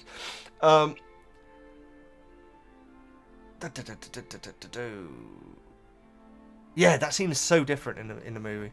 That's all my notes. I hope you and Woozle have an amazing day. Thank you, Grace, and I hope you do too. I appreciate that. Gaffnob, greetings. Chapter 18. Poor Hedwig. Harry should have explained why he needs to use a different owl. We know at least post owls can understand human. Yeah, I think that maybe they can understand, but their brains can only go so far. So you wouldn't be able to give the entire backstory of why Harry would have to use another owl. And so maybe that's where the misconstrued is. Or maybe Harry just hasn't told him. I mean, he said first Ron, now you. He's obviously quite annoyed at Hedwig as well. I do not get what use half the spells in this series are. I.e. making teeth grow and apply boils. I guess that they're much like the joke shop stuff Fred and George are making. That they're meant to humiliate, basically. They're pranks, I guess. Yeah, I guess. That's what I assumed, anyway. Chapter 19. Skeeter's style of reporting has become far too common. Someone needs to make a news accrediting organization. If a network is too often caught reporting factually incorrect info, they lose the privilege to use the news logo. Do we want to get into it? Yes, I'm going to word it carefully. There is a TV channel in the UK called GB News, Great Britain News, and very, very often GB News get into trouble for openly posting falsehoods and not libel, but actually libel, but falsehoods and fake information and so on openly. And whenever Ofcom, which is the company which overlooks it, looks into it, GB News, with their logos and their newsreel at the bottom and their news at the top of the hour, say they are not a news channel. And because of that, they're able to do whatever they want. There's the Daily Prophet for you guys. Or Rita Skeeter for you at least. Again, I don't want to get too much into it because I don't know if anyone watching this watches GB News. To be honest, I doubt it because apparently their ratings have been dive bombing lately. But yeah, it's horrible. It's not nice because generally they're not saying very nice things either, in my opinion. Obviously, and so yeah, that's you're right. There definitely is about, and you say the news logo. This channel is called GB News, and they are legally defined by not being a news channel. Crazy. Anyway, since Ron is not the one that gets Harry to meet Hagrid, since Ron is not the one to get Harry to meet Hagrid, what do you think prompts Harry and Ron to start talking again? Well, that's the thing, because now I think about it, Ron probably did know what it was that Hagrid wanted Harry for, and so didn't need to tell him, maybe. I don't know. I'll be honest, Gaffnob, I don't really remember what it was. Unless you're saying it was. Yeah, I actually don't remember what it was. I know that it's not. I know that it's not too. It's after the first task because we have the bit where Harry calls him a git. Don't know why. It's quite funny. Yes, I do. But it's basically just before the ball, isn't it? Yeah. I'm not sure. I'm really not sure. But whatever it is, I hope it comes sooner than later, Gaffnob. Great comment. Thank you so much for making it. Carmen. Hi, Veggie. This is where the books really shine, being able to hear Harry's thoughts and fears. Kids are so mean. Poor Harry. Yeah, absolutely. He is up against it. Hermione is the MVP of these... I literally said it just now. Hermione is the MVP of these chapters. Could not agree with you more. I forgot there wasn't an I'm not an owl scene in the books. Yeah, I was kind of waiting for it, actually. It's so much more organic that Hagrid asks Harry directly to see the dragons. It was a nice reminder of the fact that Ron and Harry aren't seeing eye to eye. I think it's a really funny scene. I think it's one of Daniel Radcliffe's best moments, actually, where he's like saying, well, what? I love that. I love that gif. I think I've actually used that gif a few times. And Hermione, I'm not an owl. I love the way she says it, I must admit. And Ginny's there as well. Which she just isn't in this book, apparently. You guys have said that, obviously, that is going to be down the line. If Harry... I'm sorry, I got completely lost here. I'm lost now in the book. It's so much more organic for Hagrid to ask directly to see the dragons. I guess so. I don't think anyone hates to see them, do they? I don't think so. I like it. I got to admit. If you were Harry, which would you prefer? Knowing about the dragons beforehand, or being surprised by them during the task? Which would you prefer? Knowing about the dragons beforehand or being surprised by them beforehand? I know that Harry's probably going to be thinking, oh, I'm not going to be asleep now because of all this. But at the same time, he's going to be able to do some sort of research. I presume he's going to do some sort of research. I wonder if he's going to tell Hermione. Ooh, now that's interesting because Hermione's going to be able to do the lowdown on the research. In fact, she wouldn't even have to do the research. She already knows it, wouldn't she? Fantastic Beasts, of course.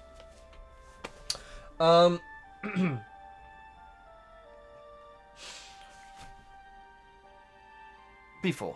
It makes sense. It means that he's going to be able to do some research.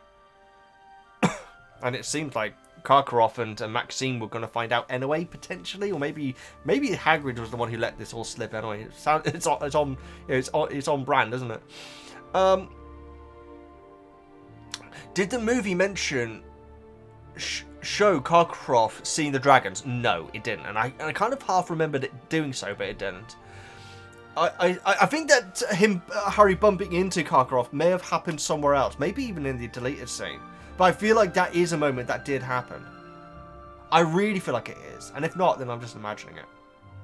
Much like I'm imagining things in Buffy right now, because apparently there's a thing, guys, where I'm at a Buffy, apparently watchers of the reactors start to haze. I think if that's the right term, or gaslight. Actually, no, gaslight's definitely the right term. Gaslight the reactors about a certain something or someone in it, and having been in it before. And there is one moment where I distinctly remember this character being there, but I don't think they could have been. And so, yeah, I'm being messed around with by my Buffy the Vampire Slayer watchers at the moment, which is amazing. I'm enjoying that. I'm enjoying the character as well. Apparently it's a polarizing character, but I really like her. I seem to remember that being a lost thread. The movie has so many troubling decisions. It's true. The fact it's so mixed up is not helping as well.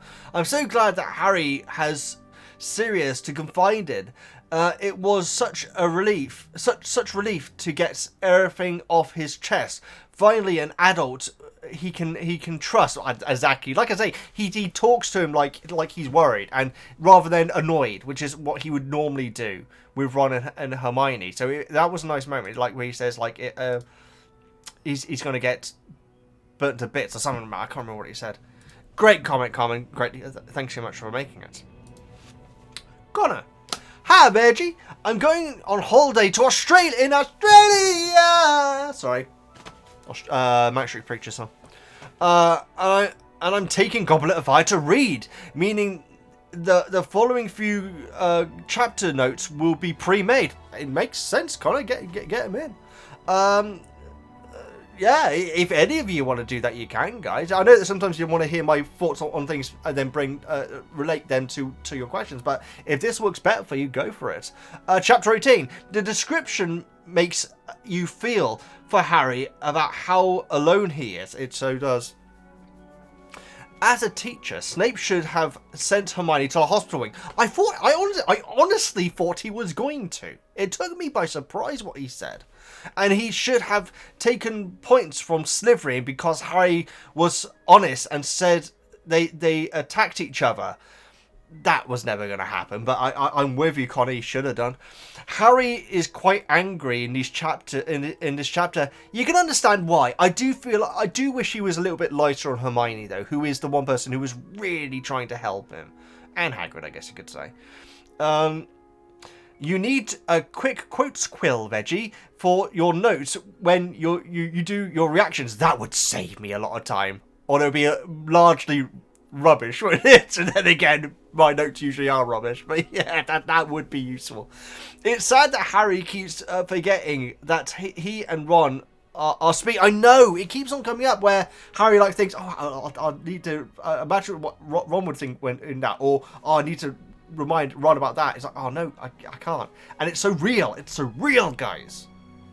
I'm going to mention this, guys, but I remember when I was young. I've been the first year at secondary school, and one of my friends, we had a falling out about something stupid on a Friday, and all weekend, because we didn't live in the same village, I was really stressing out about it and feeling really terrible about it. And then on Monday morning, he initiated it. I got to say, because I didn't know what to do. He said, "Oh yeah," and we just completely forgot about it. We just completely forgot. It's a moment for me, guys. You know, I know it's quite a minor thing, everything, but I think we all have these little moments which mean a lot. You know, and I was so impressed by it as well. The fact he just said, "Oh yeah," and it's just oh, that's all forgotten about now. And I'm hoping that's what's going to be happening with Harry and Ron sooner than later. Chapter 19, the Hungarian Horntail. So Hagrid just told Harry about meeting him at midnight, which is very different from the film. It is, isn't it? It's a blooming chain of names to do it Well, according to Ron, at least, unless he's lying. I hated the final bit of this chapter with Harry and Ron arguing. I know, and it's so short in the movie, but it's... And, like, the freaking throwing things and everything, and my reading is that Ron was left in the common room with Harry storming off. So I think that moment actually really upset him. Oh, God, guys. Bless them. The thing is, I'm hoping it's going to... I'll say this. I think it's probably going to work out all right. But I can't wait for it, though, you know? I really can't. It's Nurse Thing. So much happens in these chapters. My notes are almost as long as yours, Veggie. You don't want to see my notes. I use sticky notes on my desktop, you know. That's how much of a professional I am. Just kidding. Haha, just kidding. I think both these chapters do a great job of highlighting how great of a friend Hermione is. Couldn't agree more. Harry is really lucky to have her, even though he's probably prefer Ron and definitely Sirius in tough moments. It's true, but God bless her though. Speaking of Hermione, wonky faint, amazing. I love it. I know I would be like her and get all the sports ball terms wrong too. Yeah, I know what you mean. I'm okay with it when it comes to American football and everything, and football and wrestling. I'm pretty good at wrestling when it comes to wrestling moves and everything like that. I actually am, actually. But yeah, LBW in cricket, I think is when you... Is it when the ball hits your leg? Or is it when you put your leg in front of the bat? How would you do that? It's when the ball hits your leg, right? LBW. LBW rule. Let's see how good I am at sports ball. The batsman is out, leg before wicket, if he intercepts with any part of his person except his hand. Oh, that's interesting. That is the line between wicket and between wicket and wicket, a ball that has not first touched his bat, his hand. Women's cricket's televised now, guys, and his hand, and that has... Okay, yeah, it's basically hitting any body part apart from the hand. I didn't even realise that the hand counted. That to be fair, is fair. That's handball, isn't it? Hey, I just made a joke. Alright, I apologise about that. Back to your comment. I love Chapter 18 with the weighing of the wand ceremony. Wand law is so interesting to me. What about you, Veggie? Yeah, well, I assumed it was going to be balancing, so everything is a fair, everyone's ability is equal, you know, so it's all about cunning and skill and knowledge rather than how powerful your wand is. But it was fascinating, no, absolutely. I also love the proper introduction to Rita Skeeter. She's so... I don't have a good word for it, but she definitely is a piece of work. That's a good way of putting it. I like it. Chapter 19 sure does pack a punch here. Hagrid and Sirius and dragons. See, that's what it should have been called. Oh my! Great comment. Also, Charlie Weasley makes another appearance. I wish we could have met him in the movies. He's such an interesting character. At least he is to me. No, you're certainly not alone there. It's a nurse thing. I would absolutely love to see more of him, and we will in the HBO series, no doubt. You got to imagine they will. I could go on and on, but I'll stop here for now. Until next time, Veggie. Utdipurf, hug and squeeze to you and Woozle. P.S. 1 AM as I'm writing this, so if things are a little weird, that's why. It's fine. There's no dream writing here. It all makes sense. Thank you so much for your wonderful comment. Maria, hi Veggie. So much happens in these chapters. I'm sure you will have a lot to say. Oh, absolutely. I love seeing Sirius in chapter 19. He's my favourite character of the whole series. Yeah, there's a few say that's so interesting. I just wish we got to hear more from him. Not only is it great for Harry to have a supportive parental-like adult around, but it's really interesting to learn all the extra information about Karkaroff and Bertha Jorkins. Yeah, that was actually very interesting filling in on that. What do you think about the dragons? Obviously, they're very impressive and interesting, but I feel bad for them here. Oh, you know what? Maria, I didn't go into it in my notes or anything. I'm completely with you. Like, where they're like saying after using the stupefy, they then start like, you know, like putting in like metal like stakes, I guess you'd say, into the ground to keep them grounded and everything. They're flying animals, guys. I don't know if any of you have caged birds, but caged birds. When I was very young, my family had caged birds, Sonny and Dickie, with the names. But you know, growing up, it always was something which I never liked, and my mum really regrets. My mum really regretted it because obviously she became a massive animal lover. Yeah, she always regretted having birds in a cage. If you have birds in a cage, guys, I'm not judging you at all. It's just something which really it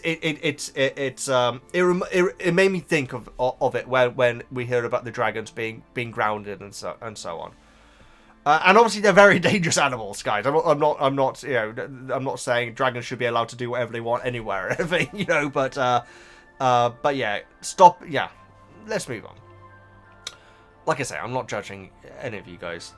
It's just, you know, my personal reaction to that moment. To me, it feels a bit like forcing elephants and lions to perform in the circus. It's very cool, especially since these dragons are nesting mothers. Of course they are. That didn't even come to mind. Of course they are, Maria. That's a very good point. That's actually a very good point. Oh man, that is sad.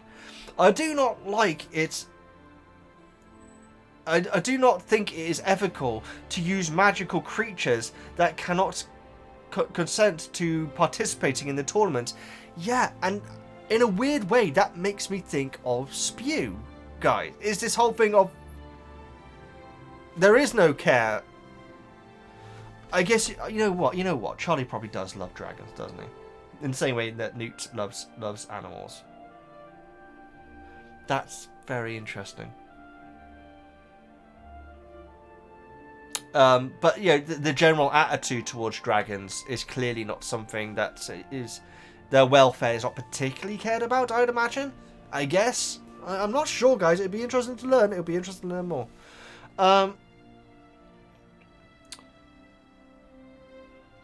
Also, the blast-ended Throots are becoming quite a menace, aren't they? They've been a menace since day one, but yes, they are getting worse.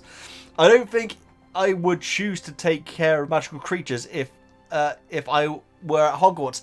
That's the thing, Maria, because I would really want to, but what that would actually involve is actually probably killing a lot of animals, quite frankly, you know, to feed the other animals. So, yeah, it's a catch-22, isn't it? Do you notice that Hermione said it was time for Spew to take more direct action? What do you think? What do you think that means? Well, she said about going to the kitchens. It would be terrible if she starts like blowing up buildings or something like that. Like really go seriously into it. God. I don't know. Apart from going to the kitchens, I hope she's not going to take it too far. Oh God, we shall find out, I guess. Where am I? Oh, that's the end of the comments. Great. Thank you so much for making a comment, Maria. Greatly appreciated. Elizabeth. Hi, Veggie. Empty birth. The book really does a much better job explaining why Ron gets so upset when Harry is chosen as the 4th champion. It makes me feel for both of them as they try to navigate their first real fight. That's interesting. That's interesting, Elizabeth, because yeah, I definitely feel sorrier for Ron in the book than I did in the movies. But then I did feel a bit sorry for him in the movies as well, though, I got to admit. it's good that it's being rationalised by being fleshed out. You know, I think that they just didn't have enough time to dedicate towards it. However, I do appreciate how it allows his and Hermione's relationship to strengthen, while still highlighting the fact that their relationship really is much stronger as a trio, more balanced that way. That's so true. And you know, despite the fact that Harry doesn't like being in the library and everything, he's still going and everything, and so. And he really needs Hermione right now. He really does. Sadly, it seems like Harry just kind of accepts that he is yet again disliked. Horrible as it is, things might be a bit more manageable for someone like Harry, as he really knows what it feels, the feeling of isolated and torment, given growing up with the Dursleys. Yeah, it's kind of, in the weirdest way, it's like being back to square one, isn't it? But amplified, obviously, with more people. God, that's a very good comparison, actually. Add in a few teenage hormones, a savage Rita Skeeter and her pesky quick squill, and Harry's fourth year is off to a pretty rough start. It's yeah, and we've got blooming dragons in a couple of weeks or something as well. Oh my goodness. Elizabeth, great comment. Thanks so much for making it.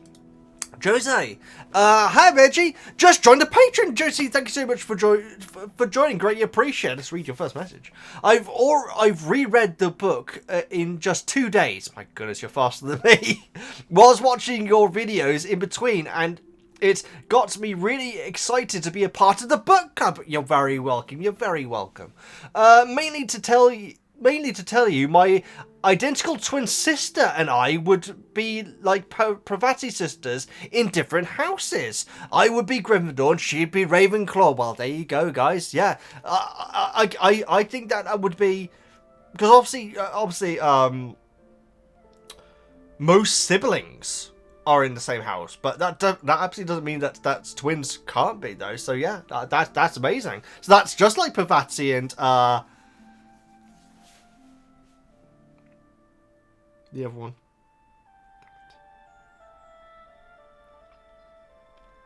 And the other one.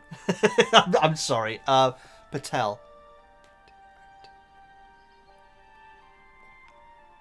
I can't. I'm so sorry. But yes, the other Patel. About these chapters, Harry always leaving out some key information in his letters to Sirius is so frustrating. Yeah, he's doing it on purpose a lot of the time, doesn't he? Also, the giant squid eating the toast. I don't know why that is so endearing to me. I'm worried, Josie, because I said it was kind of dumb, but you know, it is endearing now. I agree. And Harry's sarcasm in these chapters is on point. He is. I mean, he's learning it from Hedwig, isn't he? This sassiness. Absolutely. Great comment. Josie, thank you so much for your first comment. I hope to see you next time as well. Greatly appreciate it. Thank you. Kate, hi Veggie. Sorry I missed the last couple of book clubs. In real life, it's been really busy. I'm moving to the UK in the next couple of months. Oh my goodness. So there's a lot of organising. Can I ask whereabouts in the UK? I'd just be interested. On this note, I wonder if you've ever considered doing a follow-away meetup and maybe an offline book club. Oh my goodness, imagine that. A book club with oh my goodness. That's where we'd see the Snape supporters and the Snape haters. Wow, what an idea. It would be fun to meet fellow Potterheads. I mean, Kate, that is an amazing idea. It's terrifying to me. Veggie, this guy, is on the internet. I'm a very quiet and a pretty shy person in RL, guys, and so it would be daunting as heck. I guess if there's enough interest in it, then we could. But Mike, offline book club, that would be crazy. Or maybe even we could, maybe to flip it, we could even do one where people send in voice messages. My goodness. I don't know. That would probably be a lot of editing. That would be a lot of editing. I mean, it's a cool idea, Kate, but my goodness, I'd be terrified of it. It would be fun to meet fellow Potterheads. Yes, it would. No, it would be. It would be very fun. It really would. But the idea of it is terrifying to me, though. As to these chapters, I just want to talk about Ron and Harry arguments. Ron has always been my favourite character, and I really hate how this argument is shown in the movie, especially the scene at the end of chapter 19 after the talk with Sirius. Yeah, they took away the fact that Harry was Harry's the one who initiated the argument in that scene, isn't he? In that scene. Because Ron comes down and says, who you talking to? I was wondering where you were. And then Harry's like saying, oh, you come down to eavesdrop on me or something like that. And then they go at it. And then Harry ends up throwing something at him. It's horrible.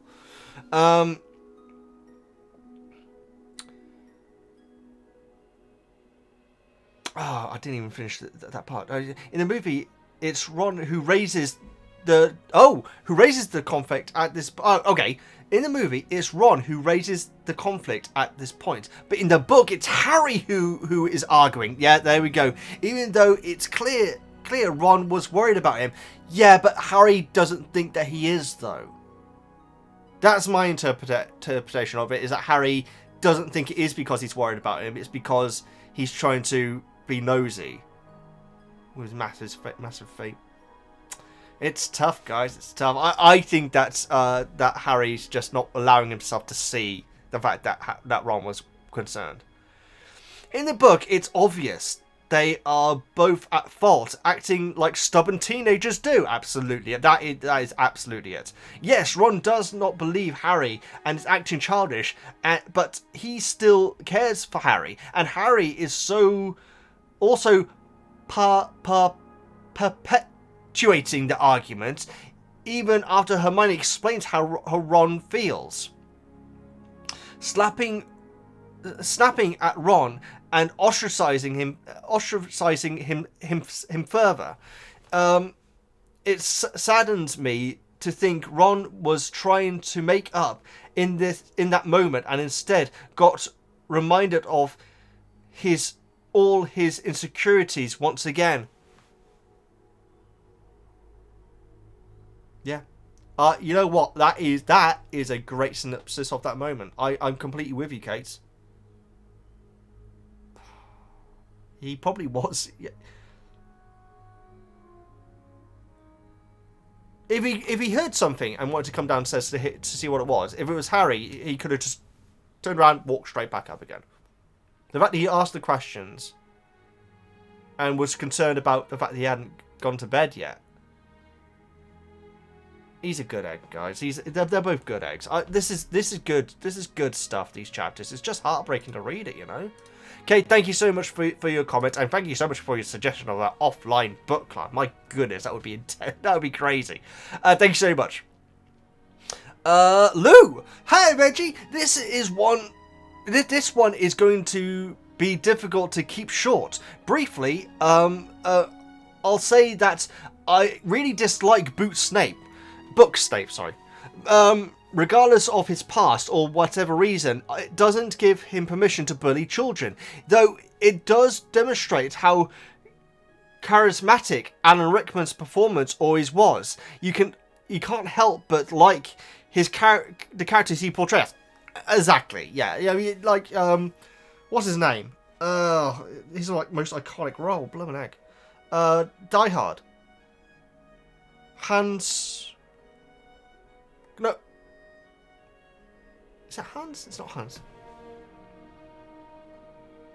But yeah, even when he is absolutely a villain and everything, he's still so watchable. And it sounds like it may have even been written, the movies may have been written to change his character a bit. But maybe. Hans. Hans is his name, definitely.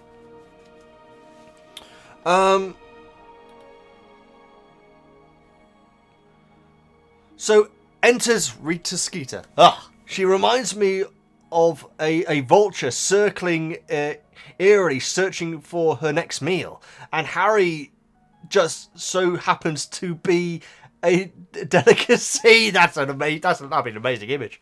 Harry and his unflattering description of people.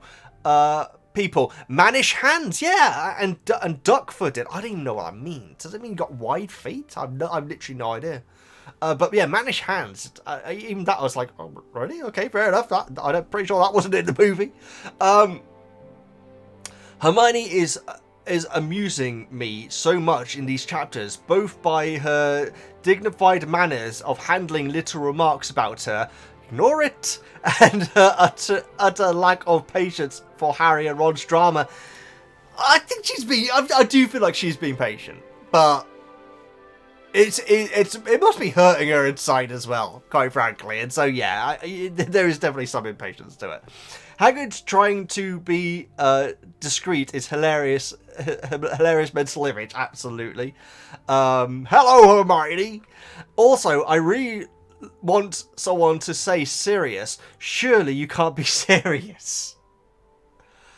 I mean, it's very possible that Sirius would have seen Aeroplane. It's not that likely, I guess, because he's full blood, pure blood. There we go. But yes, and for him to answer, "I am Sirius, and don't call me Shirley." Yes, it's amazing, guys.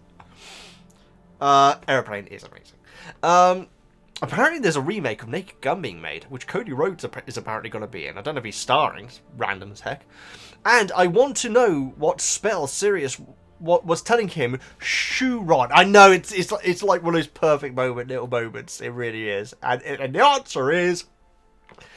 it's pretty long. I can't judge it well on my phone, so I'll stop here. Hope you and Woozle are enjoying an unexpected sunny day. It was actually, no, it actually was actually, Lou. I'm guessing you meant the day when you wrote this, but it was today actually. My lawn appreciates it as well. Thank you so much for your comment, Jonas of the side panels. Hey Veggie and Woozle, if she is around. I know that there has been a lot of talk in the comments concerning Snape and the incident with Hermione, but what I actually like about this scene is that Harry and Draco actually have a little wizarding duel. I don't think we ever see the spell in the movie, and we learn that spells can ricochet. So true. Which makes large wizarding battles even more dangerous for bystanders. That's actually very true. My goodness. Well, I think that that's happened. What happened with Wormtail, isn't it? I think. Maybe. Imagine if Harry used that spell on Voldemort, the tooth one. That's how the story ended.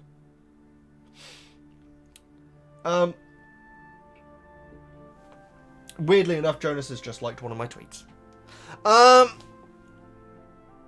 Hope you are doing good, Veggie, and you still have fun with the book. Oh, absolutely. Because to be honest, those are not my favourite chapters. Oh, that's fair, Jonas. I kind of like them. They make me sad, obviously, with how our heroes are being treated, but they're fascinating to experience for the first time. Thanks so much for your comments. Sai. Is it okay if I call you Sai? Is that alright? I feel like any attempt to read the rest will be tough. Hi Veggie, greetings from Germany. Been a Patreon member for a few months now, but somehow something always came up when I want to reread the chapters for the book club. You're very welcome, Sai. Thank you so much. I'm glad you managed it here. I find it really puts it in perspective how prestigious the tournament actually is if Cedric is now someone who people ask for their autograph. Yeah, it's true actually, and also he's a good-looking chap as well. It tends to be the girls who are asking for it. I don't think we've heard about any guys. But that would make sense as well though. Oh my goodness! Jonas has just tweeted in reply to my tweet saying that the video might be late because of the dog story. Not story, it did happen. It did happen. Yeah, I can show you my nice shoes if you need to see them smothered in mud now. He's just said, if anyone wants to know, he just finished my comment. So this is a weird moment where we're reading each other's thoughts now. Okay. Okay, yeah. Why weren't Harry and Snape just informed about the ceremony beforehand? That's actually a very good point. Did Ollivander, Skeeter, and the photographer just show up unannounced? Planning doesn't seem to be Dumbledore's strong suit. That's a very good point. Maybe it's that they didn't know what time everyone would be available. Ollivander would obviously need to either shut up shop or get someone else to fill in. Or you'd imagine it's a quiet period for him. Ollivander must have a real boom period. That's such a very good, interesting point. With Muggle-borns and Half-Bloods, of course. Yeah, I assume that it's just that as soon as everyone arrived, then they just called him. But it is odd that they didn't tell him about it beforehand. Because Cedric's been polishing his wand all night, hasn't he? Planning doesn't seem to be Dumbledore's strong suit. It's true.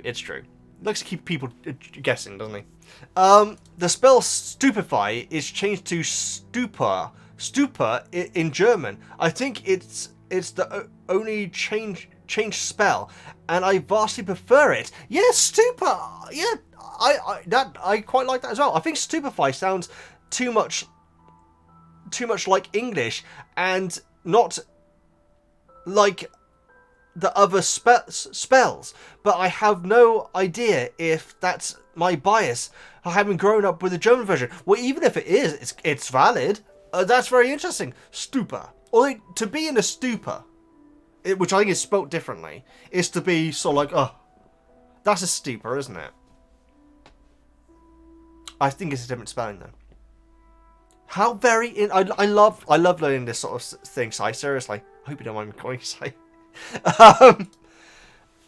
How I wish Sirius would have just hidden behind Harry's leg while he confronts whoever came down, so they could continue with the talk afterwards. It seems like Harry really could use it. It could have been just Hermione checking on them after all. It's true, but Harry wasn't willing to risk that.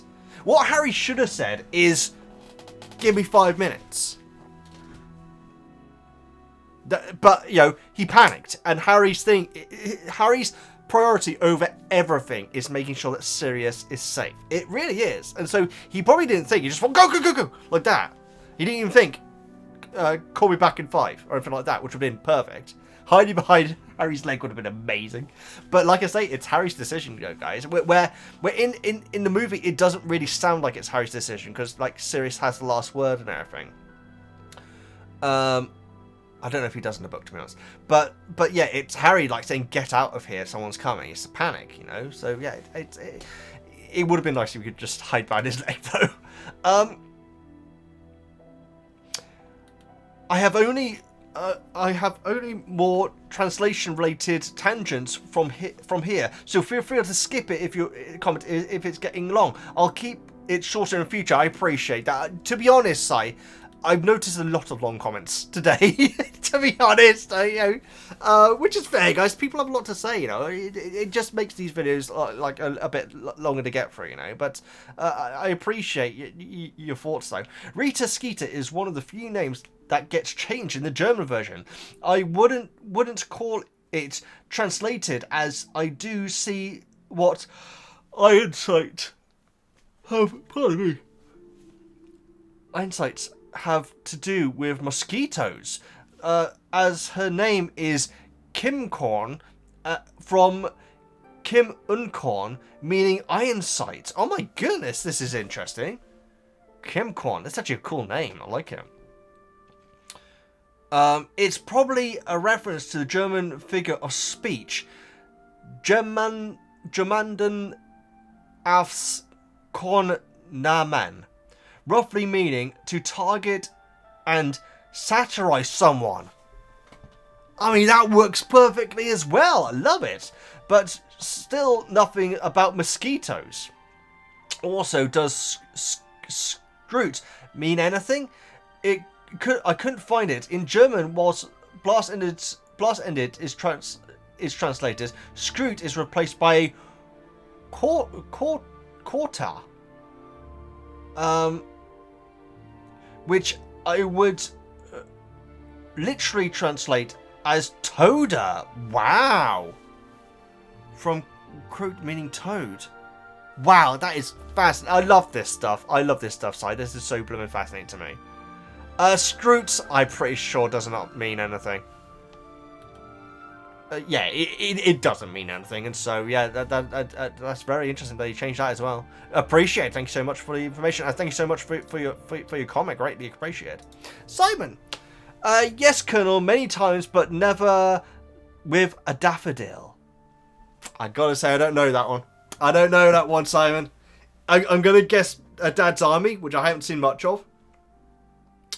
I'm pretty sure that I've told the story that I hated one of the Dad's Army cast for the longest time because my mother thought that he was rude to her once, but it turned out to be a different famous person.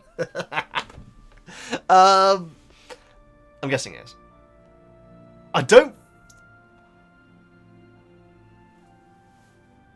Carry on, nurse. The last line, right? Is it the last line from Carry On, Nurse? I think it is. A black and white romantic comedy, guys, which ends with someone getting a daffodil put in their bum. And that was before Carry On movies were crude, guys. Long before they were crude. Yeah, that's the twist at the end.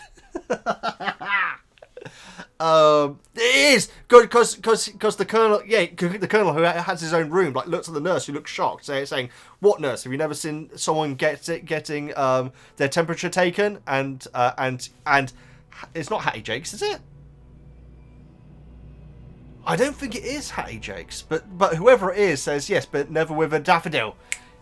There we go. Nice work, Simon. I'm glad I got that in the end. Very good. Forget surviving the Triwizard Tournament. The real test is surviving a year of Hagrid's classes. I'm with you, Simon. I really am. They do sound terrifying. Now you officially know the worst kept secret in the comments over the last few months. That Fleur's Via heritage, with a Via not being in the film. I get the feeling that Beauxbaton's girls enter into the hall is the movie use an odd way to reference it. Yeah, I think you're right. I think that we got. Yeah, I think you're right there. It's odd though, considering that is strange. And like the earlier comment said, it makes her ununique. Not less unique. You can't be less unique. Since they seem to be casting an enchantment over the boys in a Vila kind of way. Yeah. Seems, yeah, crazy. Not sure the film really captured Rita as well as it could have either. Yeah, it's fair. Like I say, I like the actor, and so I really enjoy the scene. And I can't even remember how much else she's in it, but she's certainly in it again, isn't she? So thank you so much for your comment and your challenging quote there. I appreciate it. James, hi Veggie, first time commenter, like you're very welcome. Really enjoy your reactions and thoughts so far. Greatly appreciate it. I'm revisiting these books and the world as an adult for the first time since I was a kid. I'm very interested to hear your thoughts on this. It makes these chapters in the book a great one for me to add my input as the fight between Ron and Harry feels to me have gone through a similar situation in secondary school myself. It feels so relatable. You know, that's why I said about that story. I mean, that was only a weekend for me. The stubbornness and the unwillingness to communicate are so accurate. It was difficult to admit fault and see the other person's perspective, especially when you feel your insecurities welling up inside. And they both have real insecurities. They really do, guys. It's sad, guys. It really is. But brilliant, so real, so real. It's a shame the movie botched it. Whilst Ron isn't my favourite character, close second or third, it's still respectable. He's the one I personally identify the most, having grown up poorer than my fellow students. His insecurities are very real to me, as I was an above average student and never the I was an above average student, but never the best at anything. Oh, bless you, Jones.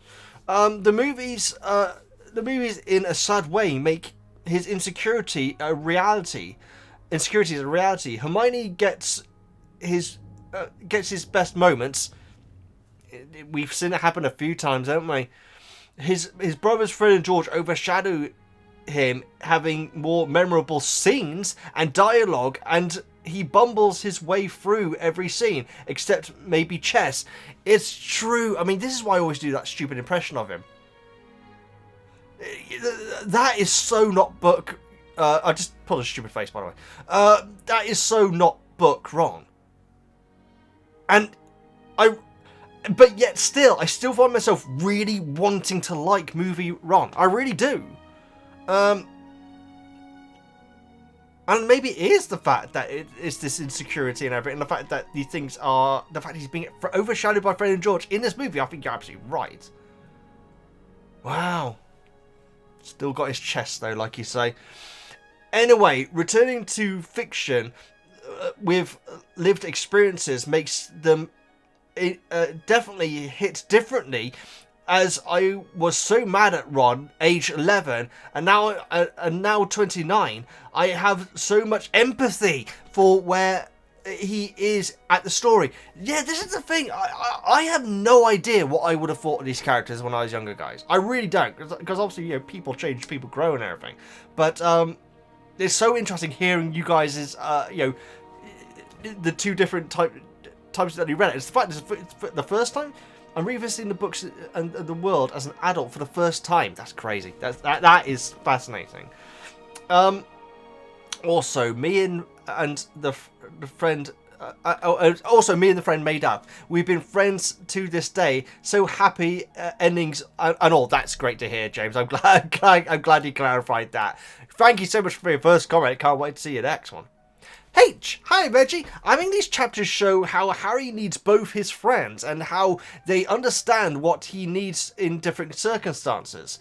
The thing about Hermione bringing food to Harry so he didn't have to face everyone is probably one of those things that Ron wouldn't think about.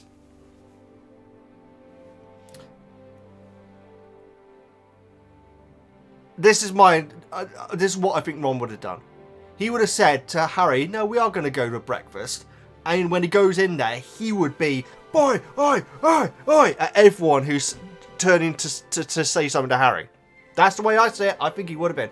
I think he really would have been very caring if he 100% knew that Harry didn't put his name in. And I think that he would have been a bulldog for Harry. Probably not the best idea. So Hermione was definitely still right, but I do feel like he would have done something. It just would have been very different. A few chapters showed a situation where Ron knew what Harry needed, playing Quidditch in the garden, which Hermione didn't understand. That is a great callback, H. Very good. So without one of them, it will always be something missing. I love that. I love that a lot. That's a great callback to the Quidditch in the garden. Snape is, of course, a brave hero, and he's definitely an interesting character, but he's also not a nice man. I wouldn't expect him to show much care towards Hermione in these situations, of course, but he clearly takes it too far. Yeah, there was I feel like, I mean, he was making a joke. Let's face it, he was making a joke at her expense. And when I say a joke, that's not to make it any less worse, guys. It's absolutely bad. It's just a bit pathetic and childish. Speaking of people who understand normal circumstances, under normal circumstances would be sacked. Rita Skeeter, I love her conversation with Dumbledore, though. Yeah, well, I don't know. It depends what the rag is like, you know. It depends what the paper is like, I mean.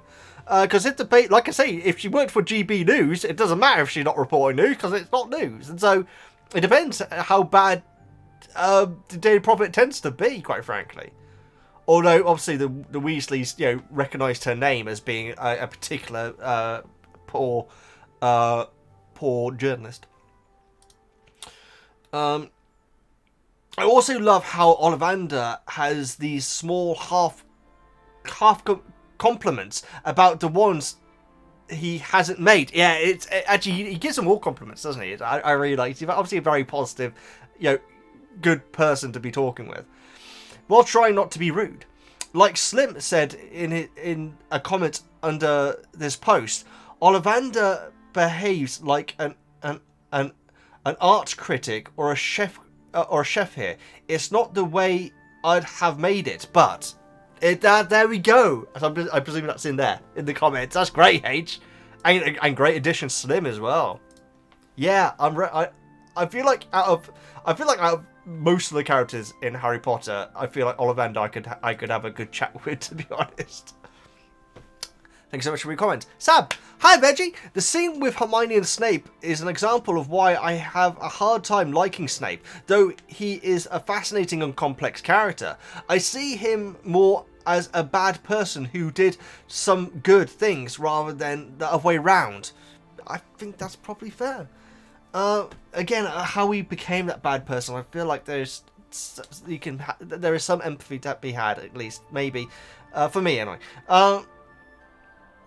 In this scene, he is not being strict or trying to teach a lesson. He is just unnecessarily mean. Children are told if someone is being mean to tell the teacher, but when your bully is your teacher, it's a special kind of feeling, feeling powerless, since they are a grown adult and in a position of authority over you. It can feel hard to brush it off. I can imagine it would hit someone like Hermione especially hard.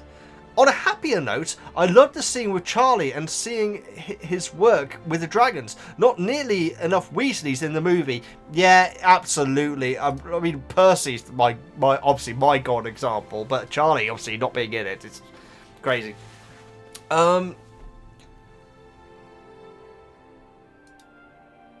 I think that we're all kind of in the same consensus with the Snape thing, guys.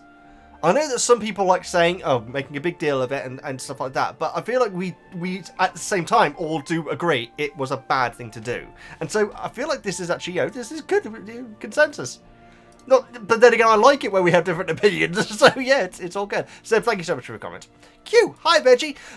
Harry's conversation with Sirius is so much better in the book. I remember when I was rewatching the scene yesterday for my notes, I remember thinking, this isn't right. This isn't right. The movie conversation felt like a bunch of cryptic and weird poetic warnings that made Sirius feel like a vessel for exposition and for tension building instead of caring. Concerned parental figure and source of comfort and relief for Harry that he is in the books. Yeah, I think that's completely fair. I completely agree. Harry gets a lot of justified criticism for his carelessness with safety and information, but reading his conversation with Harry during the Care for Magical Creatures class, I can really feel how much love there is between those two characters. Yeah, it was actually really nice to realise that Hagrid actually did believe Harry. Hagrid gives exactly what Harry needed in this moment: support, concern, and trust. Everything Harry never got from the Dursleys and isn't getting from most of his classmates at the moment. Yeah, not even wrong. Cute, great comment. I agree. We haven't really talked about it much, but the scene where Hagrid and Harry are talking in the book is excellent, and it is almost like a bit of stress off the shoulders here to think, okay, he's got Hagrid as well. That's good. Great comment, Q. Thank you so much for making it. Gary! Hey, Veggie! I don't think anyone else mentioned Hermione was especially hurt by Snape's comment because of her insecurity about her looks. Hermione is not supposed to be as pretty as Emma Watson, and she is particularly insecure about her teeth, as her parents are dentists. Of course. So it means that Snape's statement that he sees no difference is extra hurtful to her. It's true. I didn't even think about the dental aspect of it. My goodness. Yeah, it's horrible. It's a horrible moment. On a different note, and I do hope that Harry apologised to her. Anyway, on a different note, I love Dumbledore's interaction with Rita Skeeter. It's so polite. Yeah, I know. It's so like, you know, backhanded kind of. Well, no, yeah, kind of. He is so polite, and this is one of my favourite things about Dumbledore. Is that he is always polite, no matter what. It's true, apart from in the movies, of course. But yeah, you're absolutely right.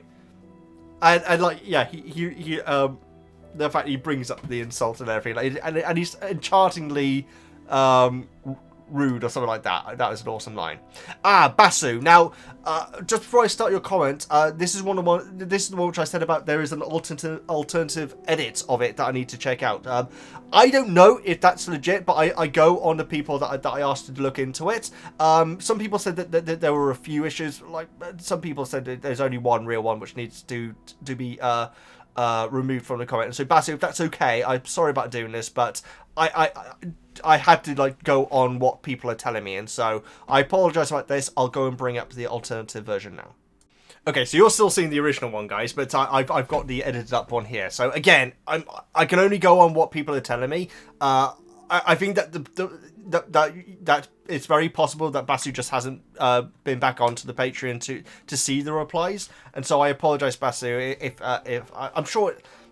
It's only one part of the message which has been removed apparently, and so here we go. So it does say hi Veggie. Yes, I wasn't sure if that's the other person saying it. Hi Veggie, chapter 18. I have always admired that this world reels us in so far that we don't really question the fact that owls have a full understanding of human speech. Yeah, it's true, and it's been subtle as well. It wasn't like Harry was surprised in like Philosopher's Stone. It wasn't like a moment for Harry finding out that he could, you know, properly communicate with, not communicate, but, you know, be understood by Hedwig. It was just something that kind of just naturally occurred, really.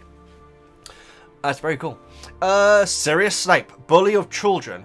People actually defend him. He would have been evicted a long time ago if Dumbledore didn't need him. What a pathetic, cruel man. The movies left out the worst of him. Yeah, I knew that going into the books, actually. Imagine if he treated your child like that. Yeah, exactly. I get it. I get it, Basu. And I'm certainly more with the thing is that even the people who tend to, I want to say this fairly, but, you know, tend to defend Snape more than other people do. Even they're conceding generally in this one to saying this is not right, and so yeah, I feel like this is a good moment for us all to come get together and like say, yeah, this is on different levels bad, and you know, I don't think it's as bad as some people may do, although it hasn't really come up because my mind is firmly in the fact that, well, what happened to Dudley is worse because Dudley thought that he was probably about to die. Hermione, not for a second, would have thought that. It's just humiliation. Chapter 19. Why do you think Crumb is constantly in the library? I'm guessing he's just a bookworm.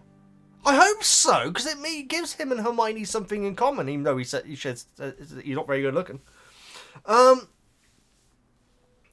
That's my take on it. Personally. The power of Moody's eye is underrated. I didn't know if anything else can see through the Deathly Hallow. Well, I mean, Dumbledore, it was hinted at that he knew that Harry was in the room. But that's not necessarily seeing it, though. It could be, you know, it could be other senses, you know. Gonna smell him. If you smell what Harry Potter is cooking. Sorry. Harry says. Sorry. Alright, you already know this from the films, but I noticed that Hagrid's invitation to Harry coincided with a chat with Moody. You know that's what it is, but notice Hagrid's invitation to Harry coincided with Moody. Oh, very interesting. Okay. Bong sewer? You'll get it if you physically read the book. That's how Hagrid says, bonsoir. Oh my, really? Oh, I didn't pick up on that. That's amazing. I didn't pick up on that at all. Oh, that's brilliant. That's a great bit of detail. There are many fans that wonder what Ron brings to the table in the trio. I just asked them to read the section when Ron is so distant from Harry. Everything is sad and anxious. So true. Yeah, do people really... I guess Hermione's the brains, Harry's the hero, Ron is the backup. You know, he's like, yeah... That's so... I'm surprised people ask that, but I can... Now I think about it, I can kind of see that. Bloomin' egg. Great point, great point. So, Basu, thank you so much for your comment. Apparently, part of that had been removed. I hope it wasn't like, you know, I hope you understand what I basically say. So thank you so much for making it. This comment has been removed. Didn't even say Utterpuff. Also, I hope this person is okay. I hope it is removed. Okay. Raider Max of the summary. Thank you so much, Max. Another who's apparently started playing Skyrim again. Sorry, Max, I don't know if I should have really said that, but you're playing through Skyrim again. Good game. Good game. My Argonian Battle Axe wielder. Oh no, Warhammer wielder, I should say. Sorry, not Battle Axe. Another appearance of Charlie Weasley. Yeah, I can't wait to see him depicted in the show. Utter shame he's left out of the entire series except a picture of the Impress of Azkaban. I was going to say that. When the family is in Egypt. I wonder who played him. I don't know if that person ever went on to do anything else. Also, Karkaroff running into Harry and makes Harry... Also, Karkaroff running into Harry and makes Harry tell Cedric make way more sense other than plot mover. Yeah, you're right. Because in that case, I'm guessing you're saying that Harry tells Cedric, which is something that happens in the movie, so that's fine. It's fine.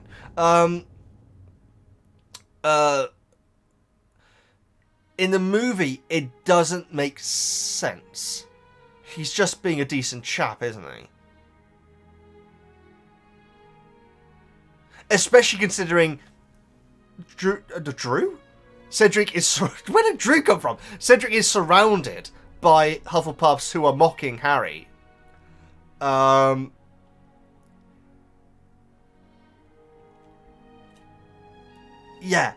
It doesn't make sense, does it? In the movie, because presumably Crumb isn't going to know either. And I didn't even think about Fleur finding out. I didn't give that a second's thought, in fact. So yeah, rather than the plot mover, absolutely, Max. Yeah, that's so true. And it wouldn't have taken much to just have like a quick shot of Karkaroff looking around and everything. Good stuff. Thank you so much for the summaries and for your comments, Max. Stephen. Hi, Veggie. Been a while since I've been able to comment in the book club, but I'm back now. You're very welcome back. I love the giant squid. It's so cute, and it seems like it enjoys toast. Apparently so. Apparently so. wonder what was on the toast. Presumably it wasn't dry toast like on Blues Brothers. Poor Hedwig, I agree. I'd snap back at Harry as well if I'd been treated the same way after a long journey. Yeah, because this is the thing, we had the long journey before, and now Hedwig's not being given a journey, which there's a happy medium which Harry is not providing at the moment. But Harry's up against it as well. You could argue.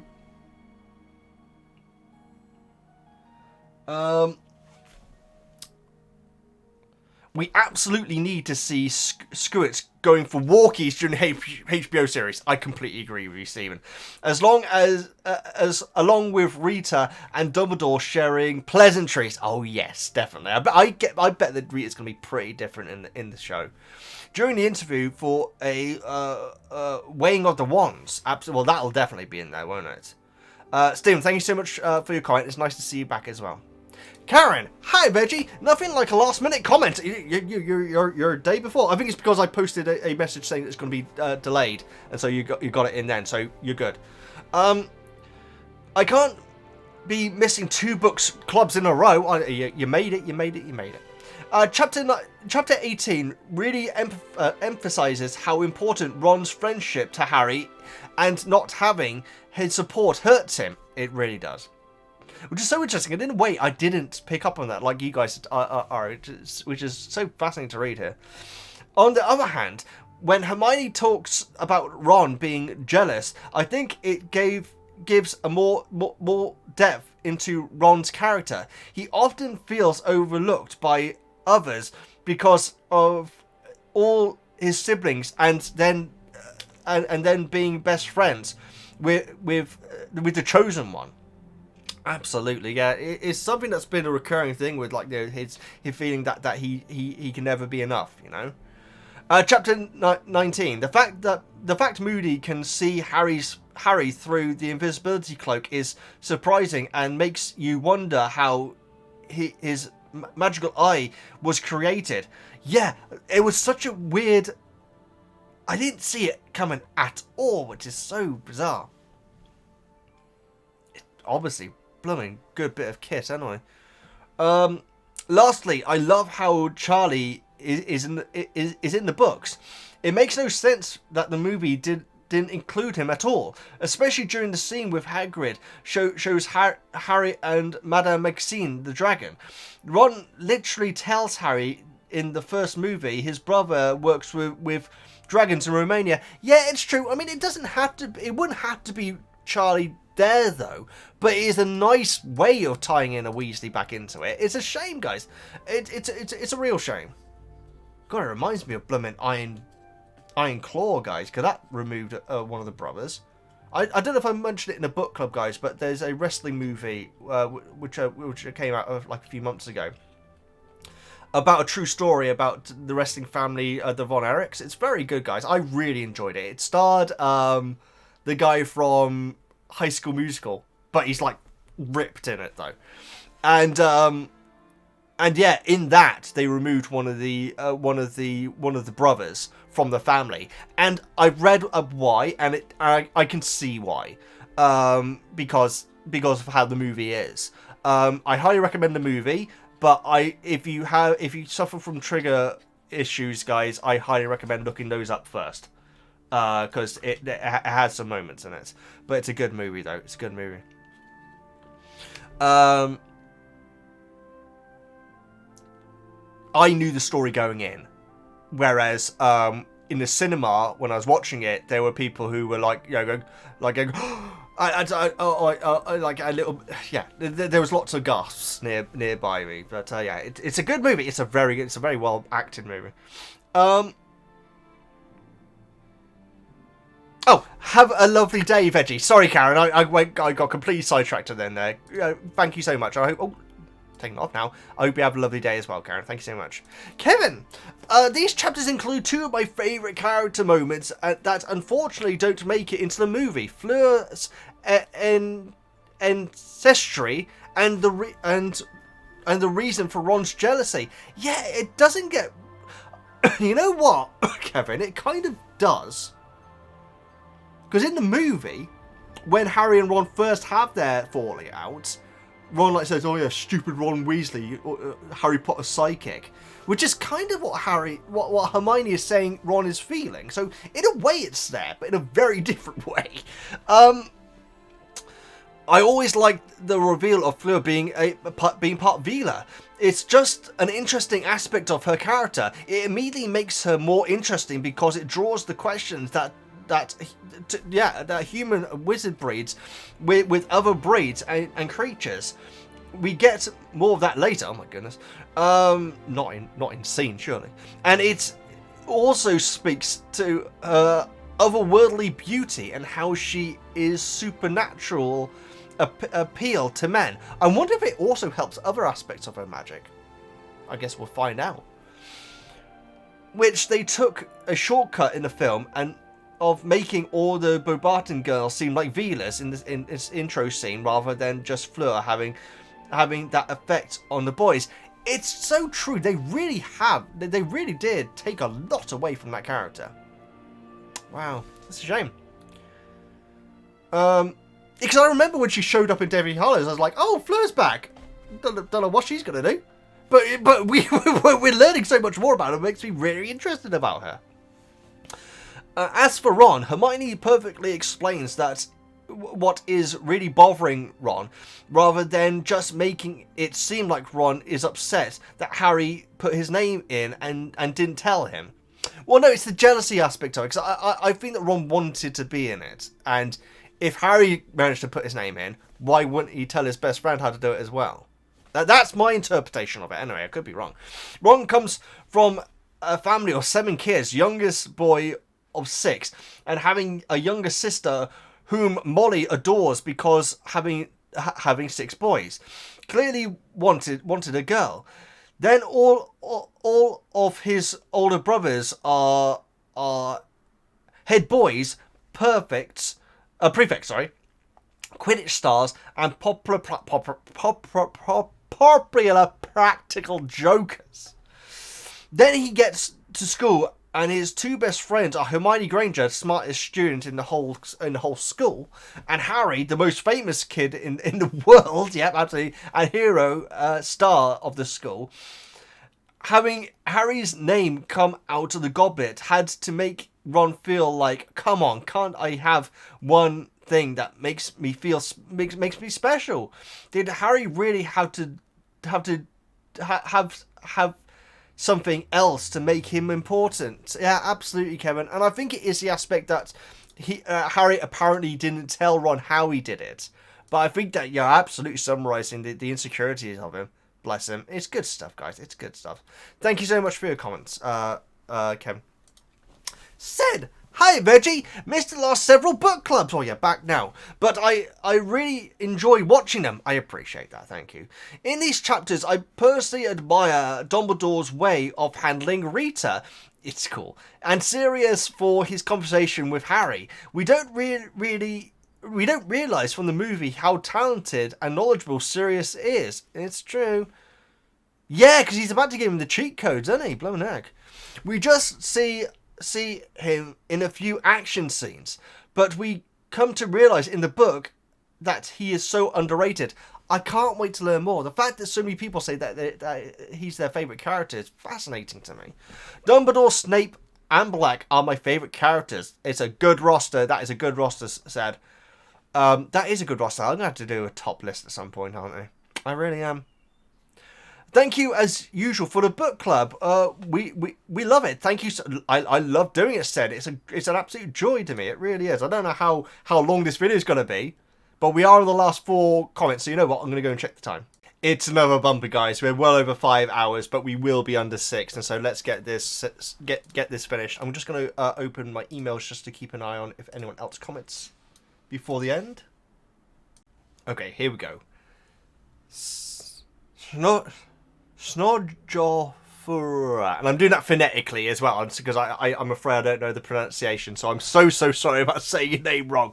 There are lots of comments on subjects already, so I will try to keep this short. I don't see how anyone can justify Professor Snape's actions in Chapter 18. Harry and Ron get detention for screaming, but no teacher teacher reacts to the badges.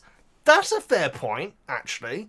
Again, maybe the teachers are only seeing the Cedric side of it, though. You know, maybe the students are being shrewd with that. Harry and Ron gets detention for screaming, but no teacher reacts to the badges. I wonder if anyone who is a Snape fan would be okay with sending their children to a class with him, not only because he is a bully and favours some students over others, but we also hear him say that he will poison a student in the class. Yes, that is absolutely on the agenda. That being said, there's no way he would have let anyone be seriously hurt or die from it. I don't think that was on the cards, but yeah, it's still not a good thing. Also, thanks a lot for being my company during awake nights while being on maternity leave. Oh my goodness, no way! You have such a pleasant and comfortable voice. Thank you, I appreciate that. Even when I shout "Oofty puff," I really appreciate that. That is lovely. That's wonderful. I hope everything's going well, and I really appreciate the comment. I don't think in this instance, I don't think anyone has defended Snape in this. Now, we got a comment earlier on bringing up reasons why Snape could be like he is in other instances, but even that comment said he shouldn't have done this. So I feel like in a weirdest way, we are actually all in agreement this time. Thank you so much for your comment. Greatly appreciated. Emma, hi Veggie. I missed the previous 2 book clubs, so I'll try to catch up. I see many people have given Hermione her flowers already. I love that term. So I'm just going to say I love book Hermione. We're on the same page here. Well, not literally. She only just turned 15. Oh yes, I guess she would have done. And she's emotionally intelligent. Yeah, these are for her. There's the flowers. Yeah, and then you had the comparison with the spew stuff and everything. She's been great in this book. She is up there with my favourite character from the book, guys. Obviously, we got a long way to go. But she's got to be in the listings of my favourite character of the book. Are the students going to learn anything this year in care or magical creatures other than how to handle spirits? It's true. It seems to be the only thing. It's been 2 months. We know older students have dealt with them too. Is this year going to be spirits only? Well, it's possible that there is other stuff in the classes, but Harry's thoughts are always about the Scroots, maybe. Maybe, but that's certainly not implied, is it? Rita, to me, is an amazing character similar to Lockhart. I do see that. I miss him. Me too. Now I'm older, I have read the book so many times, I don't get mad at the characters, but rather just laugh at the brilliant dialogue. Yeah, I can see that. I can see that being easier to do. The tone of the book would be different without Rita. Yeah, I'm interested to see how much she shows up. I really am. Last thing, I saw your comment about Cedric polishing his wand. Back in the good old Tumblr days, there was a thread of people replacing the word wand in the book with, oh my giddy goose. Well, that's not what it replaced with. Sorry, Emma's put another thing down there. There are several hilarious examples throughout the books. So here are here's one from chapter 18. Oh, great. Okay, Harry looked down at his. He could see finger marks on over it. He gathered a fistful of robe with his knee and tried to rub it clean surreptitiously. That is amazing. And one from Chamber of Secrets. Oh my goodness, I'm not ready for this. Are you okay? Said Harry urgently. Said Ron. Look at my. He broke it, didn't he?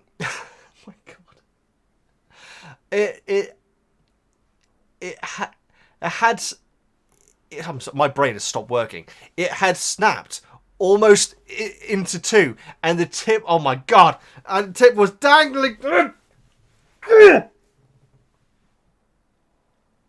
held only by a few splinters.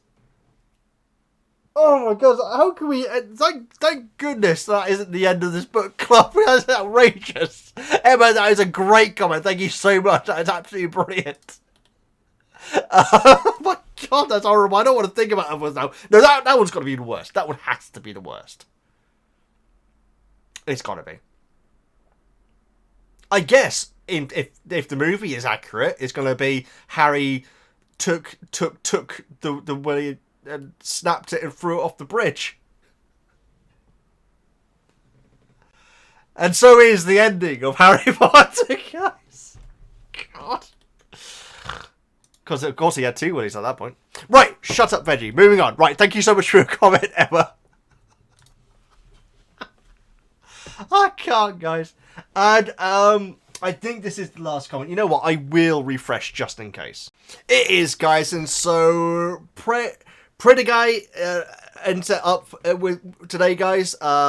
This has been a very fun book club, I must admit. Hi, I'm the last comment. Am I the last comment, Veggie? Probably not. You probably are. Well, no, you literally are. You got a reply in there as well, quite frankly. Like that you got 4 likes as well. That's kind of crazy considering this was 5 hours ago. I guess it's because I tweeted out saying that it might be late. You can follow the progress by seeing where my likes are and everything. I just want to say, I love all your videos and keep up the great work. Perfect. Thank you so much. Thank you so much, Predator Guy. That's very, very kind of you. I appreciate that. I love your logo, by the way. Very awesome. I really appreciate it. This is a lot of fun for me. Like I said earlier on, guys. I mean, I got some lovely messages recently, guys, and saying about how this community really helps you through bad times and everything. You guys have helped me through the worst of times, and so thank you so much. It really means a lot to me. See, I'm making it all serious after the Willy comment now. but yeah, it means the world to me, guys. It really, really does. I love reading your thoughts and everything. And I think that largely, you know, the most controversial thing in these chapters, we all agreed with. It was not good. I think no one said Snape should have gone harder in or Hermione or anything, you know. I freaking love Hermione in these chapters, guys. I am a fan. I really am. Thank you so much for watching, guys. We did it. We kept it under 6 hours, thank goodness. Please like, comment, subscribe, all that good stuff. I'm VEGGIEKNIGHTS, and I'll see you next time.